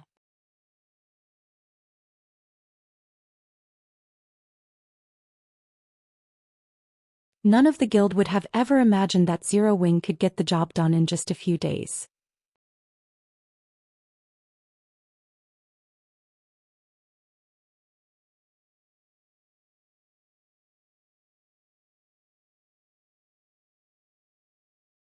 Chapter 666, Shocking Income. What? Stone Forest Town is open to outsiders? And it has a smithy that can repair equipment. When the various teams in Stoneclaw Mountain received this information, they acted as if they had just found out that the sky was falling. Stone Forest Town was just an hour away from the Stoneclaw Mountains. Even a round trip would just take 2 hours. It was far less time compared to the supply parties that took over 10 hours to travel from Star Moon City. Let's go, we're going to Stone Forest Town. The leaders of the various teams immediately issued orders upon receiving this news and quickly made their way to Stone Forest Town. In truth, they were going to Stone Forest Town not just to repair their equipment, but to hasten their stamina and concentration recovery as well. The recovery rate in the field tents was just too slow. In just a few hours, the previously quiet Stone Forest Town became very lively. Guild leader, I understand sheltering Ouroboros's members, but why are you allowing everyone to rest in town? Aren't we giving away our advantage? Aqua Rose asked in confusion. Currently, she stood on the guild residence's observation deck, looking down at the members of the various large guilds. Seeing their merry spirits, it looked as if they were celebrating New Year's Eve. Although more guilds gathered in the Stoneclaw Mountains as time passed, none of them had any chance of capturing Stone Forest Town. If they limited entry to Zero Wing and Ouroboros's members, both guilds could obtain far more magic crystals than their competitors. At that time, they could definitely nurture experts much faster than the other guilds and could use the opportunity to widen the gap between themselves and the other guilds. Yet now, after struggling through so many challenges to reconstruct the town, Shifeng chose to permit entry to everyone. How are they supposed to widen the gap now? You're placing too much importance on the profit right before your eyes. At the end of the day, the Stoneclaw Mountains is only a regional dungeon. It is not the only place players can obtain magic crystals. Moreover, as everyone's levels increase, the various guilds' core members will be able to use mounts at level 40. At that time we will regain our lead, Shifeng said, laughing. Moreover, I didn't build this town just so we could obtain more magic crystals. It's also meant to earn money for the guild. Earn money? Aqua Rose was confused. Although we have the advantage of owning the town, most likely, the various large guilds will use the consumables they produced rather than purchase the items from the candlelight trading firm. How are we supposed to make money? Look at the smithy. Shifeng pointed towards the smithy in the distance. At the moment there was a very long line outside of the smithy. That's where we'll make our money. Currently there were several hundred players outside the smithy. Every one of them carried an entire team's worth of equipment. Several hundred players meant several hundred 100-man teams' equipment. One could just imagine how profitable the equipment repair business was. However, we don't claim the smithy's repair fees. We only collect taxes. Aqua Rose was even more confused now. We collect a fixed tax. However, don't forget that all the properties in the town are under our control. I have merely hired NPCs to man the smithy and repair equipment. As for prices, I have the final say, Shifeng explained with satisfaction. Hence, I've tripled the smithy's repair fees. These players can decide whether or not they want to pay the fee to repair their equipment. Aqua Rose gasped. She then said, "Triple? Why would anyone agree to that?" It was not cheap to repair a piece of equipment. Repair fees were a guild's largest expenditure. Raising the fees to 3 times the original price would be fatal to a guild. That's the point.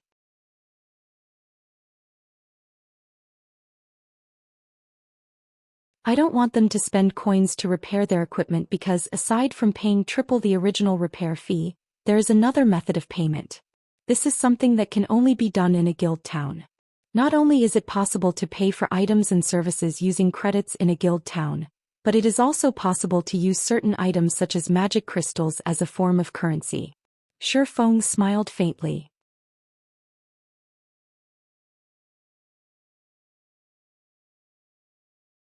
If they pay with magic crystals, considering the current market value, the repair fees will only cost 1.5 times the usual rate. Meanwhile, all of the magic crystals the smithy receives will belong to us. We just need to pay some coins in return. Before this, Shi Feng had already received a report from Ouroboros regarding the income of the various guild teams and had set the repair fees accordingly. If he set the repair fees at market rate, their rival guilds would gain the advantage. Meanwhile, 1.5 times the market rate was just barely within the various large guilds' budgets. Hence, the guilds who had lined up outside the smithy to repair their equipment were gnashing their teeth while they waited. With more than 10,000 pieces of equipment needing repairs, just how many magic crystals would it cost? Doesn't that mean that the various large guilds are currently earning magic crystals for Zero Wing? A realization suddenly struck Aqua Rose. It was no wonder why Shi Feng so generously allowed the various guilds to enter Stone Forest Town. Compared to grinding for magic crystals in the Stoneclaw Mountains themselves, not only would they earn far more magic crystals by letting the various large guilds grind for them, but they could also save plenty of time and manpower. This is just the start. Soon they will discover that, the moment they set foot in Stone Forest Town, the magic crystals in their inventories cease to belong to them. Shi Feng had never intended to monopolize the Stoneclaw Mountains for himself. With so much free labor available, why should he waste the time of Zero Wing's core members? In fact, the hotel and leisure centers employed a similar business model as well. These establishments' prices were set according to normal rates if one paid with magic crystals, but double when using coins. In other words, Stone Forest Town had already become a gold mine for magic crystals. Based on Shi Feng's initial estimates, the town could earn more than 2,000 magic crystals in a single day. Moreover, as time progressed and more players entered the town, this number would increase. If it were up to Zero Wing's main force and the Dark God's Legion to grind for magic crystals in the Stoneclaw Mountains, even if they slaved all day, they would never obtain 1,000 magic crystals, let alone 2,000. With a steady income of 2,000 magic crystals each day from Stone Forest Town, in addition to the magic crystals the guild normally obtained from dungeons, Shi Feng could support Zero Wing's massive daily expenditures. Otherwise, the magic crystals Shi Feng had accumulated previously would last for only so long. Meanwhile, the various large guilds in Stone Forest Town were complaining about and gnashing their teeth at Zero Wing. However, they were utterly helpless against the guild as Stone Forest Town was under Zero Wing's control. Helpless, they could only hand over a portion of the magic crystals they had obtained. After all, they could earn more magic crystals during the time they saved by traveling here rather than to Starmoon City. Overall, they would still earn more than they had been. After Shi Feng finished with Stone Forest Town's affairs, he passed the management of the town's daily affairs to Aqua Rose. He then returned to White River City to focus on claiming the first clear of the Frost Prison. As a 100-man team dungeon, the Frost Prison was incredibly difficult. Even until now, one could count on a single hand the number of guilds that had obtained the first clear of a 100-man hard mode team dungeon throughout God's domain. As for Starmoon Kingdom, no one had earned this achievement yet. This was not due to everyone lacking appropriate equipment. Rather, it was because everyone's combat techniques were not up to snuff. Even Heaven's Burial and Overwhelming Smiles experts had quite a ways to go before meeting the minimum requirement.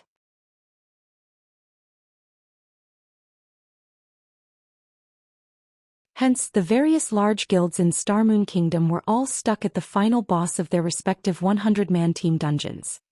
Precisely because of this, Shi Feng had never bothered leading Zero Wing's team to raid the Frost Prison.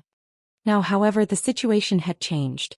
In order to improve the strength of Zero Wing's main force, he had invested a large number of magic crystals into the team, allowing them to practice and improve their combat techniques at the Divine Colosseum undisturbed.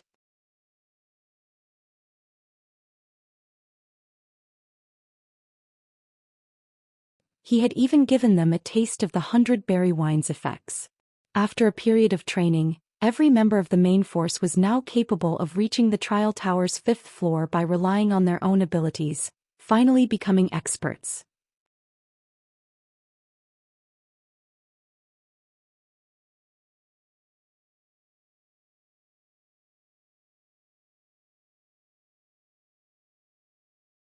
Chapter 667, 12 Sacred Nights. Inside the Frost Prison. The final boss, the Frost Giant, roared, causing the entire Frost Cavern to shake. In the next moment, countless icicles on the ceiling of the cave abruptly broke off and fell. The 100 level 30 players in the cave desperately dodged the descending icicles. If struck by these icicles, even an MT who had activated a life-saving skill would not be able to survive a single hit, much less any other classes. Everyone pay attention to dodging, but don't waste too much stamina either. The boss only has 30% HP remaining, Werewolf hurriedly reminded his team after throwing himself to the floor to avoid the Frost Giant's steel hammer. At the moment, Werewolf's maximum HP was already more than 9,000. He was only behind Kola, who was equipped with a complete Tier 1 set equipment, by over 1,000 HP. He could definitely be considered one of the highest HP MTs in the game. Compared to the Frost Giant, which was the size of a small hill, Werewolf's HP was like a mere speck of dust. Frost Giant, Elemental Being, Great Lord. Level 32. HP 45, 000, 000/45, 000, As the ruler of the Frost Prison, a 100-man team dungeon, the Frost Giant was considerably more powerful than any boss they had faced previously. Not only did it possess extremely high HP, but its massive 5-story tall body could cause great destruction with every action. Even Werewolf would receive nearly -4,000 damage when he blocked one of the Frost Giant's attacks with his shield. If he received a direct hit, his base damage would certainly exceed -6,000 points. In addition, the Great Lord also possessed a Frost Domain. The Frost Domain had a coverage area of 200 yards. Not only would everyone within the domain's movement and attack speed reduce by 40%, but the domain would also their stamina consumption rate by several times. It was common knowledge that in God's domain, every movement a player made consumed stamina. However, as stamina was a hidden attribute, players were unable to check for their own stamina. Once they consumed their stamina to a certain degree, players would no longer be able to fight. They could only resume combat after resting for a time. In ordinary battles, players would not be able to exhaust their stamina completely even after 3 to 4 hours of continuous fighting. However, when a player's movements increased in intensity, their stamina consumption rate would also increase correspondingly. Meanwhile, the battles conducted in a large-scale team dungeon would be undeniably intense. Inside a large-scale team dungeon, even the slightest mistake could lead to a team wipe. Therefore, the burden placed on a player's stamina was incredibly significant. Under the effects of the Frost Domain, players would only be able to fight for a short time before they collapsed from exhaustion. In such an extreme battle, ordinary players would only last 5 or 6 minutes. Even elite players would last just 2 or 3 minutes longer. Only players who possessed powerful control over their own bodies could minimize their stamina consumption to the very minimum and last more than 12 minutes in the battle against the Frost Giant. However, very few players were capable of achieving such a high degree of control. After being struck by another wave of icicles, several more players fell flat on the floor from overexhaustion. They were unable to attack the boss even if they wanted to. How many people are still able to fight? Werewolf asked through the team chat as he lifted his large shield to intercept the Frost Giant. Boss Wolf, we just lost another 4 more melees and 1 ranged. We only have 76 people left, an oracle standing at the rear line replied. 76. Werewolf looked at the Frost Giant's HP. Currently, the Great Lord still had 27% of its HP remaining, which was roughly 12,150,000 HP.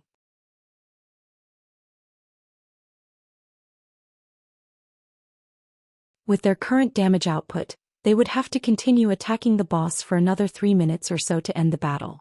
However, after experiencing so many battles against this boss, Werewolf knew very clearly that the further they proceeded into the battle, the more players would become overexhausted. It was simply impossible to finish the battle in 3 minutes. Is it still impossible? The frost giant did not have many powerful skills.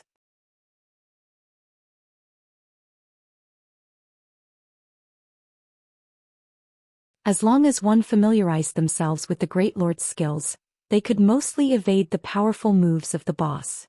However, instead of dying to one of the boss's skills, the team had died from overexhaustion. If this matter were made known to others, they would certainly become a laughingstock. 5 minutes later, a group of people appeared at the resurrection point of the frost prison. This group of people was none other than the members of Overwhelming Smile. Boss, the frost giant's combat technique requirement is simply too high. If we want to clear the dungeon, we'll need to have Underworld send more experts to us. It's no solution to continue losing EXP here, Soaring Snake, clad in black armor, suggested. Although Underworld is paying great attention to White River City, its main focus is still on the Frostwolf Kingdom and the Snowstorm Kingdom. The organization won't be willing to dispatch many experts to us. Besides, we can now bring the final boss down to less than 10% HP. As long as we have over a dozen people still alive near the end, we can clear the dungeon. Warwolf shook his head, denying Soaring Snake's suggestion. He then said, "It's a pity Yulan is too busy with managing the trading firm and guild over at Maple City. With her skills and wisdom, we might have already cleared the dungeon by now." Hearing Warwolf say so, everyone could not help but nod their heads in agreement. When one spoke about the experts of Overwhelming Smile, the strongest expert was definitely Warwolf. However, nobody could ever guess that the second strongest expert in the guild was actually Yulan. Yulan's harmless appearance must not fool one. When it came to an actual fight, even the prideful and talented Soaring Snake was not a match for her, so much so that Soaring Snake could not even shave off 1/3 of Yulan's HP before being defeated. The fight between Yulan and Soaring Snake had stupefied everyone. Originally, Soaring Snake was considered one of the top few experts of Ouroboros. After receiving Warwolf's knowledge of numerous combat techniques, Soaring Snake's strength had soared by leaps and bounds. Yet he was still not a match for Yulan. "Let's head back," Warwolf said through the team chat. He no longer wished to waste any more time here. Just as the members of Overwhelming Smile were about to leave, the sound of a system announcement entered everyone's ears. White River City Region System Announcement. Congratulations to Heaven's Burial for becoming the first team to conquer the hard mode of Frost Prison. All players on the team will be rewarded with 4 million EXP, 70 silver, 100 White River City reputation points, and 40 Starmoon Kingdom reputation points. Starmoon Kingdom Region System Announcement. Congratulations to Heaven's Burial for becoming the first team to conquer the hard mode of Frost Prison. All players on the team will be rewarded with 5 million EXP, 5 Tier 2 gemstones of random attributes, 100 White River City reputation points, and 50 Starmoon Kingdom reputation points. God's Domain Southern Continent System Announcement. Congratulations to Heaven's Burial for becoming the first team to conquer the hard mode of Frost Prison. All players on the team will be rewarded with 6 million EXP, 1 Tier 3 gemstone of random attributes, 100 Starmoon Kingdom reputation points, and 10 Humanity reputation points. The announcement repeated 3 times. The teams raiding the Frost Prison were instantly stupefied. Nobody would have thought that the first guild to clear a 100-man team dungeon in Starmoon Kingdom would be the newly established Heaven's Burial. Heaven's Burial. Warwolf's expression turned grim, a hint of confusion flashing across his eyes. Although there were many experts in Heaven's Burial, they should be about equal in strength to Overwhelming Smile. Yet Heaven's Burial had actually managed to raid the hard mode Frost Prison so quickly.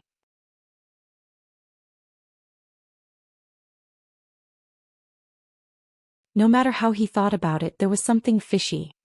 A short moment later, a group of players appeared at the Frost Prison teleportation gate. These people all wore the emblem of Heaven's Burial on their chests, and they were uniformly level 30. Meanwhile, the leader of the team, the cleric Flameblood, looked at Warwolf and smiled. Beside Flameblood, there were also many faces that Warwolf had never seen before.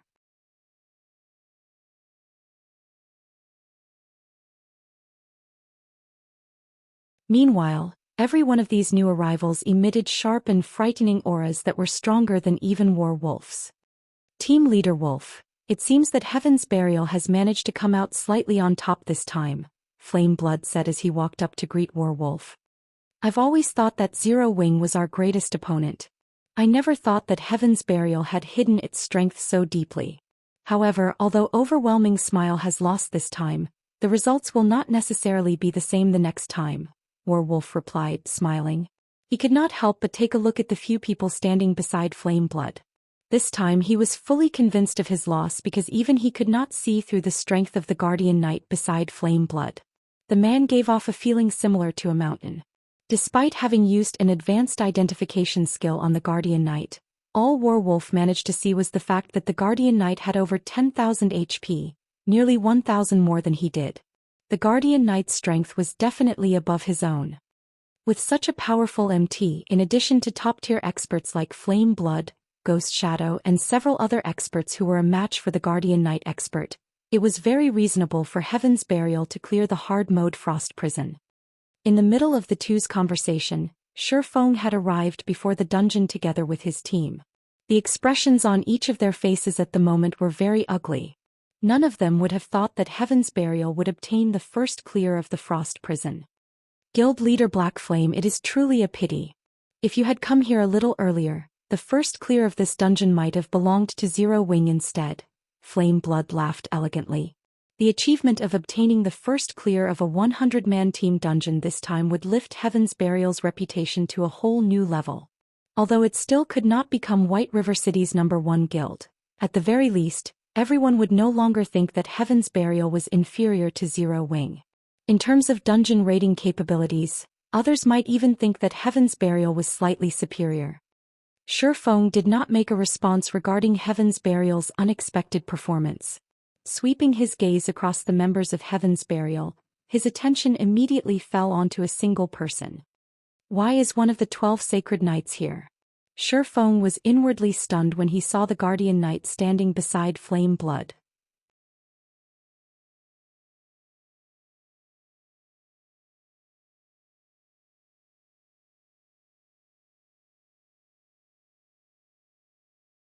Chapter 668, Challenge. Other than those extraordinarily rare God-ranked experts, there had been countless experts in God's domain. There had even been many Tier 5 experts. In the past, the top 12 Tier 5 players of every class had been known as the 12 Sacred Experts. Tier 5 experts were considered treasures to any guild. They were geniuses that could not be ignored. Any guild that managed to nurture a Tier 5 expert would celebrate for days. Meanwhile, the 12 Sacred Experts were a group of players standing at the very peak of Tier 5 classes. They had been geniuses among geniuses. Right now, the Guardian Knight standing beside Flame Blood had been one of the famous 12 Sacred Knights, Lightning Blade. Not only was his blade work astonishingly fast, but he was also famous for having an impenetrable defense. In the past, even the 12 Sacred Assassins had been unable to break through his defense. Lightning Blade had ranked 8th among the 12 Sacred Knights. However, the most frightening aspect about him was the fact that he had been an independent player. Had Lightning Blade joined a first-rate guild early on in the past, he might have had the chance to join the Tier 6 God-ranked players. Shifeng never imagined that Heaven's Burial could actually rope in such a peerless expert. He was slightly surprised. There was no doubting the importance of an MT to a team. Heaven's Burial had already recruited many experts of the virtual gaming world. Now they had even managed to recruit such a powerful MT. Lightning Blade's entry into the guild instantly elevated the strength of Heaven's Burial's main force by several levels.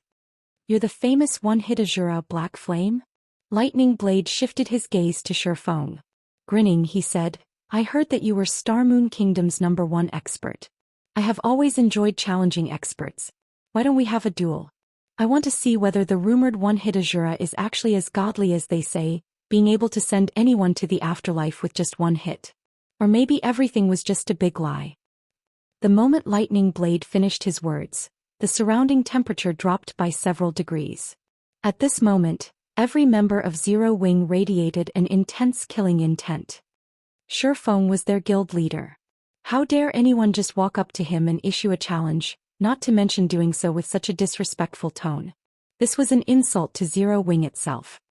However, as the leader of Heaven's Burial's team, rather than stopping Lightning Blade, Flame Blood simply stood by his side, smiling. Although it was not wise to provoke Zero Wing, Heaven's Burial's momentum was in full swing. It was also a good thing to have Lightning Blade test the depths of Shifeng's strength. Not only would this improve the guild's reputation, but it would also serve as a foundation to deal with Shifeng in the future. Moreover, in the event that Lightning Blade managed to defeat Shifeng, Heaven's Burial's fame would soar. Standing by the side, Warwolf played the role of an observer in this fight. If Shifeng refused Lightning Blade's challenge, Heaven's Burial would definitely spread the news of this matter, claiming that Shifeng was afraid to accept the challenge. Shifeng's position as the #1 expert of Star Moon Kingdom would definitely be at risk. However, if he accepted the challenge, he would also risk revealing his strength to his enemies. If this happened, he would not have as many hidden advantages in future battles. Violet Cloud suddenly stepped forward and said, "Don't you think it's a little too early for you to challenge our guild leader? However, I'll be your opponent." "You, cleric?" Lightning Blade glanced at the young and slender Violet Cloud.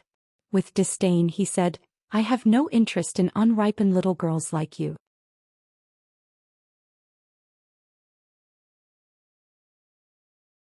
"Black Flame, you can't possibly send a little girl into battle just because you're afraid of facing me, right?" "Little girl." Violet Cloud remained unperturbed by the Guardian Knight's insult.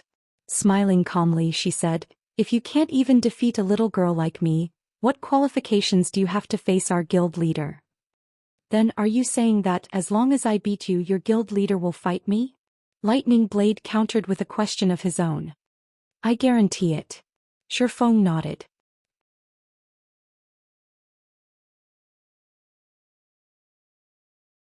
"Okay, I look forward to experiencing guild leader Black Flame's brilliant moves," Lightning Blade laughed.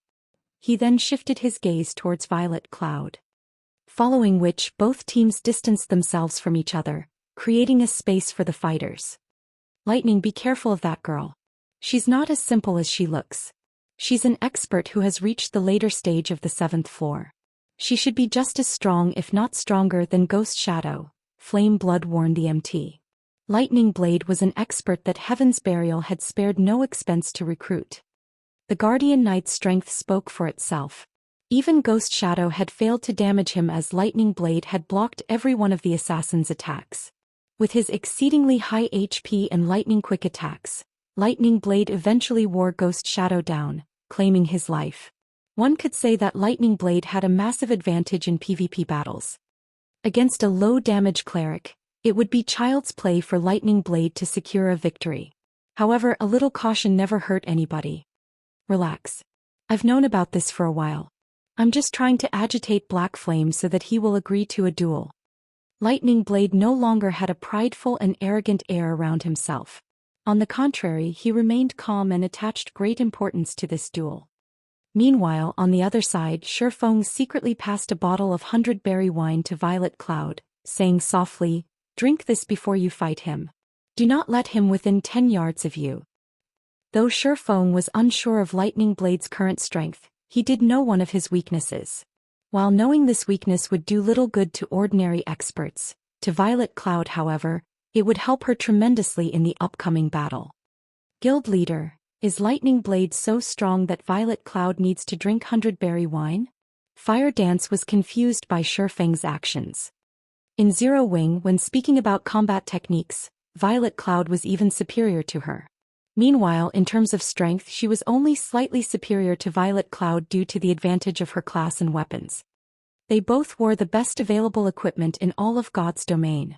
With their current standards, there were very few people who could defeat them in Star Moon Kingdom. Even against an expert like Warwolf, Fire Dance was confident that both she and Violet Cloud had more than a 60% chance of defeating him. "If we're going to win, we have to win brilliantly," Shifeng laughed. He did not think that the current Violet Cloud was inferior to Lightning Blade. The girl was even an astromancer, a hidden class.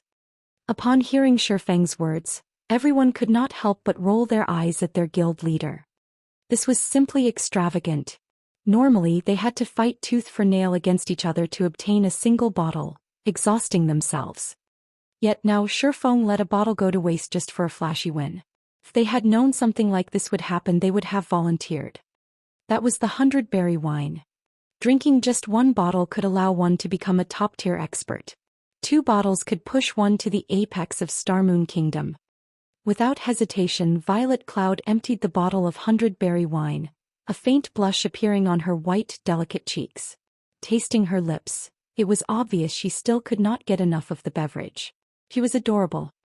The members of Heaven's Burial were surprised when they saw Zero Wings members watch Violet Cloud enviously. What was going on with Zero Wings members? Was participating in the duel really something to be jealous of? This will be interesting. That young lady easily toyed with Nimble Snake in the past. Werewolf wore a playful smile. He then shifted his gaze to Lightning Blade, a cunning spark flashing in his eyes. This is a good chance to see just how powerful that Guardian Knight is.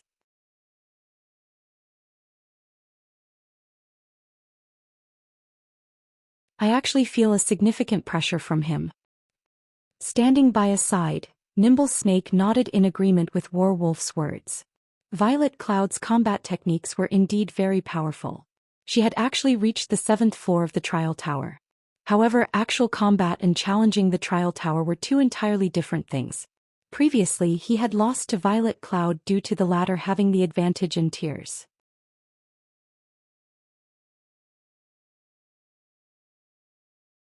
Otherwise, the outcome would not have necessarily ended in Violet Cloud's favor. His strength had improved significantly since then. If they faced each other again, he would definitely win against Violet Cloud. Once both combatants were ready, Lightning Blade and Violet Cloud initiated the duel. System countdown, 5 seconds. System countdown, 4 seconds. System, duel start.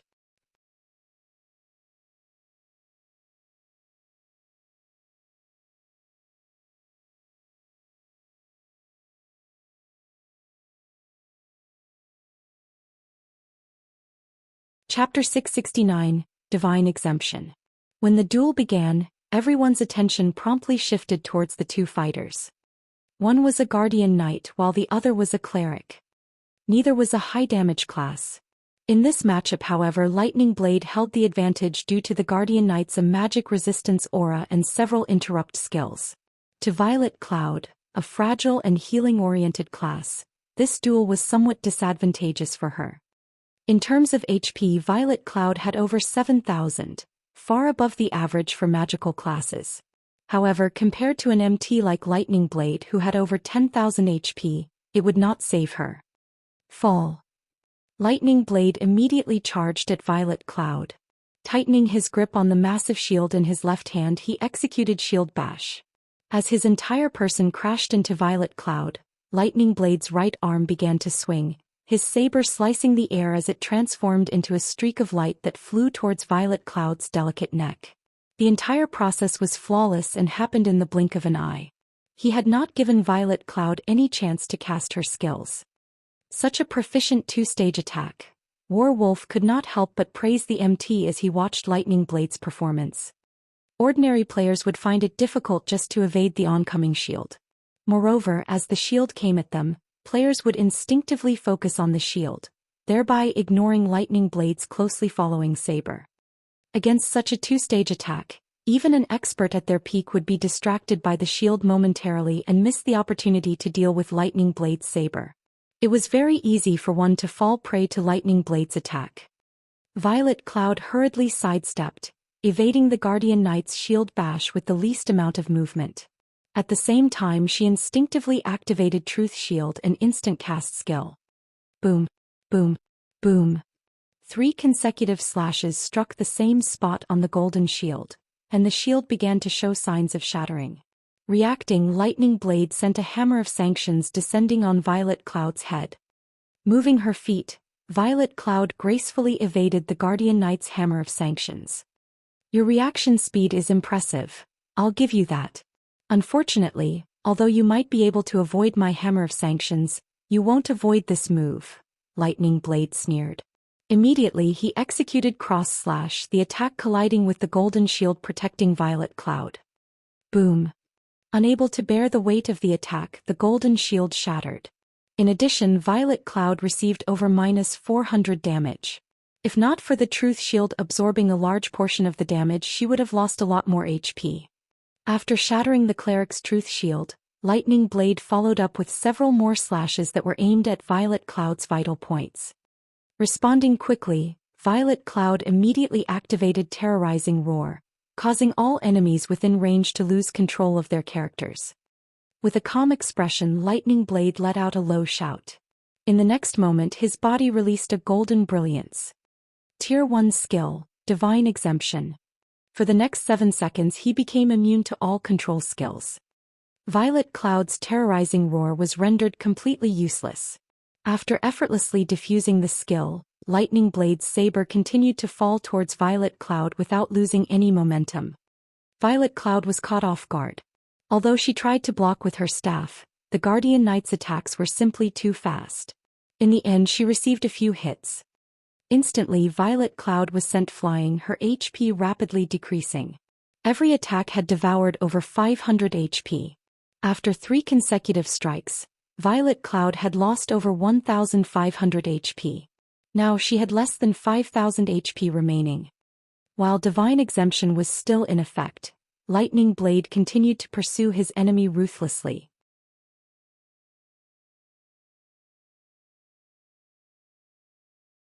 Easily dodging Violet Cloud's sacred sanctions, he swiftly appeared before the cleric once again. Divine Storm. Consecutive Holy Slash. Although Violet Cloud constantly tried to put more distance between herself and Lightning Blade, Guardian Knights possessed skills that could enhance their movement speed.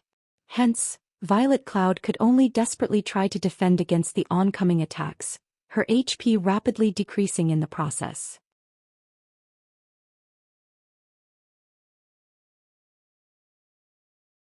Even though she had activated instant recovery to heal herself, the healing she received could not keep up with the damage Lightning Blade dished out.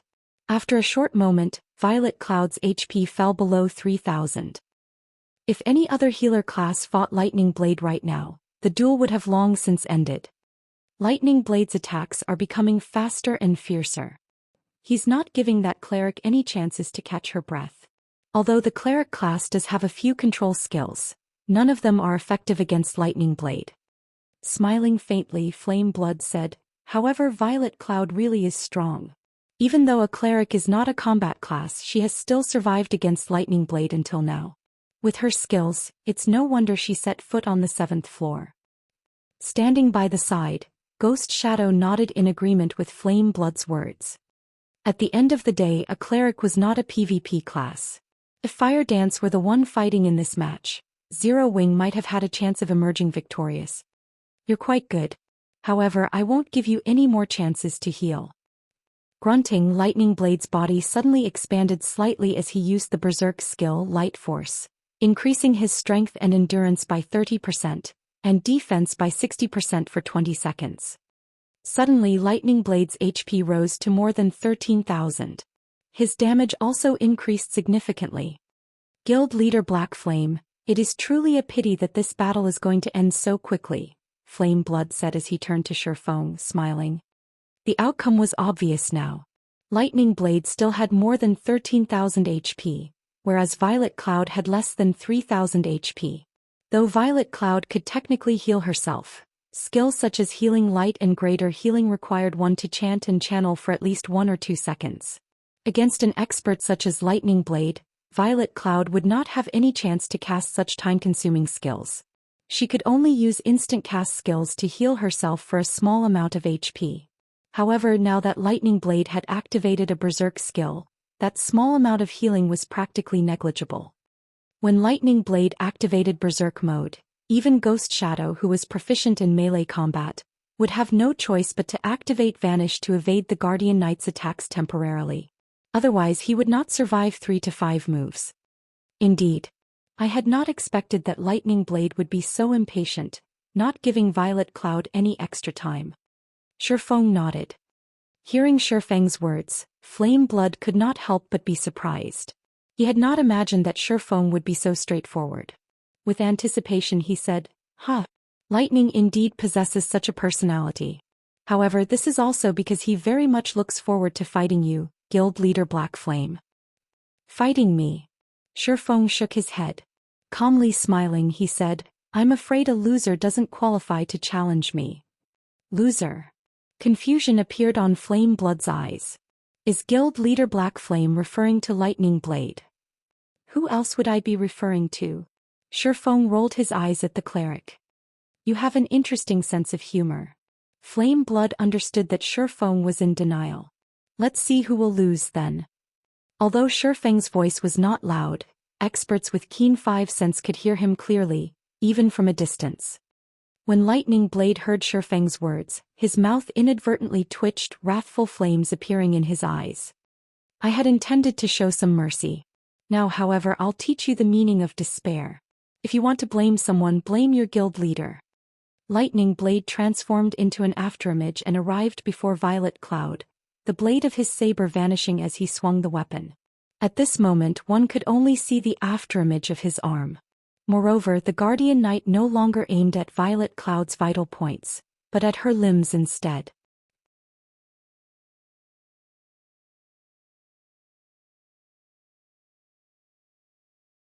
Just as Lightning Blade's saber was about to strike Violet Cloud, the saber suddenly stopped an inch before Violet Cloud's arm, unable to proceed.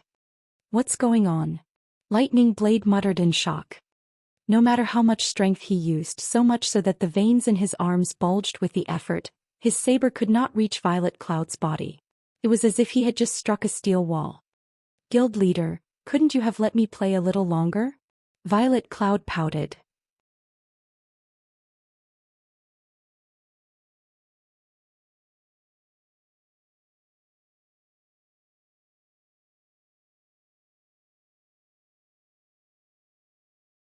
Chapter 670 Difference in Skills. Everyone was stunned when they saw the sudden change between the combatants. After activating his Berserk skill, Lightning Blade was extraordinarily powerful, particularly in terms of strength. Yet his slash, which was backed up by that powerful strength, could not actually touch Violet Cloud. Lightning Blade's saber was frozen 1 inch before reaching Violet Cloud. It was simply inconceivable. A protection skill? Warwolf reacted quickly. There were many kinds of protection skills in God's domain, such as a swordsman's parry or a berserker's block. Magical classes also had corresponding skills. Only these skills were extremely rare because magical classes were not melee classes. They faced significantly fewer dangers. Hence these types of skills were very rare. Everyone suddenly came to a realization. Protection skills were extremely rare. However, with 0 wing strength, it would not be difficult to obtain one such a skill book for Violet Cloud. So, she has a protection skill. However, how many of my attacks do you think your protection skill can withstand? Lightning Blade growled. You are only prolonging your suffering. Saying so, Lightning Blade began brandishing his saber once again. Generally, protection skills could only block a certain number of attacks. Moreover, that number was very low. It was a skill only meant for crucial moments. Standing at a distance, Shifeng could clearly see what was going through Lightning Blade's mind, and he could not help but shake his head. The protection skill Violet Cloud had used was not any ordinary protection skill. The skill was called Absolute Space, and it was a Tier 1 legacy skill unique to Astromancers. When activated, Absolute Space nullified all attacks the caster received for 5 seconds. During this time, the caster was not allowed to move but could cast spells to attack. It was a near-invincible skill. Despite Lightning Blade's relentless assault, the latter did not receive a single point of damage. In the meantime, Violet Cloud casually used lesser healing and recovery, her HP rising rapidly. In the blink of an eye, her HP recovered to more than 6,000. She also had plenty of time left on Absolute Space. Taking this opportunity, Violet Cloud began to chant an incantation. Her finger traced line after line of runes in the air. Just as the duration of Absolute Space was about to expire, Violet Cloud pointed her finger at Lightning Blade, the tip of her finger releasing a black beam at the Guardian Knight before her. Tier 1 spell Black Coffin. Realizing that something was amiss, Lightning Blade hurriedly tried to dodge. However, before he could do so, 4 pitch-black walls emerged from the ground around him, sealing him in completely. When Nimble Snake saw this, his teeth ground together. This move was precisely the one that Violet Cloud had used to defeat him in the arena. Now that Lightning Blade had similarly fallen prey to it, the outcome of the battle might change drastically. Black Coffin could trap its target for 3 long seconds. Violet Cloud took the opportunity to create some distance between herself and the trapped Guardian Knight. She then leisurely chanted an incantation. The spell she cast this time created a much bigger commotion. As Violet Cloud began chanting, a black magic array appeared in midair. In the next moment, the mana in the surrounding area frantically gathered at the magic array. Soon the black coffin began to fade out of existence. Escaping the coffin, Lightning Blade was immediately greeted by the sight of a black magic array spewing numerous black balls of light. Very quickly the number increased to 36. Every black ball of light was as large as a basketball, and they covered the entire space above the duel venue. Go! Violet Cloud shouted her command.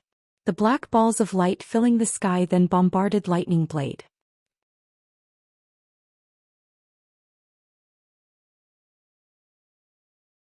Violet Cloud's attack came from all directions.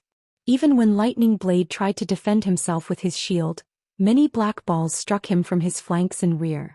Unable to endure the barrage, Lightning Blade began to move, attempting to evade the balls of light.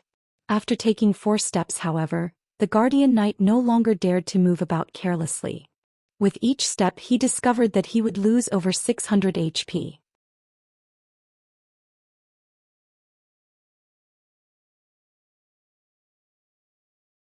Lightning Blade only had over 13,000 HP.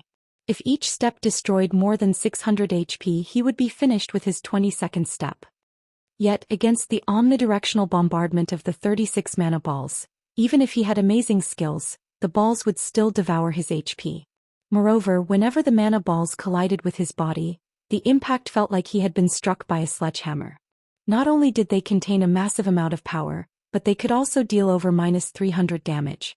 Every time the mana balls attacked him, roughly 5 or 6 would find their way through his defense, causing over -1,500 damage in an instant. Damn it! Seeing as he could neither move nor defend himself properly, Lightning Blade had no choice but to cast Protection Blessing, reducing the damage he received by 50%. However, if this continued, he would not last for long even with Protection Blessing. Everyone was currently stupefied by the duel before them. Is she really a cleric? This question hovered in everyone's mind. This attack method had already surpassed their understanding of the game's skills. In the past, skills had been straightforward. This was the first time they had seen such a flexible and diversified method of combat. Until now, everyone had believed that magical classes stood no chance against physical classes in PvP and that their only advantage was being capable of high damage in dungeons. However, Violet Cloud's strategy had thoroughly changed everyone's minds. Violet Cloud's skill combination was simply too frightening. Not only was Lightning Blade unable to move, but he even faced the attacks of the numerous black balls of lights. If anyone else stood in Lightning Blade's place, the bombardment would have long since turned them into mincemeat.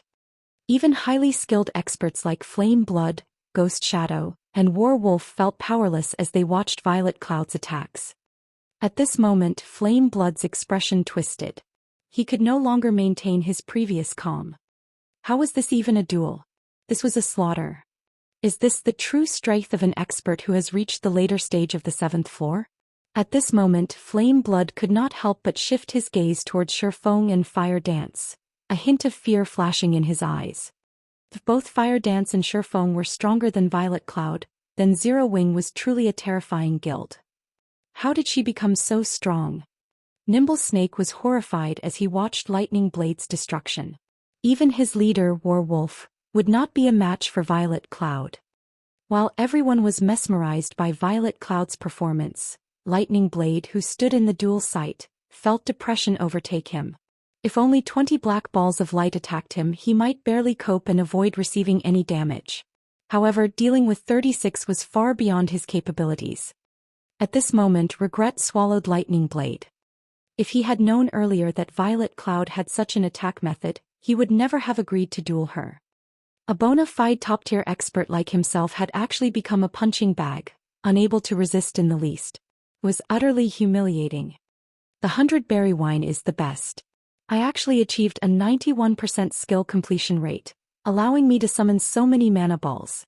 I wonder just how many I can summon if I achieve a 100% skill completion rate. Violet Cloud inwardly rejoiced while she controlled the mana balls in the sky. In the past she had only achieved a 90% skill completion rate and summoned a maximum of 30 mana balls. Now, however, she had increased her completion rate by 1%, and just this 1% had increased the maximum mana balls by 6.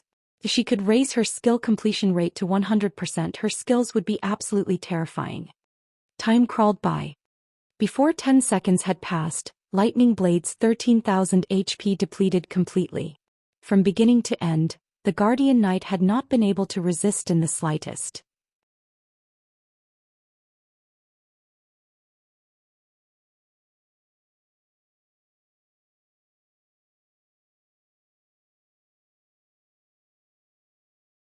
Chapter 671, True Form.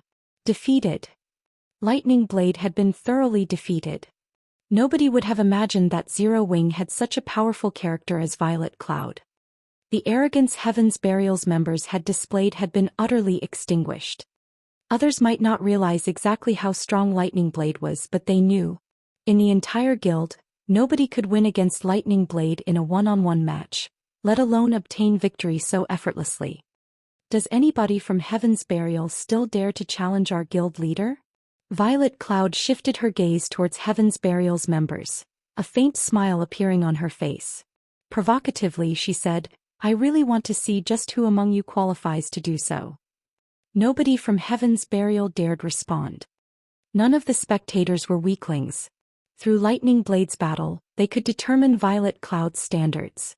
They would only be asking for humiliation if they tried to challenge her. Unlike everyone else, however, Ghost Shadow revealed a look of interest.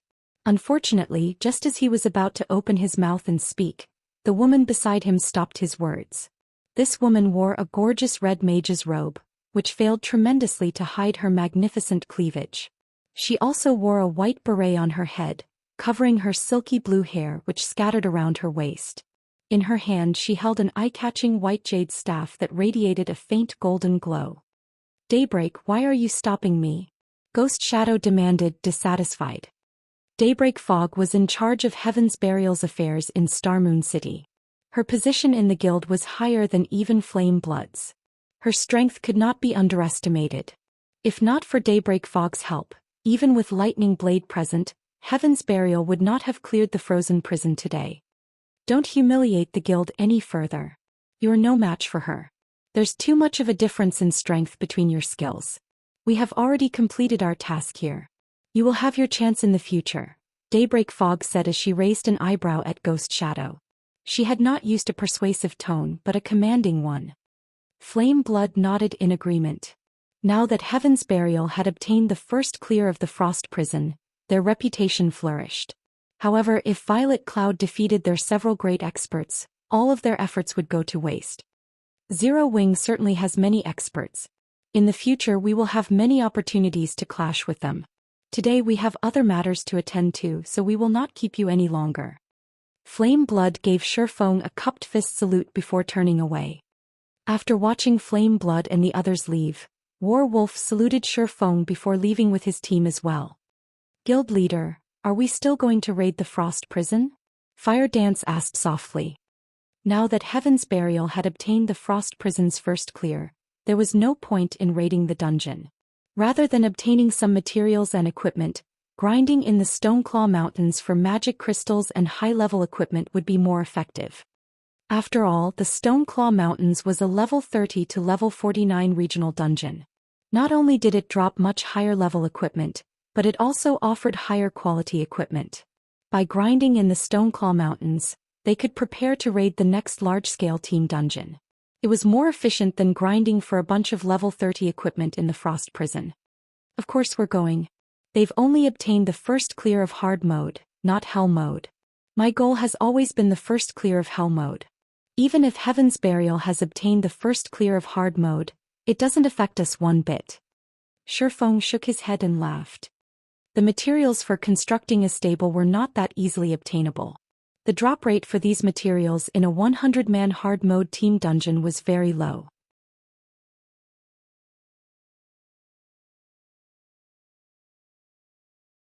Sometimes the materials he required would not even drop. If he wished to obtain the necessary materials to construct a stable as soon as possible, he would have to clear Hell mode. By relying only on 100-man hard mode team dungeons, they would not gather all the necessary materials even if they raided the dungeon 100 times. On the other hand, they could obtain what he needed from Hell mode. Team dungeons refreshed once every 3 days.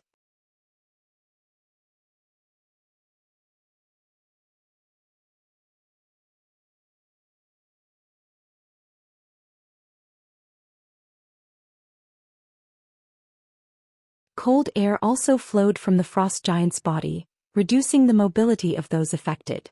Before the battle had even begun, everyone could feel the cold air wash over them, causing them to shiver. Nobody knew that the Hell mode frost giant was the frost giant's true form.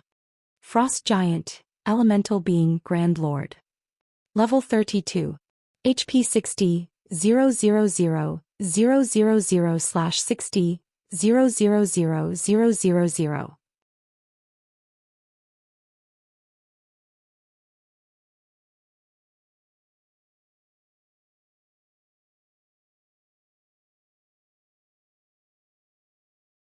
Chapter 672, Terror of a Grand Lord. Shortly after Shi Feng and the others entered the Hell mode frost prison, the various guilds received news of the matter. Black Flame really is interesting.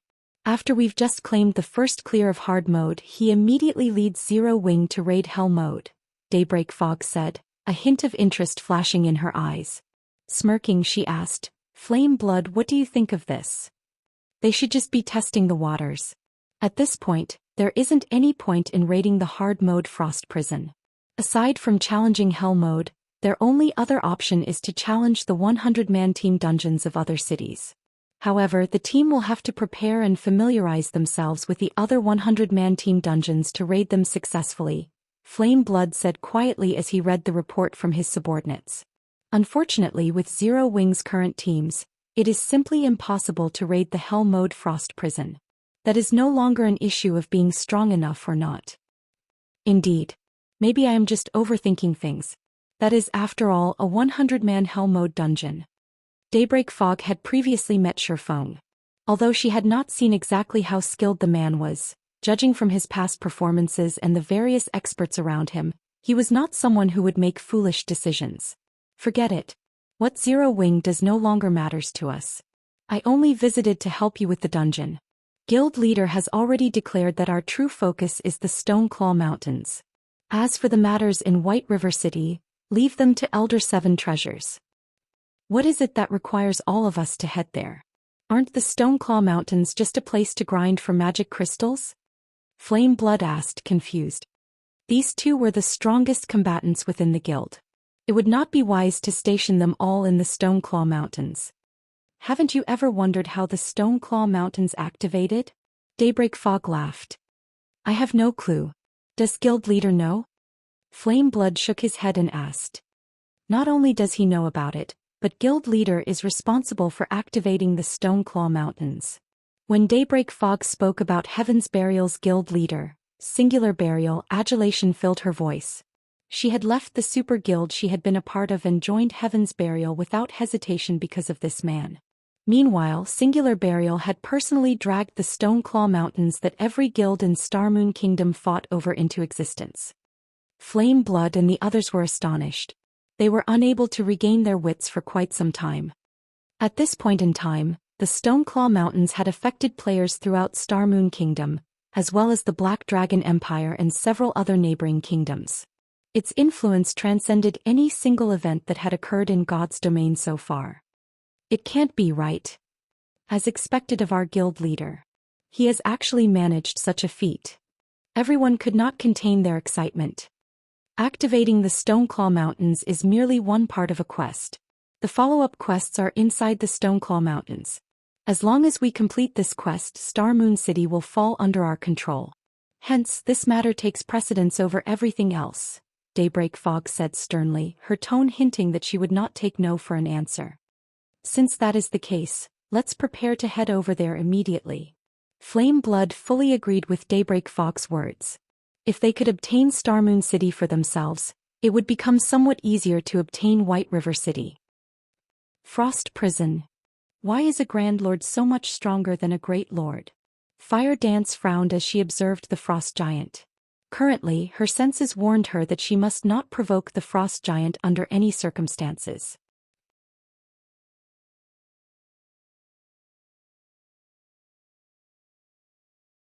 Although the Grand Lord ranked Frost Giant only had 15 million more HP than the Great Lord version, the difference between them felt like the difference between heaven and earth. The team members could not help but shudder. The Grand Lord's aura was so dense that it made them feel like they were submerged in water, reducing their mobility significantly. Just how were they supposed to fight like this? "Let's rest here for now," Shifeng said in the team chat. He was not in a hurry to start the battle. The Hell Mode Frost Prison was no trivial matter.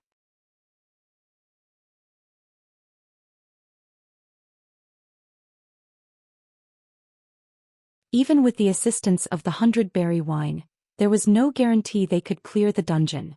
Contrary to expectations, the greatest difference between a Grand Lord and an ordinary Great Lord was not attributes, but mental suppression. It was one of the reasons that made Grand Lords exceedingly difficult to take down. Aura was intangible. It was more like a form of mental suppression. When people were under immense pressure, they would often lose their ability to perform normally. Some people would even find it difficult to move. It was just like how many people would be petrified when they encountered a life-threatening situation. A Grand Lord possessed such an aura. Even an expert player would find it difficult to cope with such a situation, much less ordinary players. Hence, the 100-man Hell Mode dungeons of the various regions were exceedingly hard to clear. It was not a matter of having insufficient strength. Rather, it was because players were unable to exhibit it properly. Only powerful experts with stout hearts would endure the mental suppression and fight normally. To current players, this was asking too much.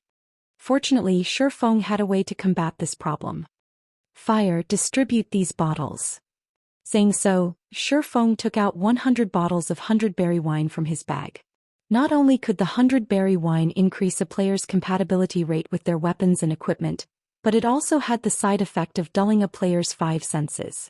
Normally, this would reduce a player's sensitivity in battle, weakening their perception of danger. In this case, however, it was the best method to reduce the Frost Giant's mental suppression. Alcohol makes a man braver. However, instead of increasing a person's courage, alcohol would numb a person's mental perception, removing their sense of crisis.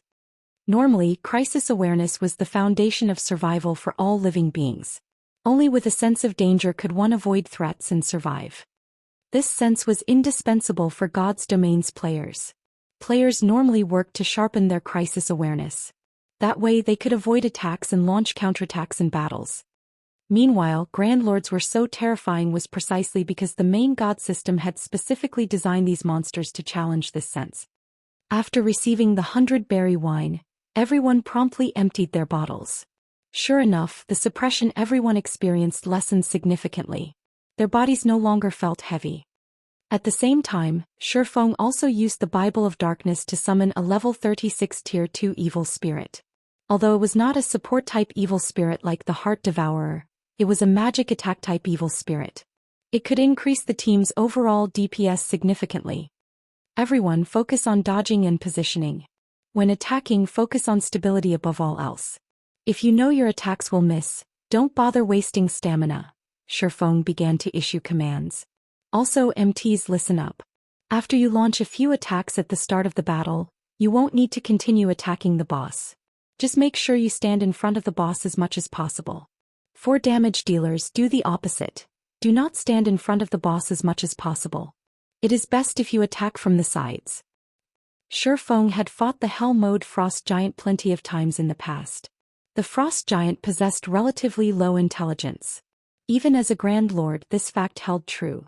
This was fairly common for elemental beings. The Frost Giant's attacks were also quite simple, preferring to attack only the targets in front of it. The Frost Giant would only switch targets after destroying the target before it. The team's MTs did not deal a lot of damage. If they had to focus on attacking while evading and blocking the Frost Giant's attacks, with their current techniques and attributes, they would run out of stamina before 10 minutes were up.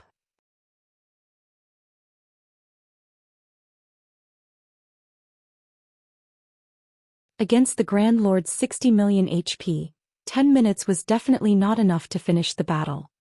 After everyone was in position, Kola Yi Wumien Turtledove, and the other MTs charged at the Frost Giant as one fierce assault.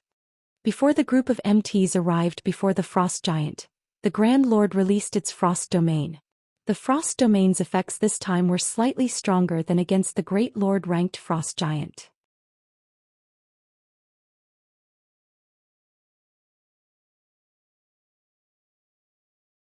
Though the stamina consumption rate was the same, their movement and attack speeds had now decreased by 50%. You're tuning in to the Zhou Xian's Legacy YouTube channel. Don't forget to subscribe and join us on this journey to catch the most captivating stories.